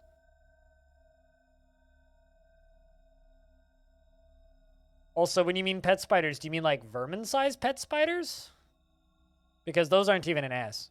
And giant spiders are a different thing. Giant cave spiders. And there's also giant jumping spiders. Don't forget about those. I remember one of my first times messing around with a mount in adventure mode when they added those. It wasn't on stream. It was just like 30 minutes of me fiddling. I was like, I'll give myself a giant cave toad. Because the faction could have giant cave toads as mounts. And the faction was that I was part of was an elven faction. It immediately swam through a river and I drowned. That was a smart moment. I was like, yeah, let's jump over the river. And I didn't jump far enough and landed in the river, and I drowned and climbed out. What if beak dog racing? I feel like racing would be really hard pathfinding to sort. It would be neat if you could have, if in a cook's guild, they could have cooking competitions though. It'd be really neat if like in a guild hall specifically, if you put the workshops for that skill in that guild hall, that they could have competitions that they would organize. And I would assume with racing, it would have to be like in the pasture zone, and you'd have to, I'm just imagining how it would work. Maybe you could designate a pasture zone to be a racing pasture. Similar, like you could designate a pasture zone to be a training pasture. And then they'll bring animals that need to be trained to that pasture.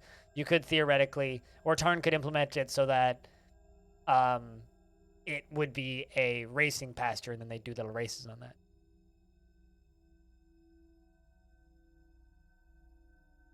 I mean, it could just be a straight line too. Like they don't need to go that far. I want them to just take the insert random item here throwing competition, because there's nothing funnier to me than like looking through Legends and saying, took part in a crossbow throwing competition. And I'm just like imagining them just like hucking crossbows, just like shot putting crossbows. It's like, what? Or like a mortar and pestle throwing competition. Well, you got the mortar part right, but like, pestle? Or like combat demonstrations instead of just like training. You know, like if your squad could like stop training for a bit out of their own. Like, but oddly enough, like I'm pro dwarven autonomy. I want them to have as much autonomous ability and decision making as possible, but a lot of some players that I've met in my time playing Dwarf Fortress get annoyed when the dwarves have their own autonomy. So like I know one player who streams sometimes who gets really fucking pissed that his dwarves don't just function without a tavern, and he's always just like, why do they have to have this? This is a dumb mechanic. I don't want to build taverns. And then just like goes into DF hack and removes their stress, and it's like, well, I kind of get where you're saying that it like makes it harder for you to do your mega projects, but also like, come on. It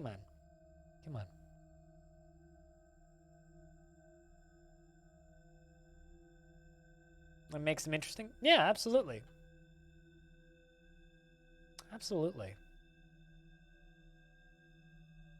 Although, in regards to things having their own dreams, hopes, and fears, I kind of wish that the evil invading dudes also had more autonomy, but like one of the biggest complaints that I hear, specifically from people who play and have played a lot of RimWorld about Dwarf Fortress, is that the combat is boring. Combat is some of the most interesting reading you can do in Dwarf Fortress, but you have to be interested in having very little to do with what actually goes on in the combat, because all you can realistically do, aside from setting up super elaborate trap setups, is like just tell the dwarves to go and punch the dude on the front line. Like that's really all you can do. Like you can sort of like prioritize targets, but outside of that, like the dwarves just kind of do what they want in that regard. And I guess I can kind of see why that would be frustrating if you spend a really long time putting things together and then suddenly like, oh, obligatory or unavoidable enemy invades and attacks your shit, and you don't really have any way of getting around that. I can kind of see.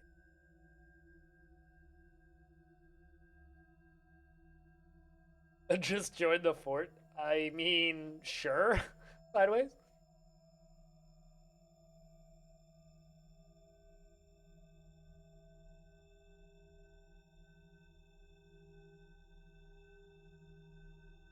I mean, you can do that in Dwarf Fortress. Just build a bunch of wooden floors and then drop some lava on it. That'll make fields of fire. Oswix. Off topic. Neil, thanks for those. Oswix Stolstovbok. Dwarven child has created Gethsturlistir, a granite nur. Ooh, that's new. And claims it as an heirloom in the name of the family ancestor, Grossed Oil Utters. That's a gross name. Near. What the heck is a near? It's worth 90,000 zetal. Oh boy. Buckle up, boys and girls. This is a big one. The nur is a small handheld metal-stringed instrument with a stone body. The instrument rests flat on the and the musician strikes the 12 strings with bone hammers. The musician can alter the pitch of a string by stopping it against the body, and tuning is accomplished by pegs. The instrument has a 4-octave range going from a middle to an extremely high pitch. The instrument has a quivering, harsh, buzzy timbre. This was made by a 1-year-old. This is a granite nur. All crafts dwarfship is of the highest quality. It is encrusted with round obsidian cabochons and encircled with bands of round obsidian cabochons, iron, and brilliant cut almandines. This object is adorned with hanging rings of jasper opal and menaces with spikes of cave spider silk and cow leather. On the item is an image of dwarves and goblins in granite. The dwarves are fighting. The artwork relates to the attack on the seductions of living of the joyous devil at Spidery Desert by the ignited creation in the early winter of 126. During Stutsnoskun, the squashed siege. On the item is an image of Aura, feather traded, the dwarf, and Casper-filled, the nice ruber pecan. Oh, hold on. The nice ruber pecan wood. Aura is raising, clasp-filled, the nice ruber. The artwork relates to the creation of Clasp-filled in Longdeath by the dwarf Ara in 108. On the item is an image of dwarves in Almandine. The dwarves are traveling. The artwork relates to the foundation of Longdeath by the eternal adventure of time and by the ignited creation in the early spring of year 5.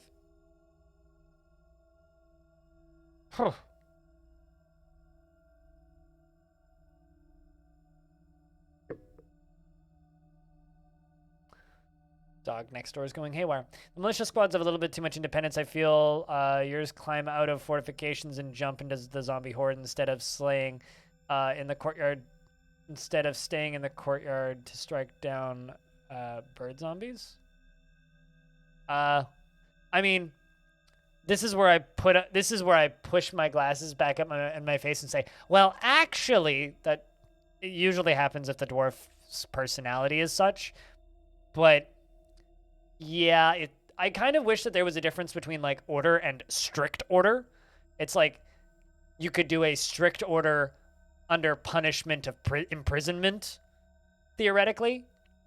Like, imagine if we had 2 separate options for every order in Dwarf Fortress. There's an order, which is what it is right now, where they will generally complete the order, or a strict order where if they become a criminal if they don't succeed it. I was talking to somebody about this in YouTube comments a while ago. Because maybe that would be a good option, is have a kind of a distinction between an order and a strict order. But I don't know. I don't think that they have too much autonomy. I think that they have an interesting amount of autonomy, but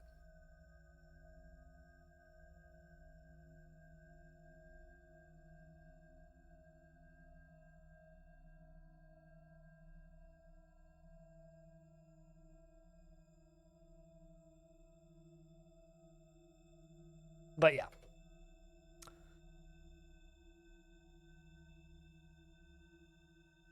What happens if strict kill order target leaves the map? Well, then I would assume that they wouldn't be penalized for it unless they ignored the order.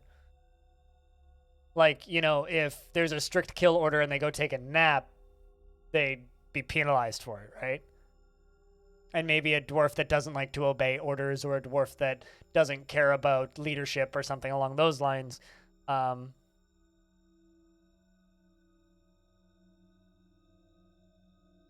was that?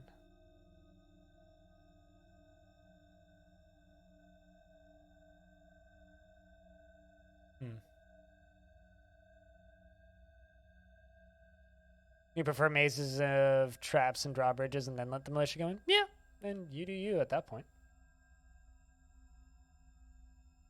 So as long as they are trying to do the job, they're fine. Yeah, as long as they're not like leaving to go get some munchies, they're fine. But then also, I guess it would also partially be on the player at that point to... This is just me like making shit up, so none of this is like actually going into the game or anything. But like, then at that point it would be on the player to... it would be on the player to make sure that they don't have a thirsty dwarf in the military going into a fight, because then if you did place a strict order and they had to cancel to go get water, you might inadvertently imprison your militia commander. You know? And then there's also the part where half the players who play DF just don't have prisons to begin with, so that they would probably just not build prisons and then basically make their entire militia squads bands of outlaws. Which, you know, maybe that's cool. I don't know. Maybe that's a thing that should happen, but I don't know. Just seems complicated to me. That's one thing that I think a lot of RimWorld players are going to hang up on when they try the Steam version and the itch.io version, is going to be the way the combat works. But what? Just and then wait. What? All we need is them to add boats, and then we can just have a galley, a band of yar har fiddly dee. Being a dwarf is alright with me. Just rolling around in a boat, just being bandits. Roaming bandits need to come from somewhere. Totally. I mean, like, I was listening to a DF talk from 2009 the other day, where Tarn was like talking with and debating whether or not it's a good idea to allow dwarves to just pack up and leave if they don't like the place, right? Because the only way to make a dwarf leave right now is if the player tells a dwarf to leave, right? But like, imagine if a dwarf just committed enough crimes, right, that the rest of the dwarves expelled them. So like, if the player willingly ignores like crimes popping up in the justice screen, and they refuse to have cages, and they refuse to have jail cells, and they refuse to have a jailer, eventually the other dwarves who haven't committed crimes will just be like, you, get the fuck out. It's like the dwarves have voted to have this person leave. That could be neat.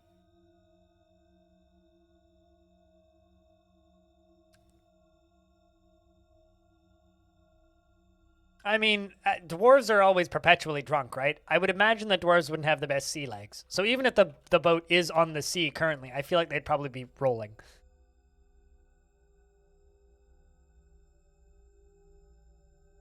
Can I just say, I ate in a dining room, this could be bliss, and I slept in a bedroom, this could be bliss, is like the most... How do I word this? The most... like relatable thing a dwarf can say.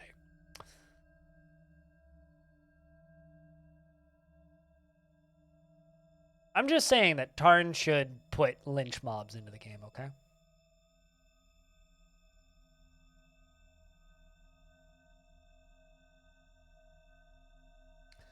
Also, seriously, I am way too excited to ask Tarn when we're going to be able to see dwarves on the blockchain next time I have him on the stream, because I have a feeling he will have a funny answer to that. I don't know why. I don't know if any of you guys feel that way, but I have just this odd feeling that it will be very...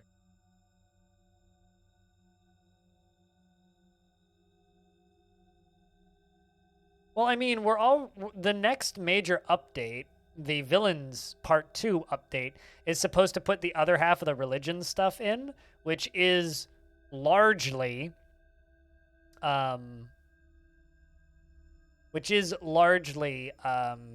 what's the word I'm looking for? Stuff that allows the player to be evil. Maybe we will get stuff like that, I don't know. Where Judge Dwarf Judy renders judgments all day. I mean, you could just, like, name, like, all of your sheriffs Judge Judy. You know, true story, I've never seen a single episode of Judge Judy. I've only ever heard about it from other people on the internet.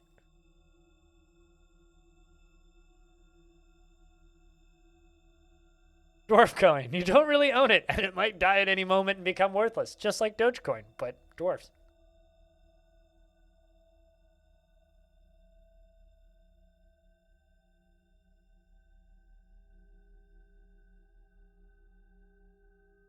Or they're just the right level of drunk to perfectly counter waves. Oh, so instead of stumbling around, they just walk perfectly in a straight line?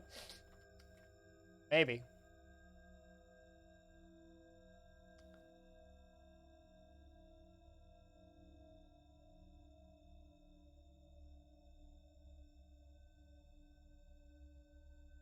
Well, greetings from Vancouver, Canada.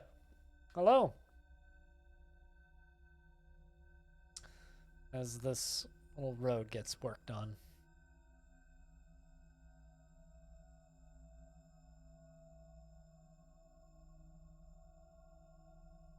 The game kind of has that. Kind of. If a dwarf commits a crime, all of the dwarves that witness the crime go to the head of law in your fort, which is either the sheriff if it's a smaller population fort, or the captain of the guard / dungeon master, or even a militia commander, based on the size and complexity of your fort. So, if a crime is committed, all those who witness the crime go and tell that person. If nobody witnesses the crime, then there isn't like a pool of random sampling of peers and court system, but there is like a crime report system.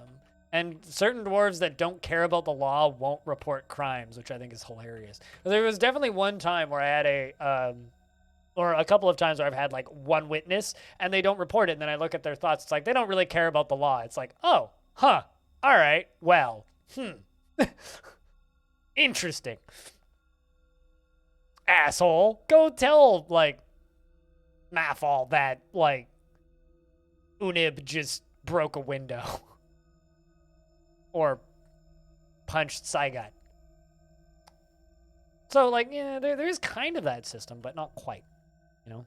But then again, you could kind of say that about a lot of mechanics in Dwarf Fortress, where it's kind of that system, but not quite. There will never be reports? Yes. Except for the one who got punched. So, if a dwarf gets punched in the head by another dwarf, they will go report their own crime. But if a dwarf witnesses another dwarf get punched, whoop, I just saw such love. Oh, Diamond Destruct the Second. I have a new sibling. Such love I feel. That's not that new of a sibling, though.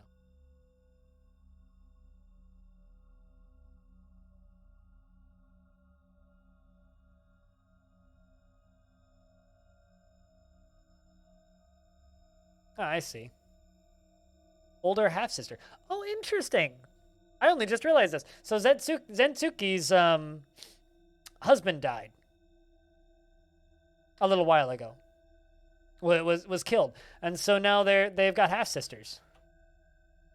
So we've got interesting. So Leatherticus has a niece, which is interesting, but also has half siblings.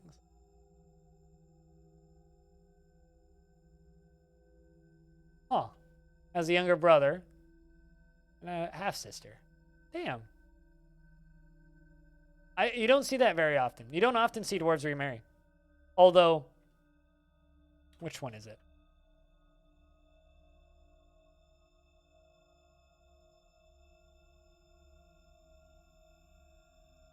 I've got to find this one dwarf. I want to say it's one of my militia captains.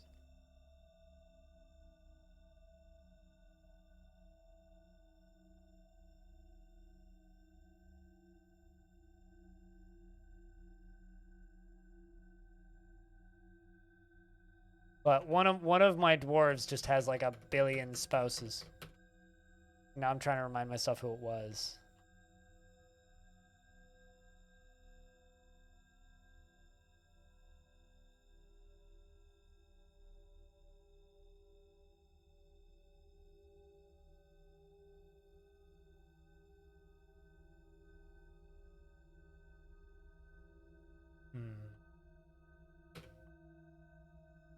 Who was it?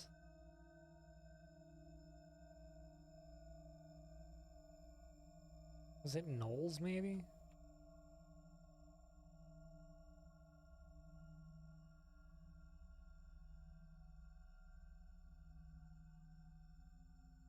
One of my dwarves has like a whole bunch of spouses, and now I can't remember who it was, and it's bothering me.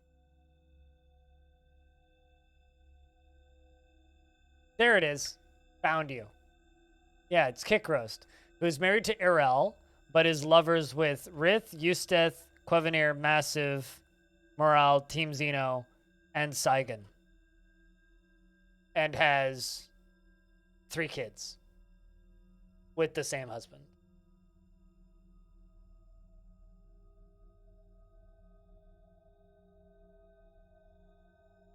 Yeah, and they are all like blood siblings. They're not.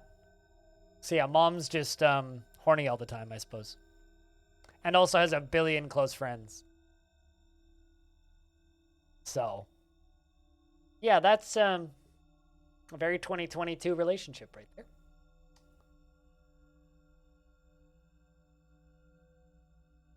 As long as, like, you know, they're all consenting and happy, like, not really my place.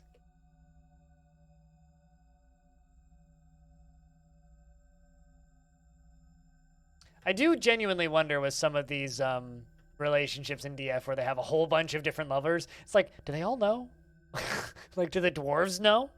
Do they know that, like, that person that they're lovers with has, like, 8 different lovers? How's their personality to look? It's happened about 3 times in this fort. I had one dwarf that had 2 husbands, and it was 13 lovers, which was Axon the First. I will never forget that dwarf. But for Kick Roast,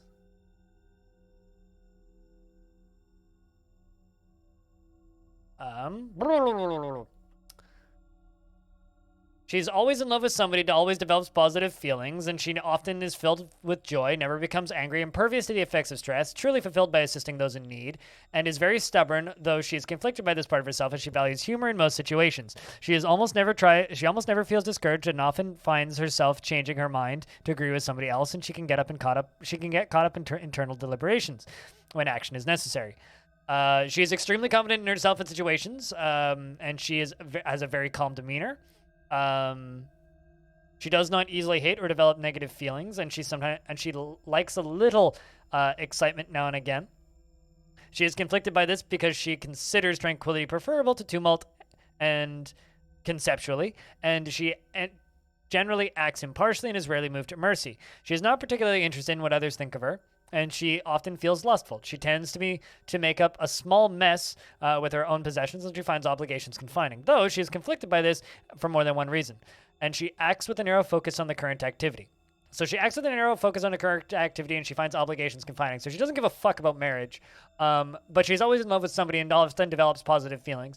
And she often feels filled with joy, which means she probably has a very easy time becoming friends with people. Also never becomes angry and is impervious to the effects of stress and loves assisting those in need and is very stubborn.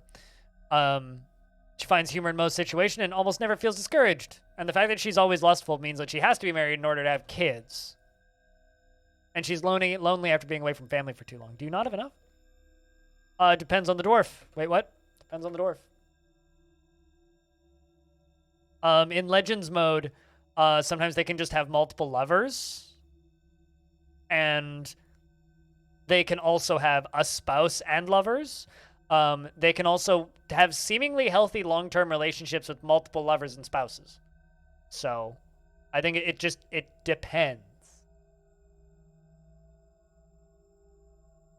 Yeah, she's always lustful, which means she's having kids, and she's always in love with someone, which is why she has so many lovers. And she finds something humorous in all situations and loves assisting those in need. And she's just a very bubbly, happy person that just is always in love with somebody. It's individual decision in dwarves. There is no societal norms. They can also have same-sex couples. Another thing about this lady here is her lovers are boys and girls. So, like, not only is she in a very open, non-monogamous relationship, but she's also bi. So, she's just in love with everybody.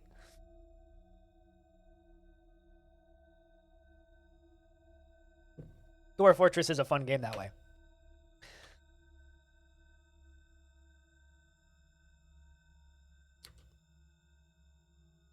You know, there was one time when I was explaining a similar situation to this earlier in this fort, and there was somebody who piped up in chat who I almost immediately banned, who basically stated, "So Dwarf Fortress is homosexual propaganda?" Question mark. And then said something very distasteful. So I banned them. She sounds like fun. Yeah, she sounds like somebody I know, actually. It is a lot of fun, coincidentally. She's just the one singer from Diane Word. I think you freaky and I like you a what? All right, let's go down this way. Speaking of freaky people, the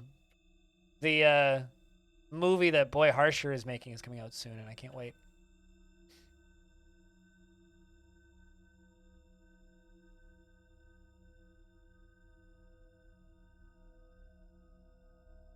But on the topic of freaky people in Dwarf Fortress, I will just remind you guys all of my favorite legendary figure I ever found in a generated world in Legends, which was a lady necromancer queen of a civilization. Can't remember what faction it was, but lady necromancer queen that would get married 3 to 5 times a year, was always courting somebody, and shortly after getting married, within a couple of weeks or even maybe sometimes months of getting married, she would already have multiple lovers. And she would, once she'd been married for a couple of weeks to the same lover, would kill the lover or arrange to have them assassinated. Usually it was plotted against them to have them assassinated. Would get them assassinated and then resurrect them as a zombie. And just did that on repeat. And we counted about 500 individual husbands that she married, plotted to have assassinated, and then successfully assassinated in a very short period of time. So, if that dwarf sounds fun, then what is that human? What is that human? I mean, it's just a different kind of fun. Like fun in the undead variety.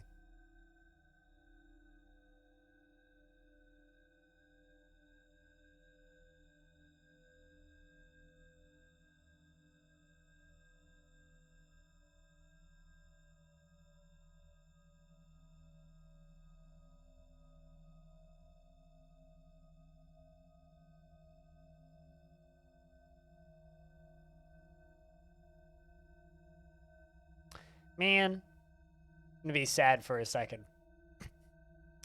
YouTube ad revenue has dropped in half since holidays. Late November, early December, 1,000 views was about $3. Now 1,000 views is about $1.50. Oh man. It's fine. I mean, it's January, right? Ad revenue sucks in January, but that's fine.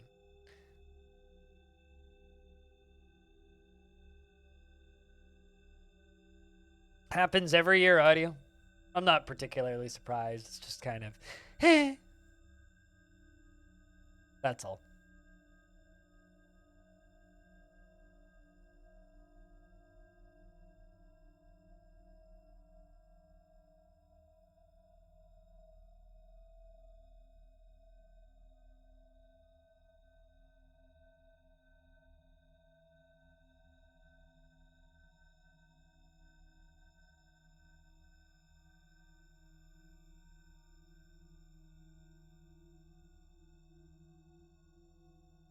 But yeah, it's not really a huge. It's just kind of the way of things, because you know what doesn't change too much from month to month? My Patreon, which is what actually keeps my YouTube channel funded. So, doesn't really matter. Doesn't really matter.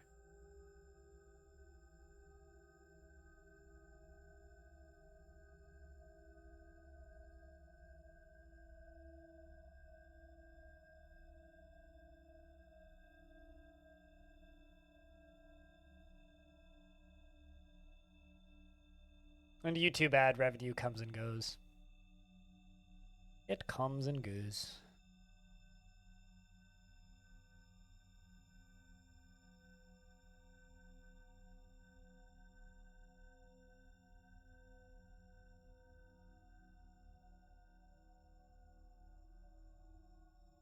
Don't fully understand why they just walk around so many tables. Like, you guys have so many. I'm making this into a dining room.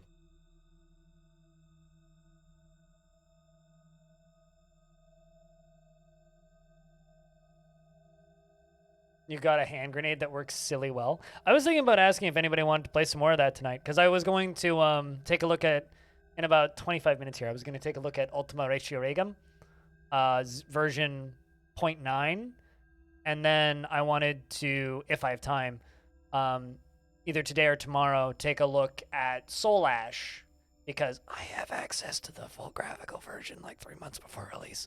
And the dev's like, hey, if you want to make videos of it, go nuts. Just tell people that it's a beta. So I'm gonna do that. Damn it. So I might do some more EDF after that. Hell yeah, audio.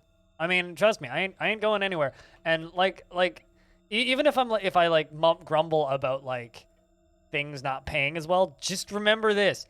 Last year was my most financially profitable year on Twitch and content creation since I started. So, and 2020 was my most profitable, and 2019 was my most profitable before that. So, if we could just like stay right about where we are, I'm good. Quite literally, like if we could just do as well as I did in the second half of last year, just kind of more or less consistently, like I'm good. Unless my rent doubles, which I don't think so. Or I decide to move to another country or something, which also is not going to happen because I don't want to do that.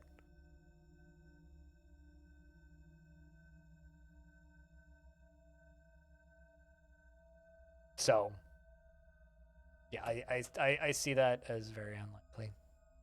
There's many reasons why I don't lean on YouTube ad revenue as a necessary source of income. Beta be beta, beta be beta. And also if you're curious about what Soul Ash is, it's this. It's a little Polish developer's roguelike. And it's a game about being an elder god hell-bent on destroying the world. So you run around playing a little survival crafting sandbox and murdering everything that moves. And fishing.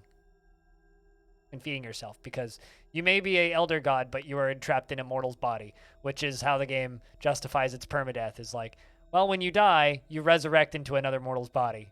Not in the same world back at the beginning of the timeline, but it's a different kind of mortal every time. So, yeah.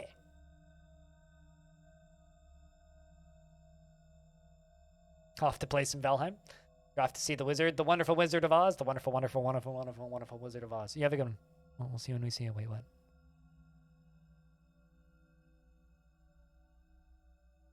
And then the other thing is, URR, Ultima Ratio Regum, which released a new version on December 31st, which is the first new version in literally a year.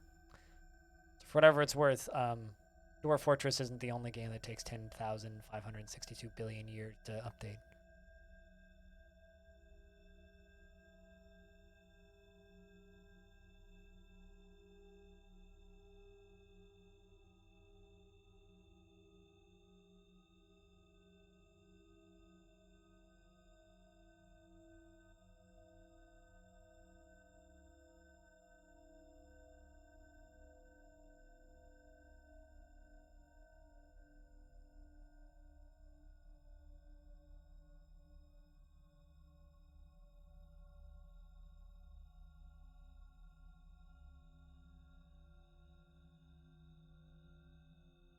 But yeah, no, EDF 5 is just dumb. That's one more to add to your list of games. I interviewed the developer a little while ago, shortly after his Kickstarter failed. He did it, and now he's like working on the game on the weekends. I'm actually curious. I wonder how many followers that game has on Steam. Because Dwarf Fortress has what, almost 100,000? Soul Ash, which also, by the way, you can buy right now on itch, although it doesn't have graphics on itch. Yeah, it has 1,770 followers. Jeez.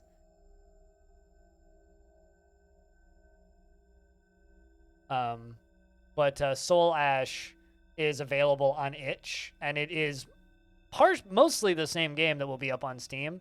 It's just it doesn't have the graphics. It's just ASCII. It's pretty accessible ASCII, but it's still ASCII. Yeah, I interviewed him a while ago on the YouTube channel, so like a neat guy.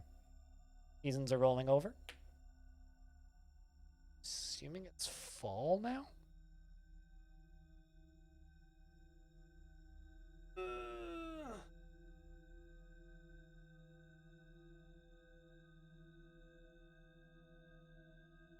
But if you're not in a rush to play it, like, just wait for the Steam version. Even though he'll be passing out keys to everybody who owns the itch version.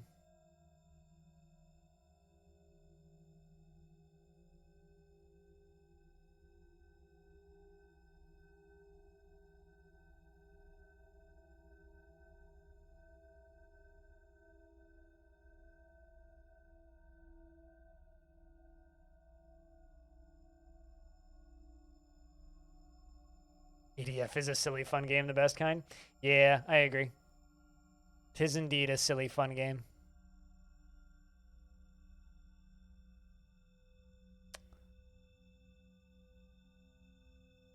Autumn has come and the tributes have arrived. Stone, are you lurking?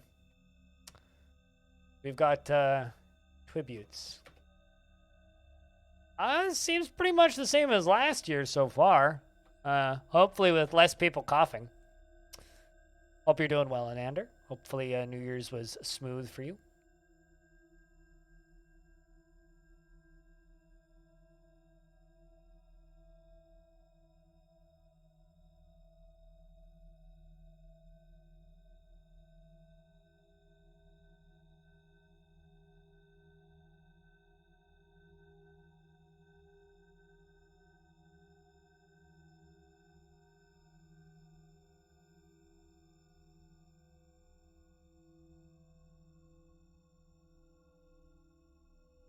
We're only a couple days into. Well, it's been a quieter start to the year than 2020 was. Just, I don't know about like your end of the world, but our end of the world over here, between like Canada and parts of, and the rest of North America, and America in general, America especially, the White House especially, was not a very quiet start to the year last year. So hopefully we have a quieter start to the year this year. It was like, what, the 6th of January last year that they stormed the White House? I'm trying to, like, remember, actually. Like, what day was that? Was that the 6th that happened? I think it was the 6th.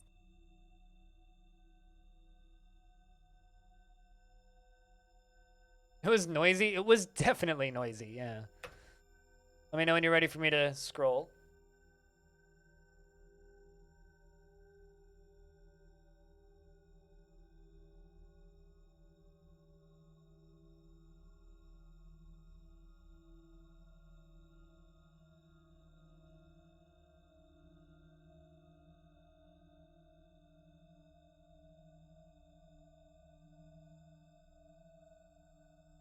But welcome back from Adulting Dragon.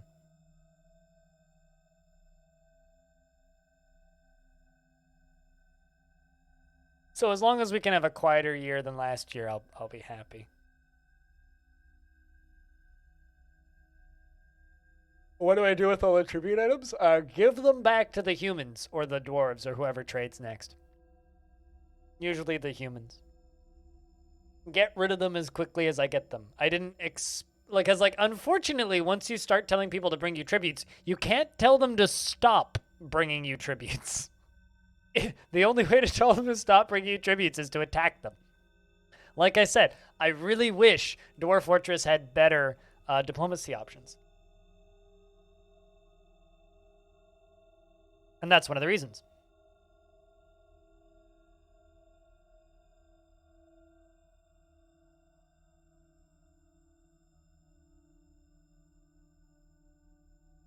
They were shocked when they got arrested.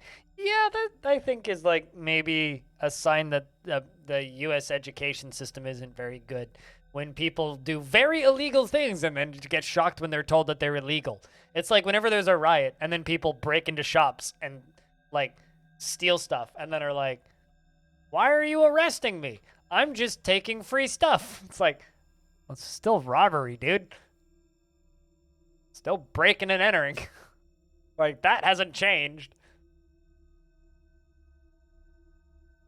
Just because your mind is clogged with silliness doesn't mean, like, the laws have changed.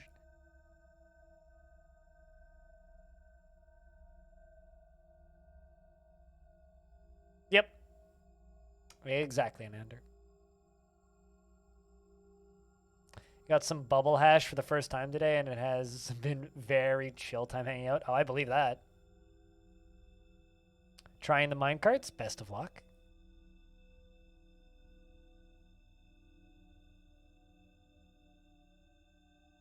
It's kind of sad that more people didn't watch the holiday fort that I did, but it's okay. People are busy over the holidays. Some of them got like very low view counts even for me. Wasn't that popular of a series. I think watching goblins is hard. It was a fun fort. Yeah, I enjoyed it. Somebody commented that it's like, I can't remember the exact words they commented. It's like the minecart trap was fun, even though it was ineffective. They're like, it was kind of funny just watching it bounce off horses and not kill them. It's like, yeah, it was fun.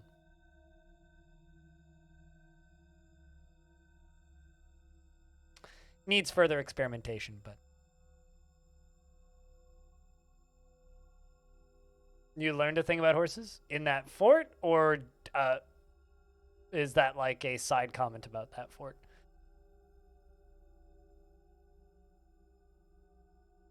Oh, that horses can stop minecarts? Yeah. I also learned that. I guess large animals can just stop minecarts. I was unaware of.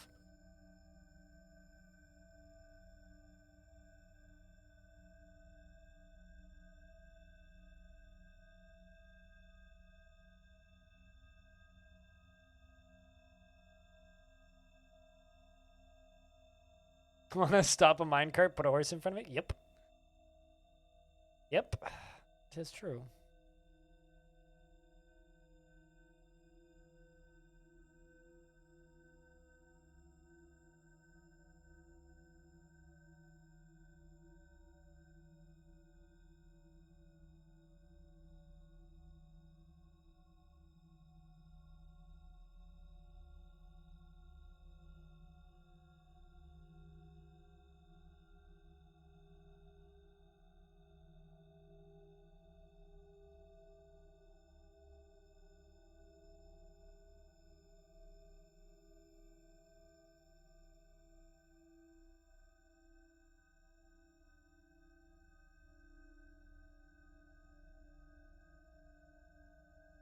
Once had a forgotten beast made of mud. It didn't last long. I once had a forgotten beast in a fortress that I called the Blockade of Fools. It was a randomly generated name, and it was too good to not take. And there was a miner who fell asleep in the caverns because it was a cavern fort. They fell asleep outside in the caverns right next to this huge chasm drop off. It was like a 60 level drop down to the third cavern layer. It fell through two cavern layers, with the third cavern layer being the bottom of the drop. And there was a forgotten beast that spawned, which was made of snow. And it was a blob made of snow. And it squirmed and fidgeted. And it rolled right up, literally rolled right up to that sleeping dwarf who was sleeping right on the edge of this chasm. It was a miner. And the combat log, which was crazy, by the way, it was like 108 pages long. The description was literally just, the forgotten beast pushes the miner, but the attack is deflected by a leather cloak. The forgotten beast pushes the miner, but the attack is deflected by a leather cloak. Repeat like 150 times, 1,000 times. Like, it was just like pages and pages and pages and pages and pages. It was 108 pages of that. And then another miner ran by and hit it once in the body, and the combat log simply said, the miner strikes the Forgotten Beast in the upper body, and the injured part explodes. That was it.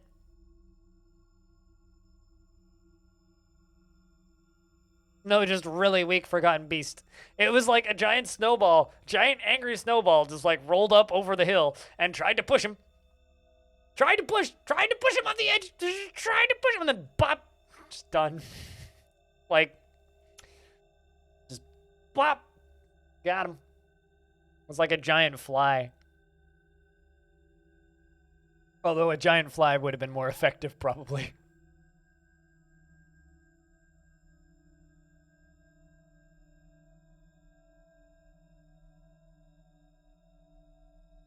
You just moved your Windows taskbar to the top of your screen, mind blown, right above the tabs. 30-something years of Windows, and you never thought of something like this to the moment. They implemented that feature, and I want to say Windows 98 or XP. It was like somewhere in that era. They added in that functionality where you actually, I want to say in Windows 98 you could just move it in settings, but now you can just like literally click and drag it. Yeah. They are taking it away with Windows 11. Well, I mean, they're taking away all the cool features with Windows 11, allegedly. I haven't used Windows 11, so You still love the market I found? What, Dung's Depths, the naughty hole? In a cave called Duber, there was a market. Or no, there was a market named Duber in a place called Dung's Depths, the naughty hole. The cave was called Dung's Depths, the naughty hole, and Duber was the name of the market. Yeah. I want to take a big Duber in Dung's Depths, the naughty hole. That was a very good hearty laugh, that.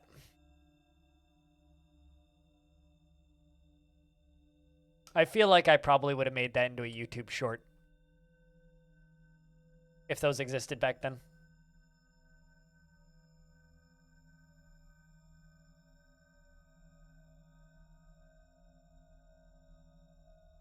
You did it by accident? Someone has indeed got some bubble hash today.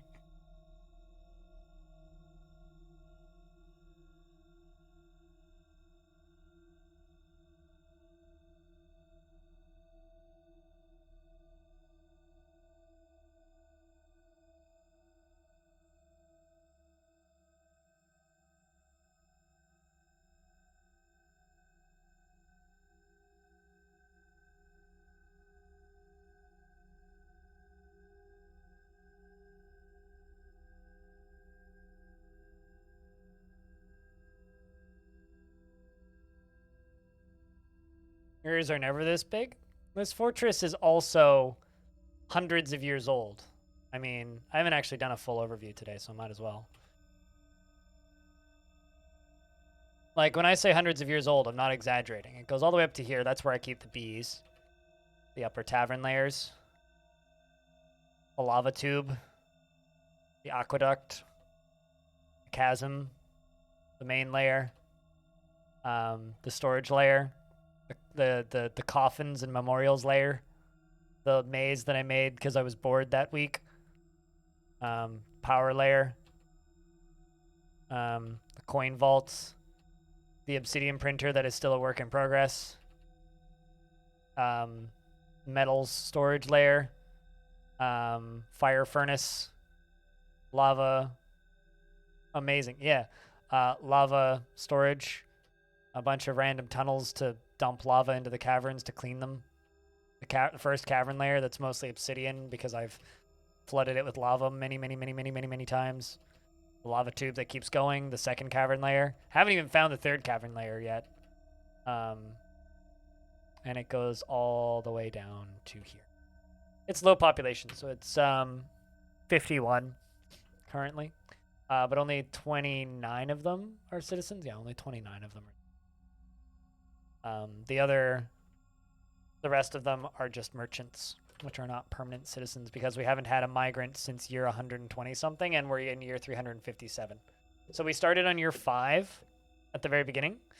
And yeah. I have no interest in Iron Rain, really, sideways, because Iron Rain looks pretty, but it runs like ass because it runs an Unreal Engine. It runs like ass. Like if you actually watch it, like it does not have a good frame rate even on good computers. And it has less monsters, less weapons, less missions, and worse balancing. So it's just kind of like it looks prettier, but it's just kind of worse in every regard. And graphics are not the reason I play EDF, so I kind of have no interest in Iron Rain. That's a big old can of worms as to why that doesn't work right now. But I tend to agree. Yeah. So I would avoid Iron Rain if I were you. If they ever made a sequel to Iron Rain, maybe try that. But like Earth Defense Force Iron Rain has overall mixed reviews. When it launched, it had overwhelmingly negative. So it's like people have kind of come around on that now that they've made it cheaper, but just like remember that people hated that game when it first came out. Also, it has the same maps as EDF 5 and 4.1, so like the maps are still the same. Like you're better off just playing EDF 5, especially if you already own that.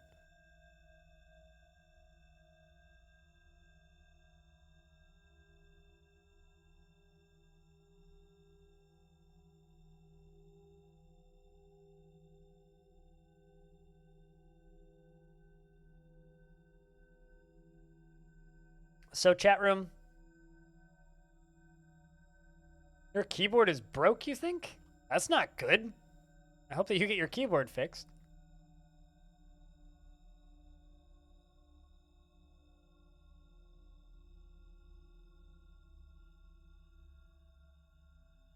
All right, so I'm bringing all of this stuff over to trade. You're off to bed. Okay, you have a good night.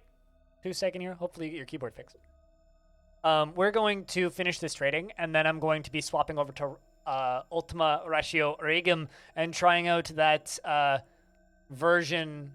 No, not currently. Dorgo. I haven't even dug that deep. No intention to dig that deep for another 600 years. And then after we finish trading, we're going to be switching over to Ultima Ratio Regum and trying out that version 0.9, which is the first new version in a year. If you're unfamiliar with that game, it has some similarities to Dwarf Fortress in its insanity and scope, but a very different kind of game. But I'm just going to go take a piss while they bring all this stuff over for trading, and then we're going to get trading done. So, BRB.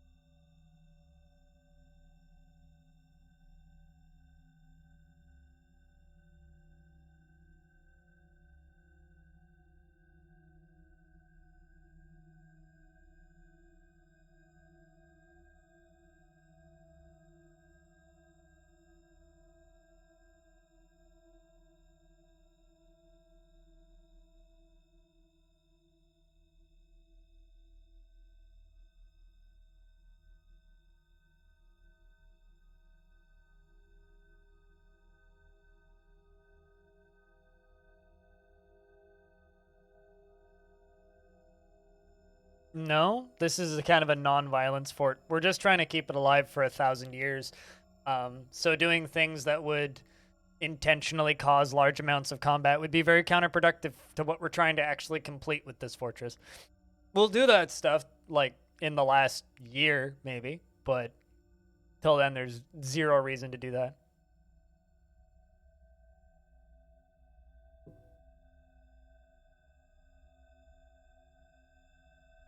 I mean, you know what he's talking about, right? Freeways?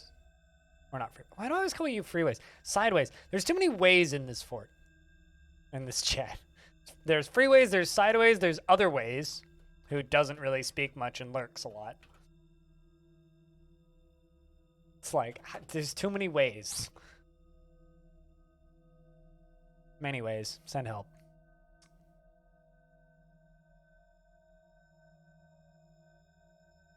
But, yeah, no, we don't generally do clown shenanigans. Unless it's kind of like a short one-off fort. At which point, then we'll do that. The demons in the depths, underneath the adamantine spires when you dig into hell. It's a community reference for clowns. One that I think is really silly. Just fucking call them demons. But, you know, it's almost like the spoilers in the intro video! Anyway.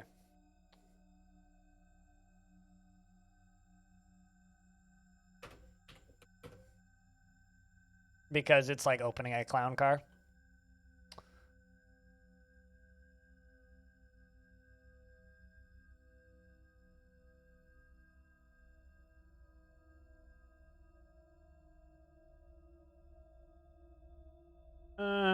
No. Well, see, here's the thing.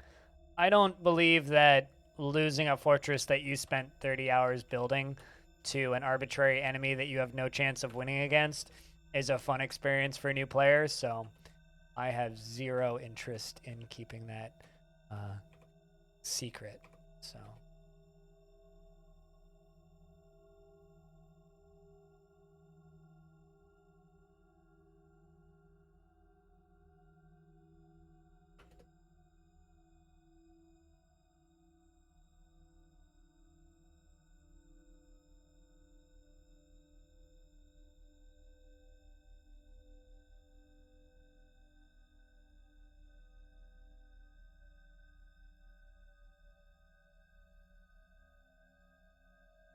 what abstract thinking?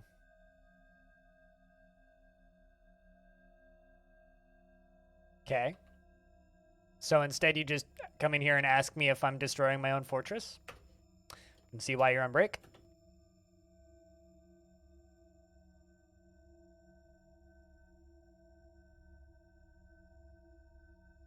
Ah, wondering when that would happen. Nil, Tungsted Mutt, I'm your liaison from the Mountain Homes.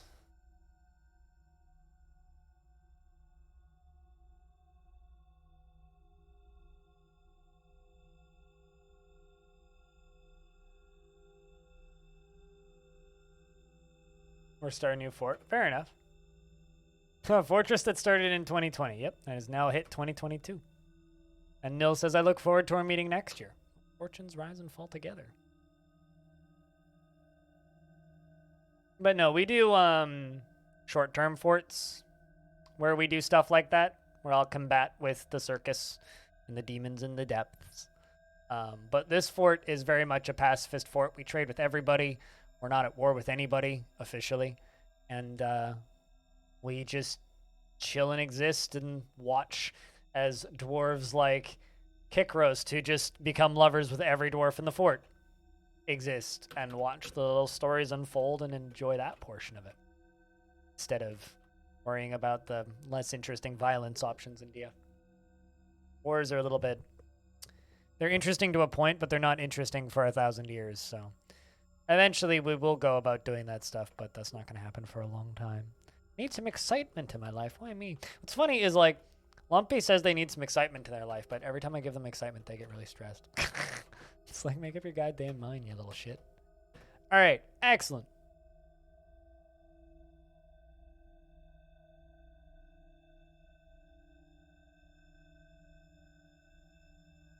Got a lot of shit to put away.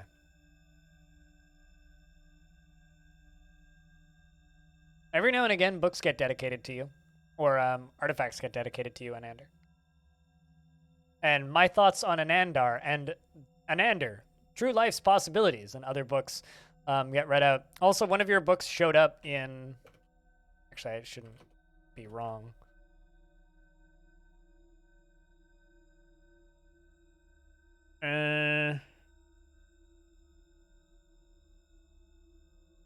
Discovering Glue is a book that I sold to the humans, which is now in the Goblin Stronghold somehow. I mean, actually, Humbril Offering to Pulleys, Belt Cleansed, Discovering Pulleys, all of these are artifacts and books that I wrote. Not all of them were sold. One of them was stolen by a bird. Go figure. Yeah, all of these books that have popped up in various places. This is actually one of our captured spots, which has 750 of our dwarves in it. Part of our faction. Frighten Bogs the Defined Confederacy. I'm not sure where that one came from. Same with the one above it. An Offering to Interviews is one of my books, or at least a copy of one of my books, because I haven't sold any of the originals. I still have all the originals.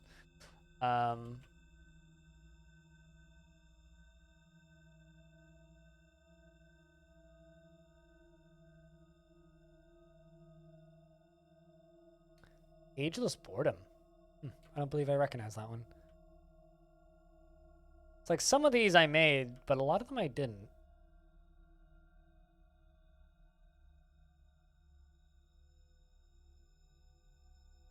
Like the humans have started making their own artifacts, which I think is kind of adorable.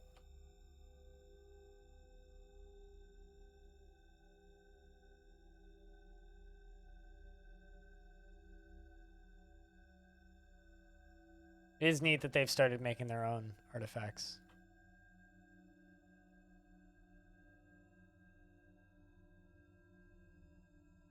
Yeah, none of these I made. I think Clasp Decent I did.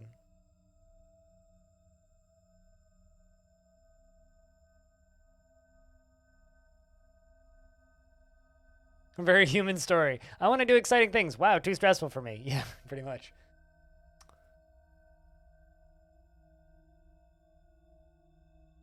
But anyways, chat, I think it is time for us to check out the new update to Ultima Ratio Regum.